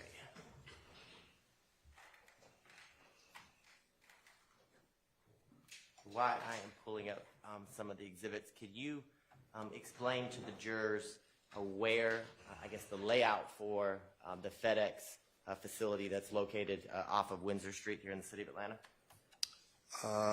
Well, the layout, a portion of the building sits facing the Windsor Street side of the building.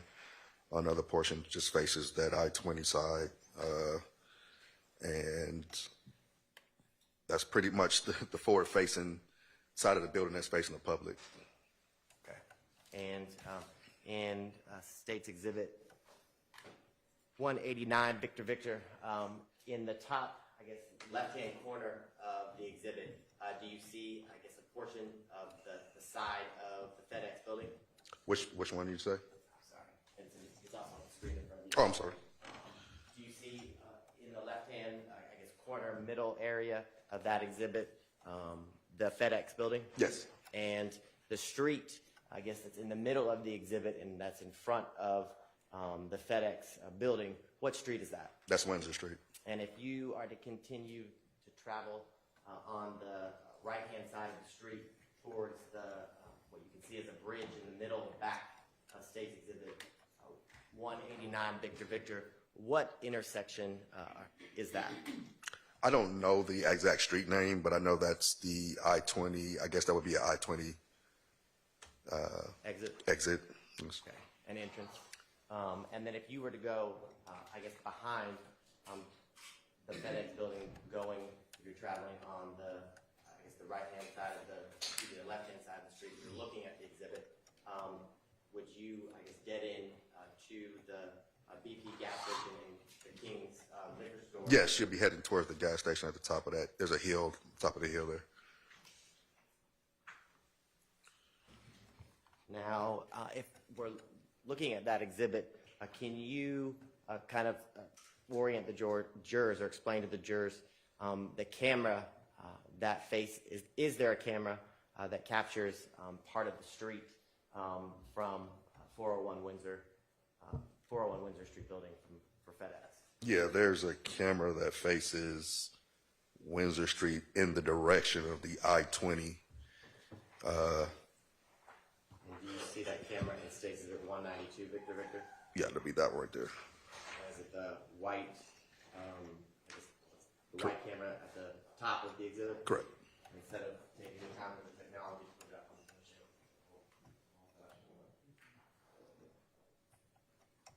Can you explain to the jurors, kind of orient them on the camera, I guess, quality as it relates to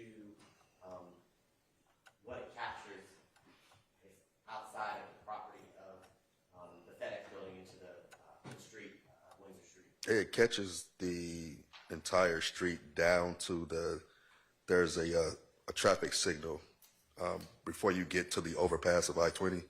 Captures all of that area down there.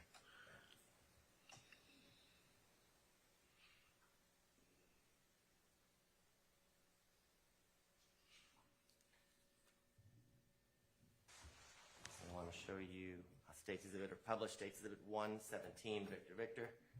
And is this the angle that you just described as it relates to the camera that we could see in States Exhibit 190, Victor? Yes, correct. And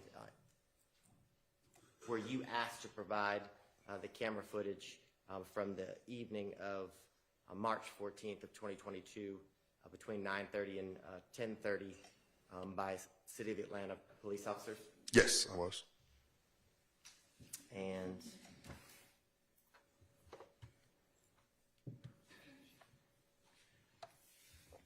now, when you provided the footage to the detectives or members of the City of Atlanta Police Department, did you have any knowledge as to why you were providing them the footage? No.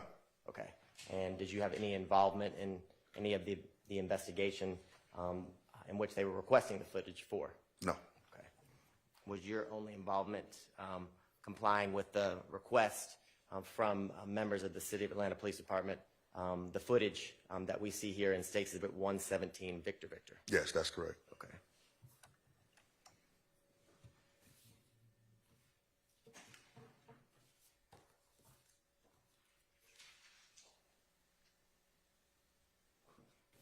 And my last question, sir, what we're seeing here in States Exhibit 117, Victor, is this the only camera that captures Windsor Street? Yes. Okay. I lied, I do have one more question. So if we're looking at the top of States Exhibit 117, Victor, where it stopped about 4 seconds into the footage, yes. You see at the top, you see the car lights up there? Yes.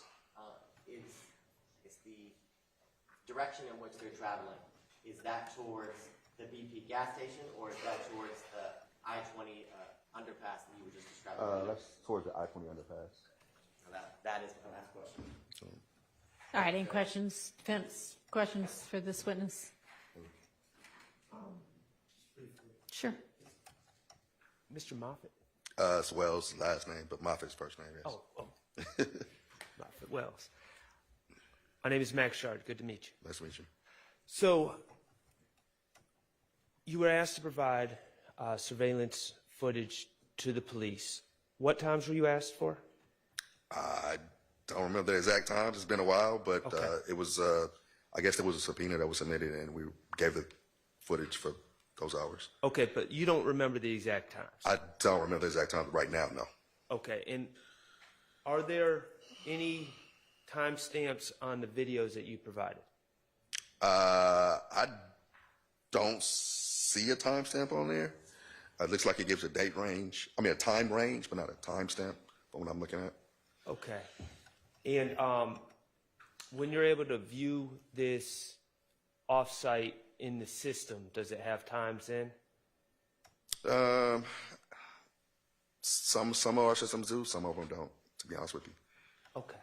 Well, I want you to be honest with me, so I appreciate that. Yeah. And does FedEx, to your knowledge, take pains to sync their surveillance systems or the times on their surveillance systems with any other surveillance systems or government entities or anything like that? No, these are all independent. Our system is independent of everybody else's. It's just it's a company that we use that just runs our system. Okay, and so you could not say that your surveillance system, the times on it would be synced to phone records or Sprint or anything like that? No, I can't say that. Okay, thank you very much. Redirect. Just one question. Sure. I'm going to pull up State Exhibit 67, Victor Victor.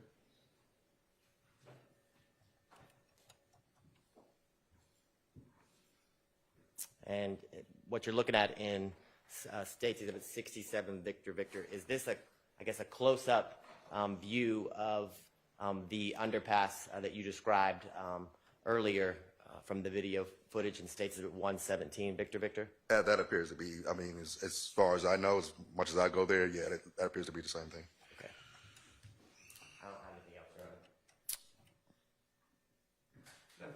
All right, thank you for your time. You are excused. Call your next witness. Your Honor, the state calls investigator Nico Flores, and Your Honor, this is one of them. He's going to be longer. All right, let's take a, no? Yes, he's going to be longer, but yes. Okay. Yes. All right, let's take a break.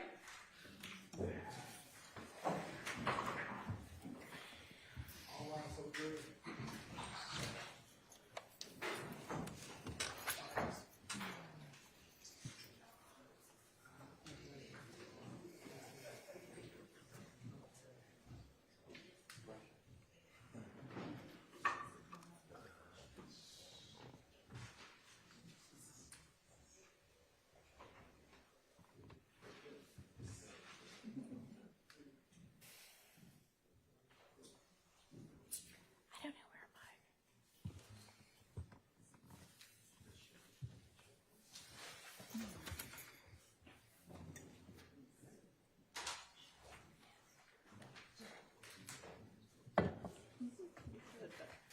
One of the witnesses that shouldn't be shown on camera. Okay, got it.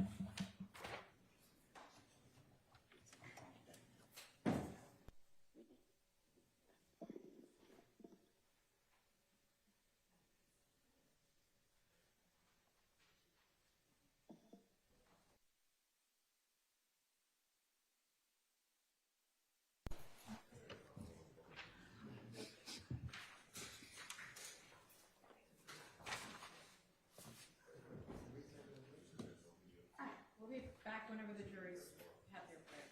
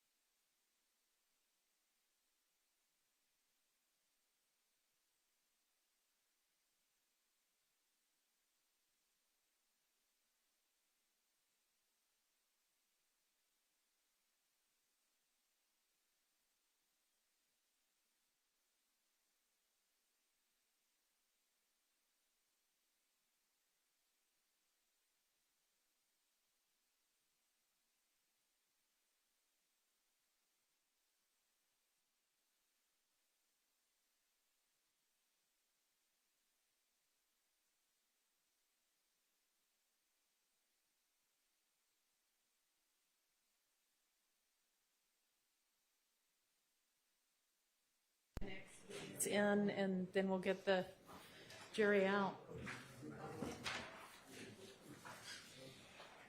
And what's our time estimate now? I know y'all weren't quite sure we'd go through the end of the day. He's our last witness, Your Honor. Well, I'm not saying drag him out, but but y'all weren't able to get anybody else. Okay.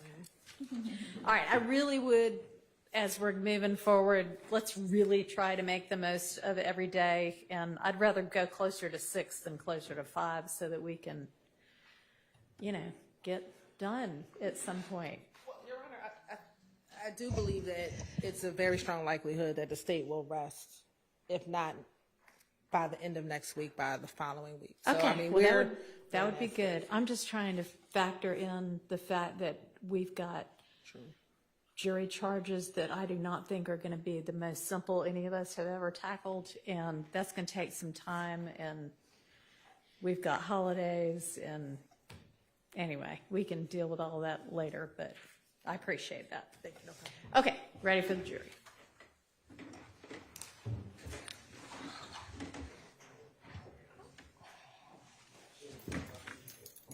And I know y'all aren't going to be able to do a complete jury charge request by Monday, but can y'all start trying to put something together and at least give us something to start working on?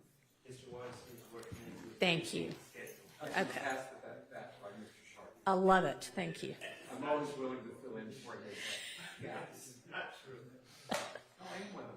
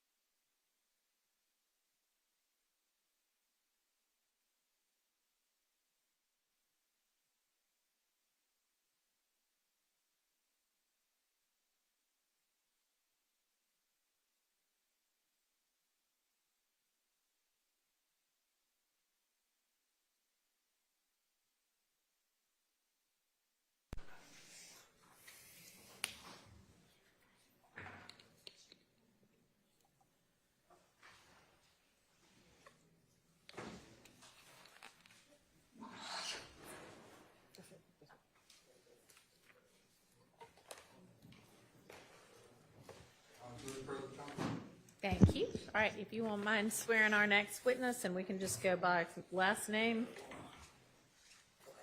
Raise your right hand. You swear firm testimony you give today. Hold true number 3. Yes, sir. I see. We need you to pronounce your first initial and your last name. And spell your last name on the Okay. N as in Nancy, Flores, Flores. And where are you currently employed? Atlanta Police Department And how long have you been with the Atlanta Police Department? since 2015. And what is your current role with the Atlanta Police Department? I'm an investigator in the gang unit And how long have you been in the gang unit? since 2020. And within the gang unit, do you have a particular shift that you work? Yes, day shift. Day shift, yeah. How long have you been on day shift? Since 2020.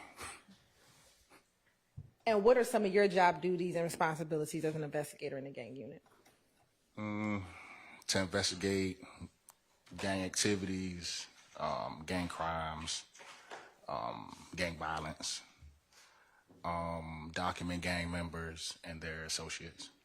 And as a gang investigator, do you at times have to respond to crime scenes? Yes.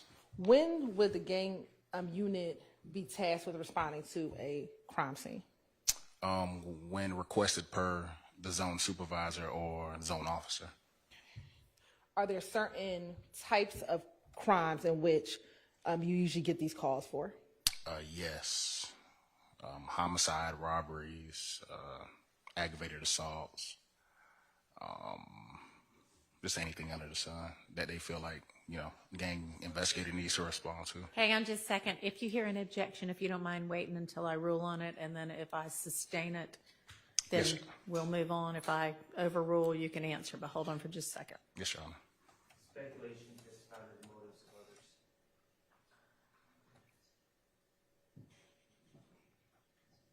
I'm going to overrule that.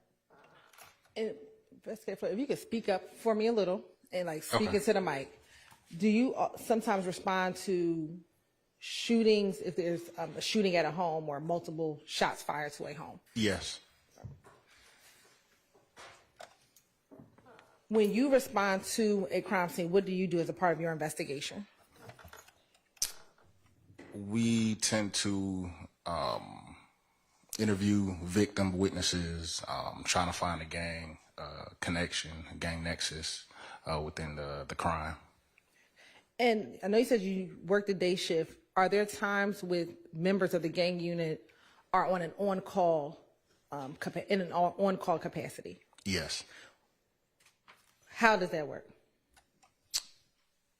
Typically after our shift, there's an on-call investigator that get called out by a supervisor or the zone per their request. And does that on-call investigator work the overnight shift? No.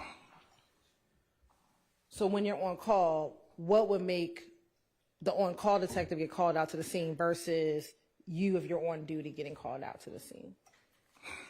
We're typically on duty 1 o'clock, so we'll respond during our regular shift. The responsibility of an on-call investigator after hours, typically when they're off the clock, that they respond to the incident. I want to take you back to March 16, 2022. Were you in the same position that you're currently in with the gang unit? Yes. And on that day, did you have the occasion to respond to 2830 Waters Road in Atlanta, Georgia? Yes. Let me ask, what was the weather that evening? Do you recall? It was dark and it was raining. And when you responded, do you remember about what time you responded to that location? It was about 2:30 a.m. And were you on duty or were you on call that evening? I was on call that evening. And I'm sorry, I said in the evening. That morning. That morning. Yeah, that morning. Why did you respond to that location? Sergeant Suazo advised dispatch to reach out to the on-call gang investigator, which was me, and they called me, and I responded to the scene. Did you respond with anyone else? No. Did any other gang unit investigators meet you at the location? Yes. Who was that? Investigator Dabney.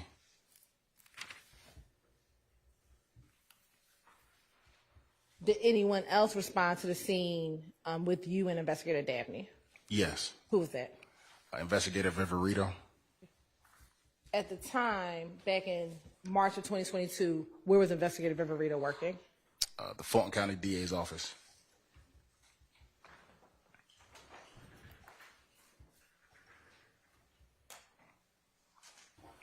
Once you arrived to the scene, tell the jurors what you found when you got to the scene. 2830 Waters Road.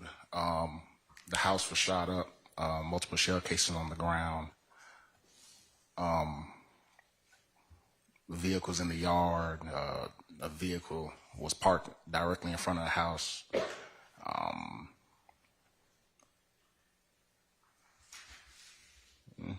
That's about it. From the first walk up, that's my first observation of the house. And when you made that first observation, what, if anything, did you do? I spoke to Sergeant Suazo, and he briefed me on, what transpired before my arrival. After receiving that information, what did you do? I went inside to speak to one of the victims that was inside the home. Do you recall who you spoke with? Cavante Battle.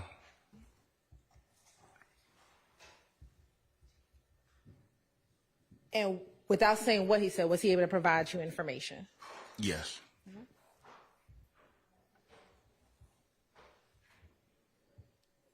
After speaking with Mr. Battle, what, if anything, did you do? I went outside to speak to the individuals that was inside the vehicles. And when you say they were inside of vehicles, what vehicles were they inside of? Marked patrol car. And to your knowledge, were these individuals detained or arrested, or neither? Detained at the time.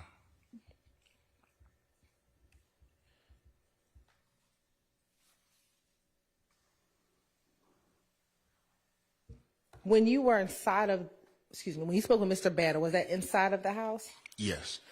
Did you notice any camera or surveillance systems inside of the house? Yes.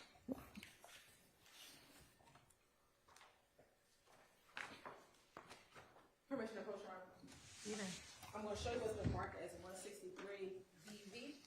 Tell me if you recognize Exhibit 163 VV. Yes, ma'am. How do you recognize it? That was a TV on the wall with the surveillance cameras. And does that appear to look like the TV on the wall with the surveillance cameras that you saw back on March 16, 2022? Yes. Your Honor, this time the state would like to admit 163 VV into evidence. 163? Yes. All right, it's admitted. Thank you. Permission to publish? You may.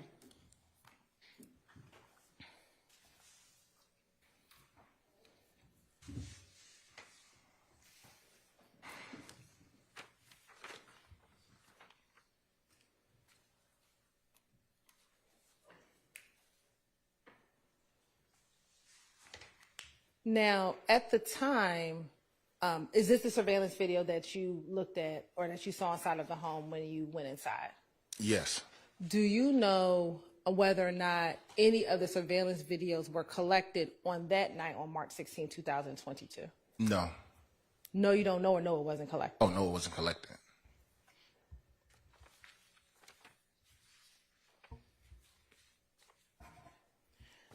Now, you said that after you spoke with Mr. Battle, you went back outside and you spoke with some other individuals. Who did you speak with? The next individual was Miles Farley. And was Mr. Farley able to provide you any information about what had occurred? No.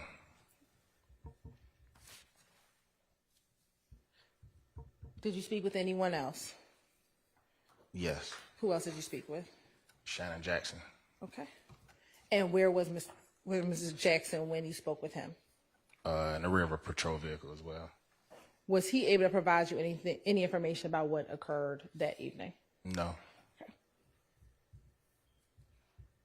Was he able to provide you any information about any of the vehicles that you had saw inside at the home? Yes. What was he able to tell you? He identified a white Audi as his. Okay. And was he able to tell you were there multiple Audis outside? Yes, it was a silver and a white one. Okay. Was he able to tell you which one? Yes, the white one. All right. And did you ultimately take pictures of that Audi? Yes. Yes.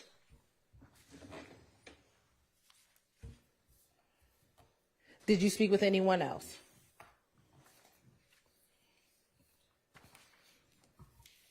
Yes. Do you recall who else you spoke with?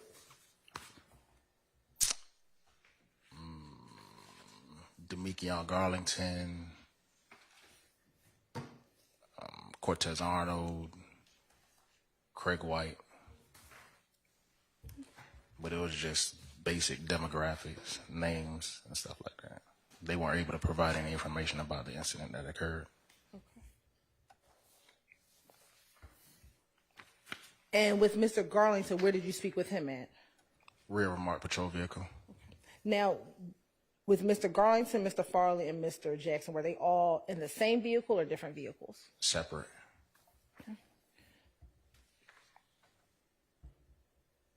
And on March 16, 2022, did you take any pictures of those three individuals? Yes.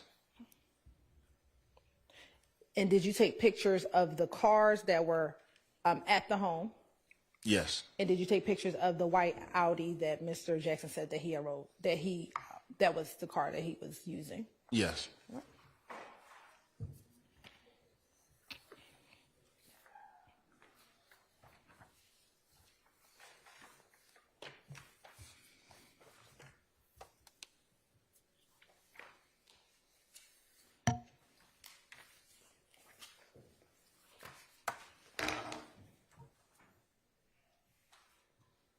show you what's been marked as Exhibit 164 VV to 169 VV. Tell me if you recognize 164 VV to 169 VV.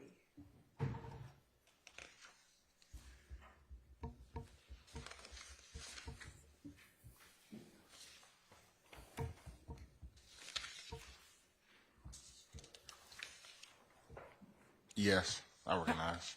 How do you recognize 164 VV to 169 VV? There were all the photos I taken. And are those the photos you took on March 16, 2022? Yes. And do they appear to be fair and accurate depictions of the photos that you took on March 16, 2022? Yes, ma'am. Yes. Your Honor, this time the state would like to admit State's Exhibit 464 VV through 169 VV. 164 through 169? VV. Okay. Yes. I'm sorry. I'm Yes, gonna- those are admitted. Thank you.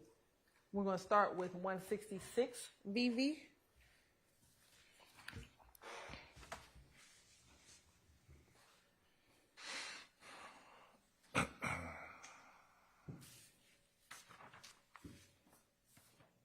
Looking at State's Exhibit 166 VV, who did you take a picture of? Shannon Jackson. And what is he wearing? Pink hoodie with a pink skull cap. And does the hoodie have any particular words on the front of the hoodie? I see letters, but can't really make out what word. We're going to try to zoom in for you.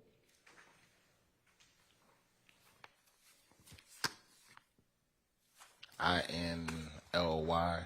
Okay. Not really. We'll look at 167 VV. Who is in 167 VV? Miles Farley. And do you see an item inside of his left pocket? Yes. Okay. Did you ever ask him what that was or take that item out of his pocket? I'm not sure. I don't remember. Okay. Looking at 168 VV.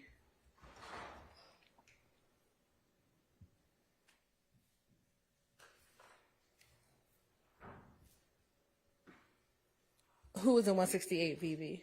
Demekion Garlington. All right. And now looking at 169 VV.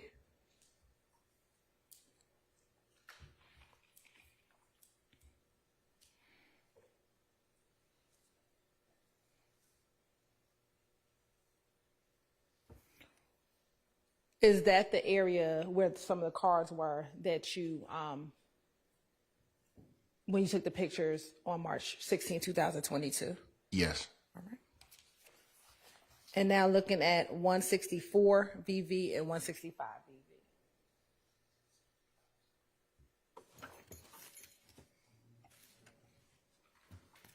VV. Now, is this the white Audi that Mr. Jackson said was his car? Yes. All right. Now, what is the tag number on that vehicle? It's a Maryland tag 8ED7071. I'm going to approach with what's already been admitted as State's Exhibit 118W. Do you see that same tag on State's Exhibit 118W? Yes. And have you seen an exhibit like this before? Not this one though. Not this one particular. Have you seen this? Do you know what the LPR readers are? Yes. Have you seen this as an LPR reader? Oh, yes. All right. What is the date and time of this last LPR read on State's Exhibit 118VV, page 1? 3/14/2022 at 4:31 p.m.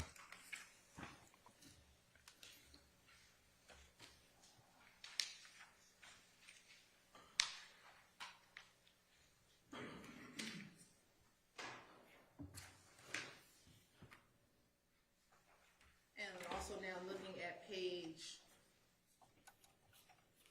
5 of State's Exhibit 118VV, do you see an LPR read at 9:49 at 6 p.m.? Yes. And is it for that same tag number 8ED7071? Yes.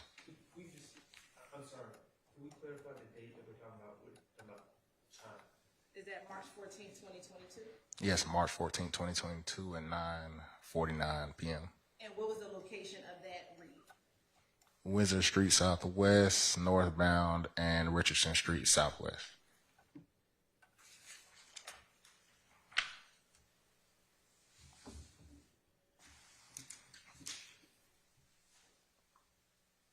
Now I want to show you what's already been admitted as State's Exhibit 116 VV.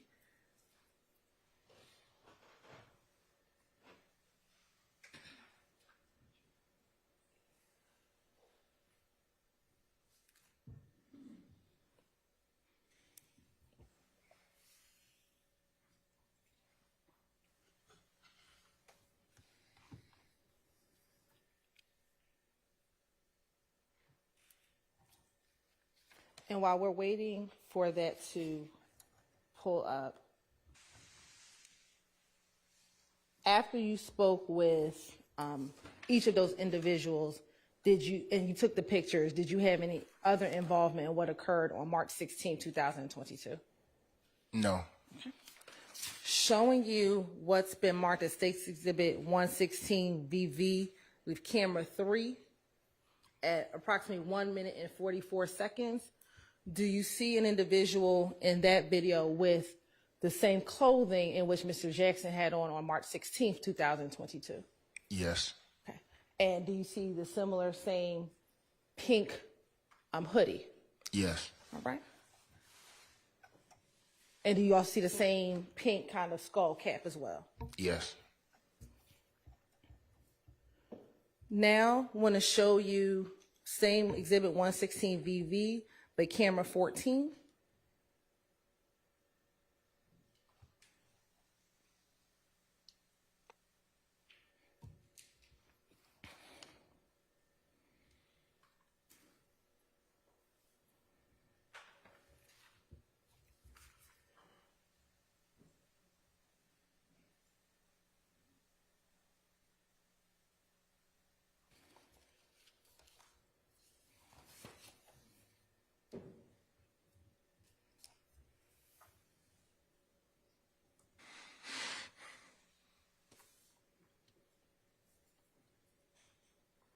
And we're just going to play starting at 2:19. I want to pause. Did you see the individual that kind of spun around? Yes. Okay. Looking at when you when you went to 2830 Waters Road on March 16th, is that the same individual, Miles Farley, that we just saw in this video? Yes. Okay. And do you see the item that's on his head in that video? Yes. All right. Can you describe it? Looks to be a burgundy skull cap. And I'll just zoom in. Okay.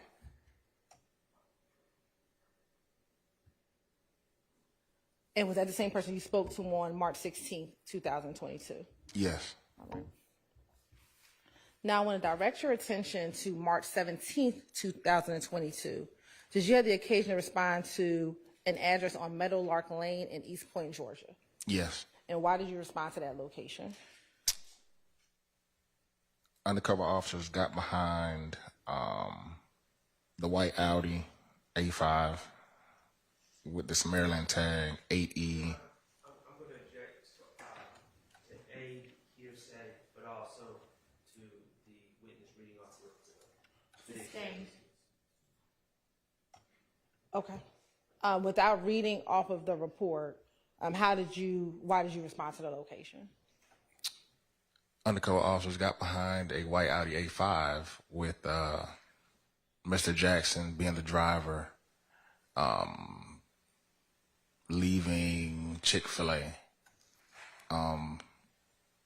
He was a suspect of an incident that occurred the day before. How do you? You may.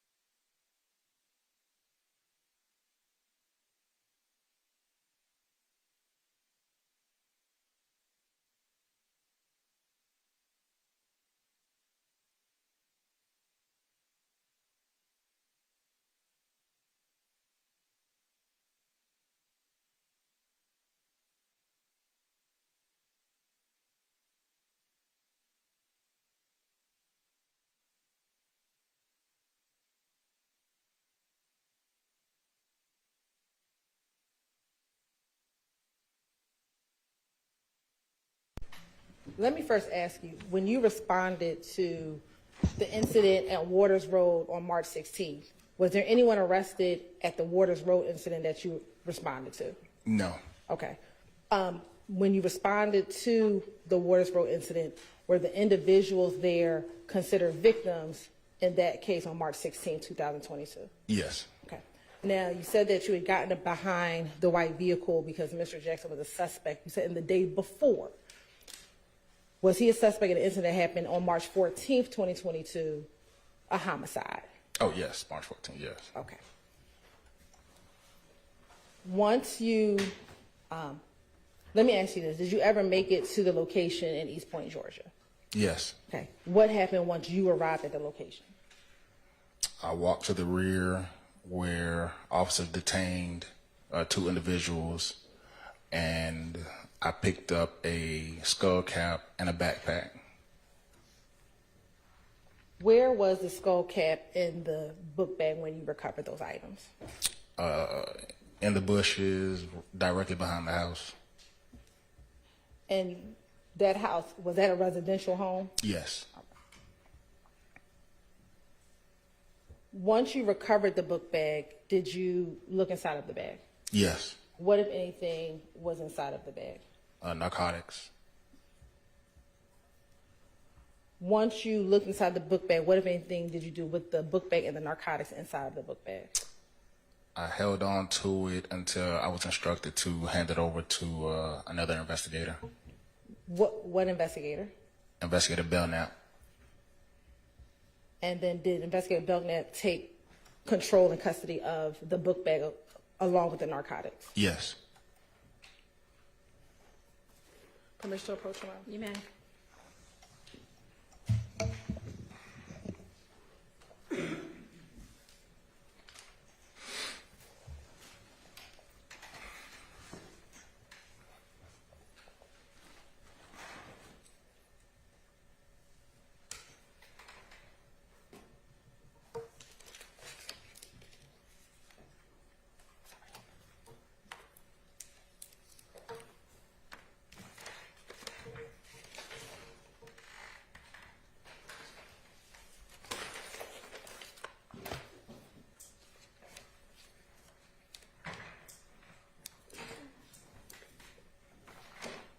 I'm showing you what's been marked as 201 VV and 200 VV.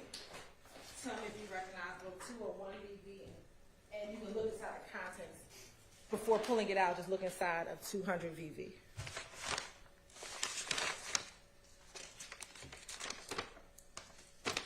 Yes, I recognize. And first starting with 201 VV, how do you recognize 201 VV? This is the backpack recovered in the bushes behind the house. And is that the book bag that had the narcotics in it? Yes. And now looking at 200 VV, how do you recognize 200 VV? This was the hat recovered as well with the book bag. Skull cap, I mean. And do they appear to be in the same or similar condition as when you found them back on March 17th, 2022? Yes. Your Honor, this time the state would like to admit 200 VV and 201 VV into evidence. All right, those are admitted. And permission to publish. You may.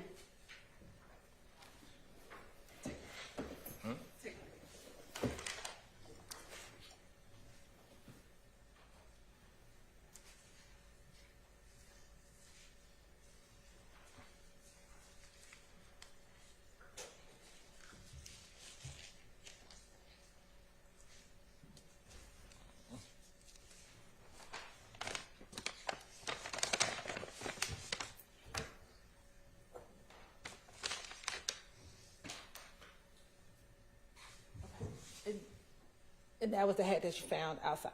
Yes. All right.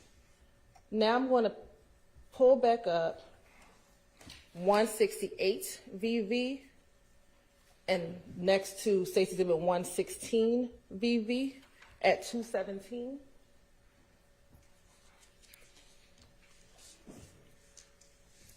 Looking at State's Exhibit 116 VV, which is on your right-hand side, and 168 VV, which is on your left, do you see the item that's on Mr. Farley's head? Yes. Do you see a similar looking item in his pocket on the left-hand side? Yes. Court's indulgence for one moment.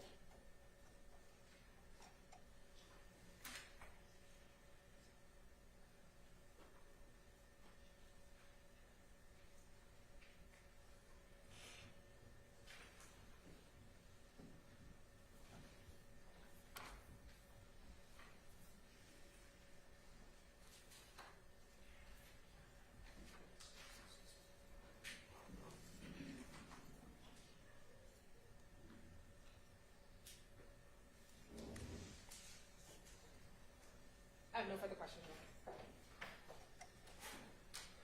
Police Court. Investigator Flores, good afternoon. My name is Max Shard. I represent Shannon Stillwell. Good afternoon. Good afternoon. Seems like we got 3 different dates to talk about. March 14th, 14. March 16th, March 17th. Yeah. Okay. I'm going to try to go from one to the other to stay organized here. All right, I got you. Let's start with the last one first, March 17th. Okay. Okay? That was the day that my client, Mr. Stillwell, you said Mr. Jackson, we're talking about the same person, right? Yeah. Okay. That was the day he was arrested on warrants for the March 14th homicide, correct? Yes. Okay. Now, you talked about, you talked about people were following or pursuing the car to this address that you responded to. Were you part of the pursuit? No. Okay. The car that was located on Meadowlark Drive, where Mr. Stillwell was arrested, was a white Audi, correct? Correct. Okay. The same white Audi that was present on March 16th, Correct. and the same white Audi that he is alleged to have used in a horrible crime on March 14th. Correct? Correct. All right. Now, you indicated that you found a book bag with drugs or narcotics in them, correct? Correct. And that was in some bushes at that Meadowlark Drive address, correct? Correct. Okay. Present at the address was Mr. Stillwell, but also another individual by the name of Cormarvius Nichols, correct? Correct. Okay. Did you see who had control of that book bag? No. Okay.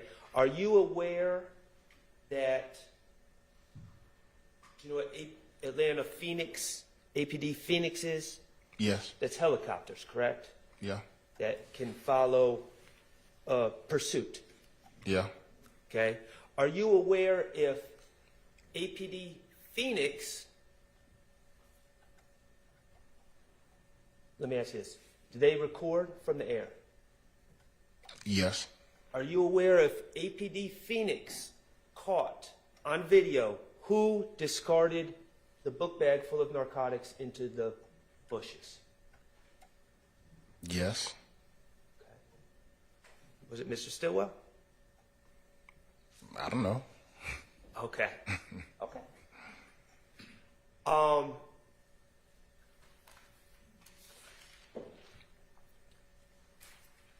Your understanding is that Mr. Nichols was also in the Audi on the way to that Meadowlark Drive address, correct? Correct. Okay. And it would certainly be illegal for Mr. Nichols or Mr. Stillwell, for that matter, to be in possession of narcotics in a book bag, correct? Correct. Okay. Was Mr. Stillwell charged with those narcotics? I'm not sure. Okay. All right.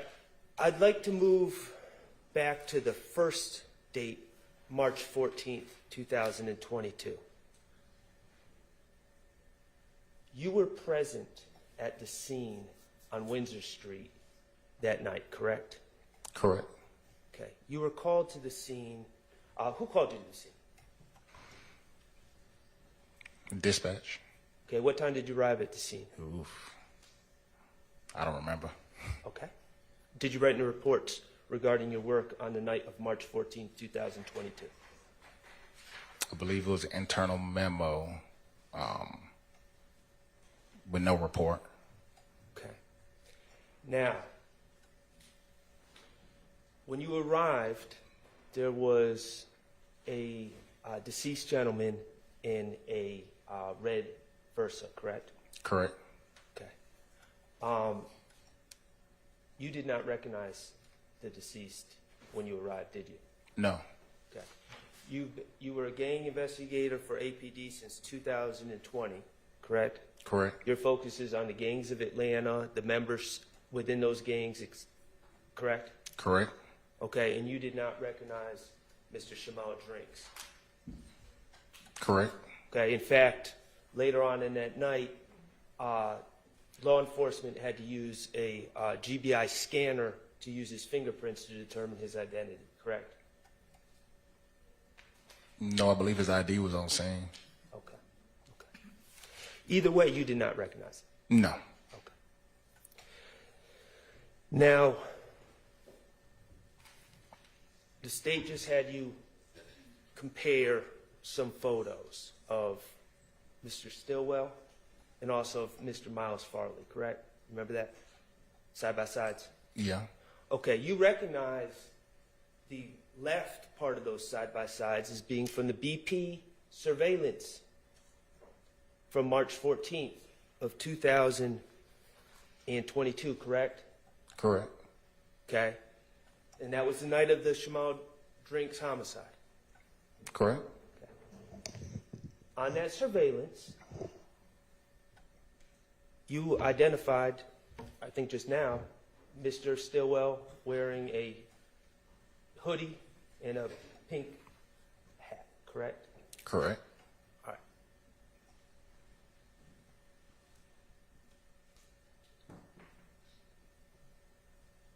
Let's move to to March 16th of 2022. Okay. You respond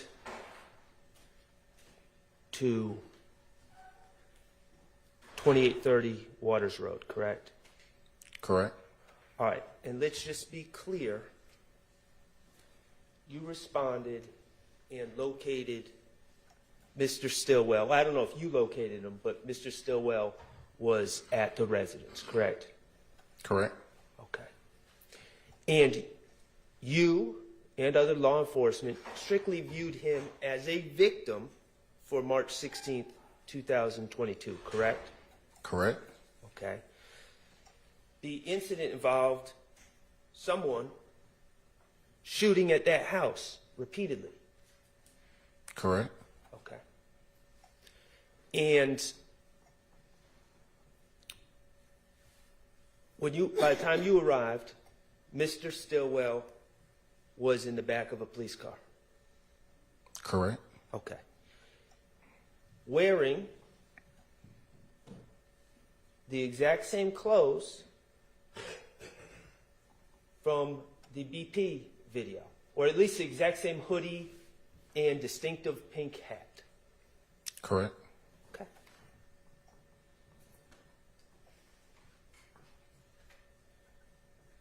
When you arrived, you sought to speak to Mr. Stillwell. Correct? Correct. Okay. He was not under arrest. No. He was detained as a victim. Correct. Okay. He was not legally obligated to answer your questions. Correct. Okay. And you asked some questions about March 16th. What had happened? Correct. Okay. And you said he didn't provide any information, but in fact he said he was present and people shot at the house. Correct? Correct. Okay. But importantly, you asked him what car he was driving, correct? Not he was driving. I asked him what car was his. Okay, you asked him what car was his. And this is 2 days after you are alleging, you being the police, he used a white Audi in a homicide. I don't think that was known at that time. Is there not video at the BP? I don't think that was collected the night of the incident. Okay. Well, you asked him 2 days after a homicide that the police are accusing him of, what car is his? And he is not legally obligated to answer any of your questions, is he? Correct.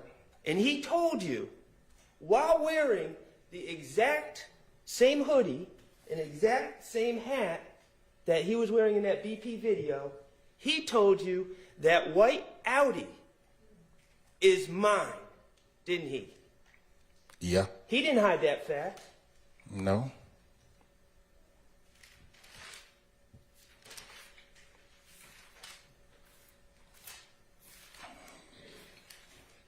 Besides those 3 days, was that all the work you did on this case? Yes. Okay, thank you. I have no further questions. All right, is there a redirect? All right. On March 16th, let me back up. On March 14th, you said you responded to the homicide of Shamel Drink. Is that fair?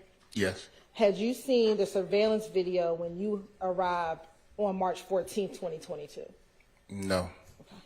So did you know that Mr. Stillwell was in that surveillance video when you went to the house on March 16th, 2022?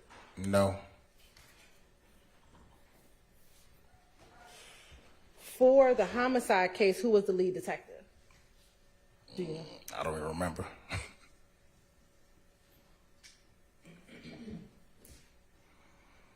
On March 16th, 2022, do you know if they had solved the homicide yet?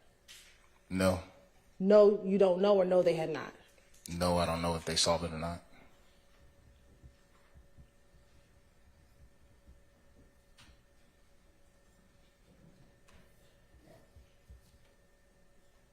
You said that you arrived at 2830 Waters Road on March 16th at about 2:30 a.m. on March 16th?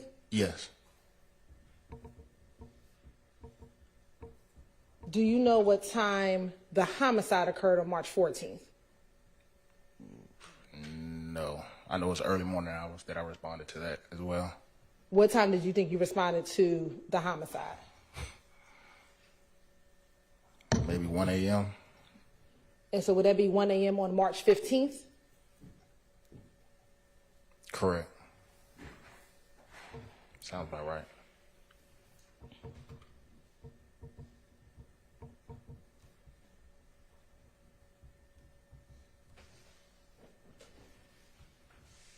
So when you asked Mr. Stillwell about that vehicle, did you know at the time that he was connected to that vehicle at the gas station? No.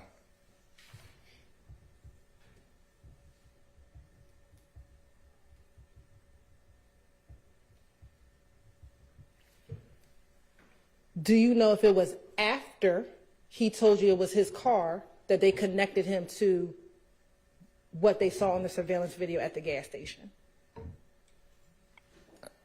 No. They connected the dots about 2 to 3 days later.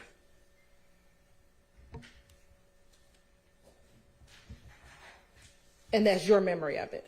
Yes. Let me ask you this. If you saw him at 2:30 a.m. on the 16th, on March 16th in the morning, and you were arresting him on March 17th. Sorry. I'm sorry. I'm thinking about the 14th. From the 14th.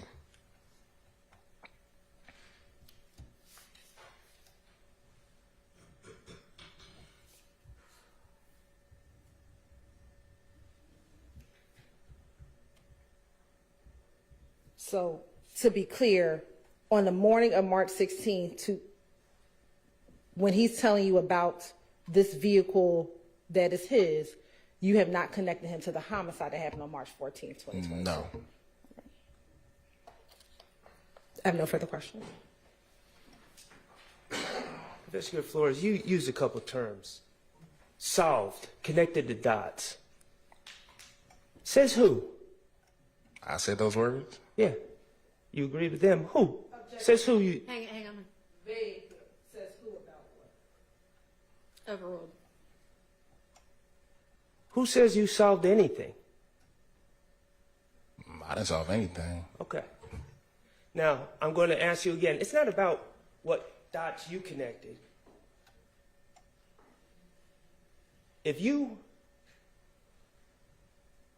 do or don't do something on March 14, 2022, you would know what you did or didn't do, correct? I'm not talking about what the police know. I'm talking about what you would know. Correct. Okay.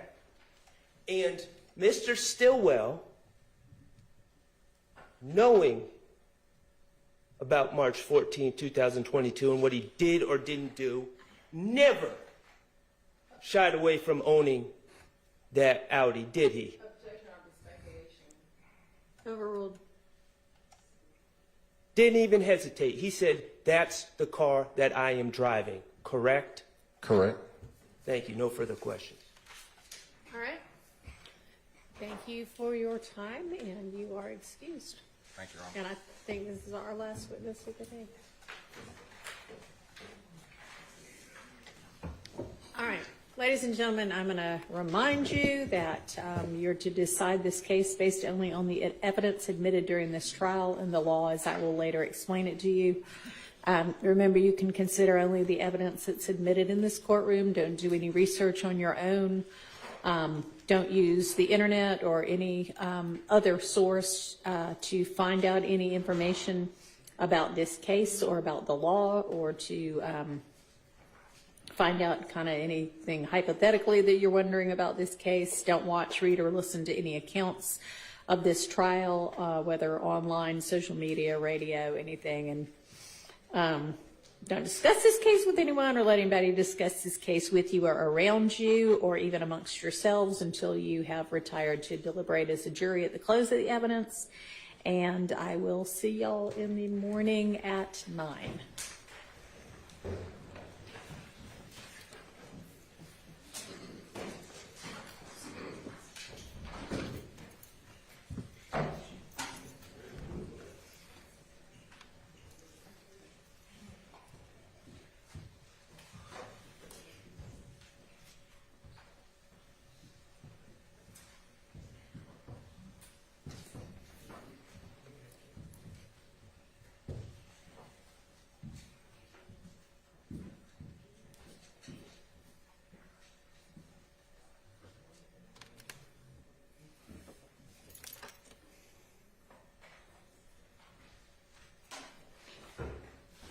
All right, anything we need to put on the record before we break for the day?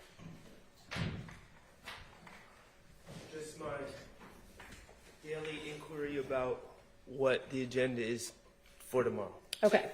from the state. We covered a lot of witnesses today.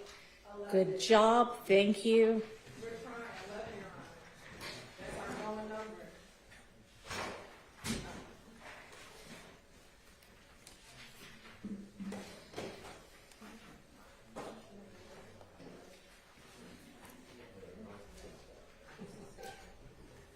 Are there going to be any witnesses tomorrow that aren't on this week's list? No. Okay. Is that what y'all need to know, basically, then? And everyone, if I'm looking for what I gave for this morning, but everyone, I'm confirming with my team, but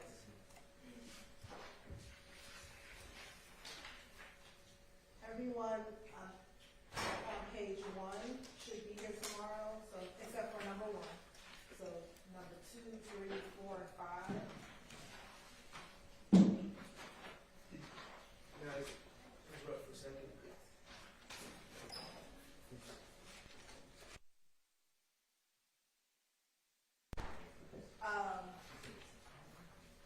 And then number 7 on page 2 should be here tomorrow.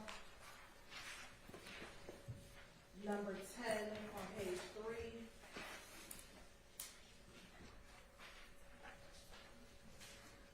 Number 20 on page 4.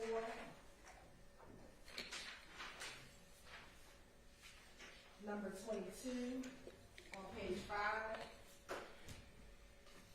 For number 24, we have a different custodian of records, but the custodian will be here.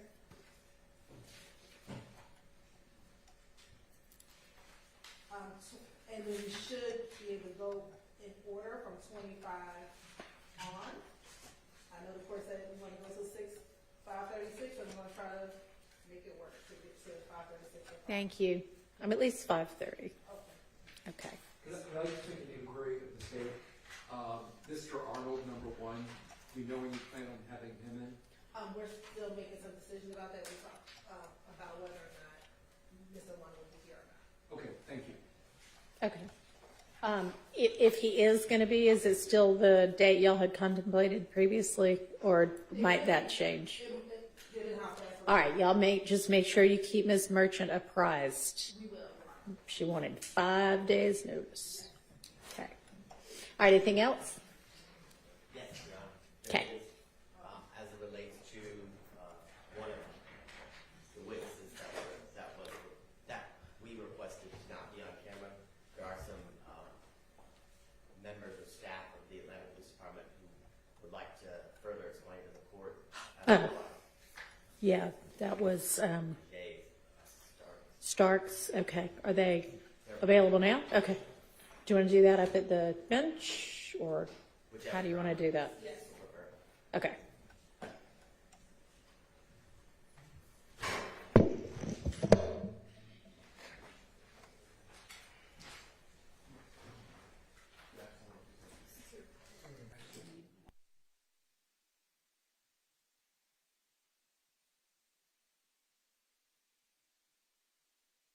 For whatever this discussion is there going to be anything else? Okay. The state will be sending Ms. Percival an email in regards to a witness issue for Your Honor to Okay. Do you want to approach up here to the bench and somebody from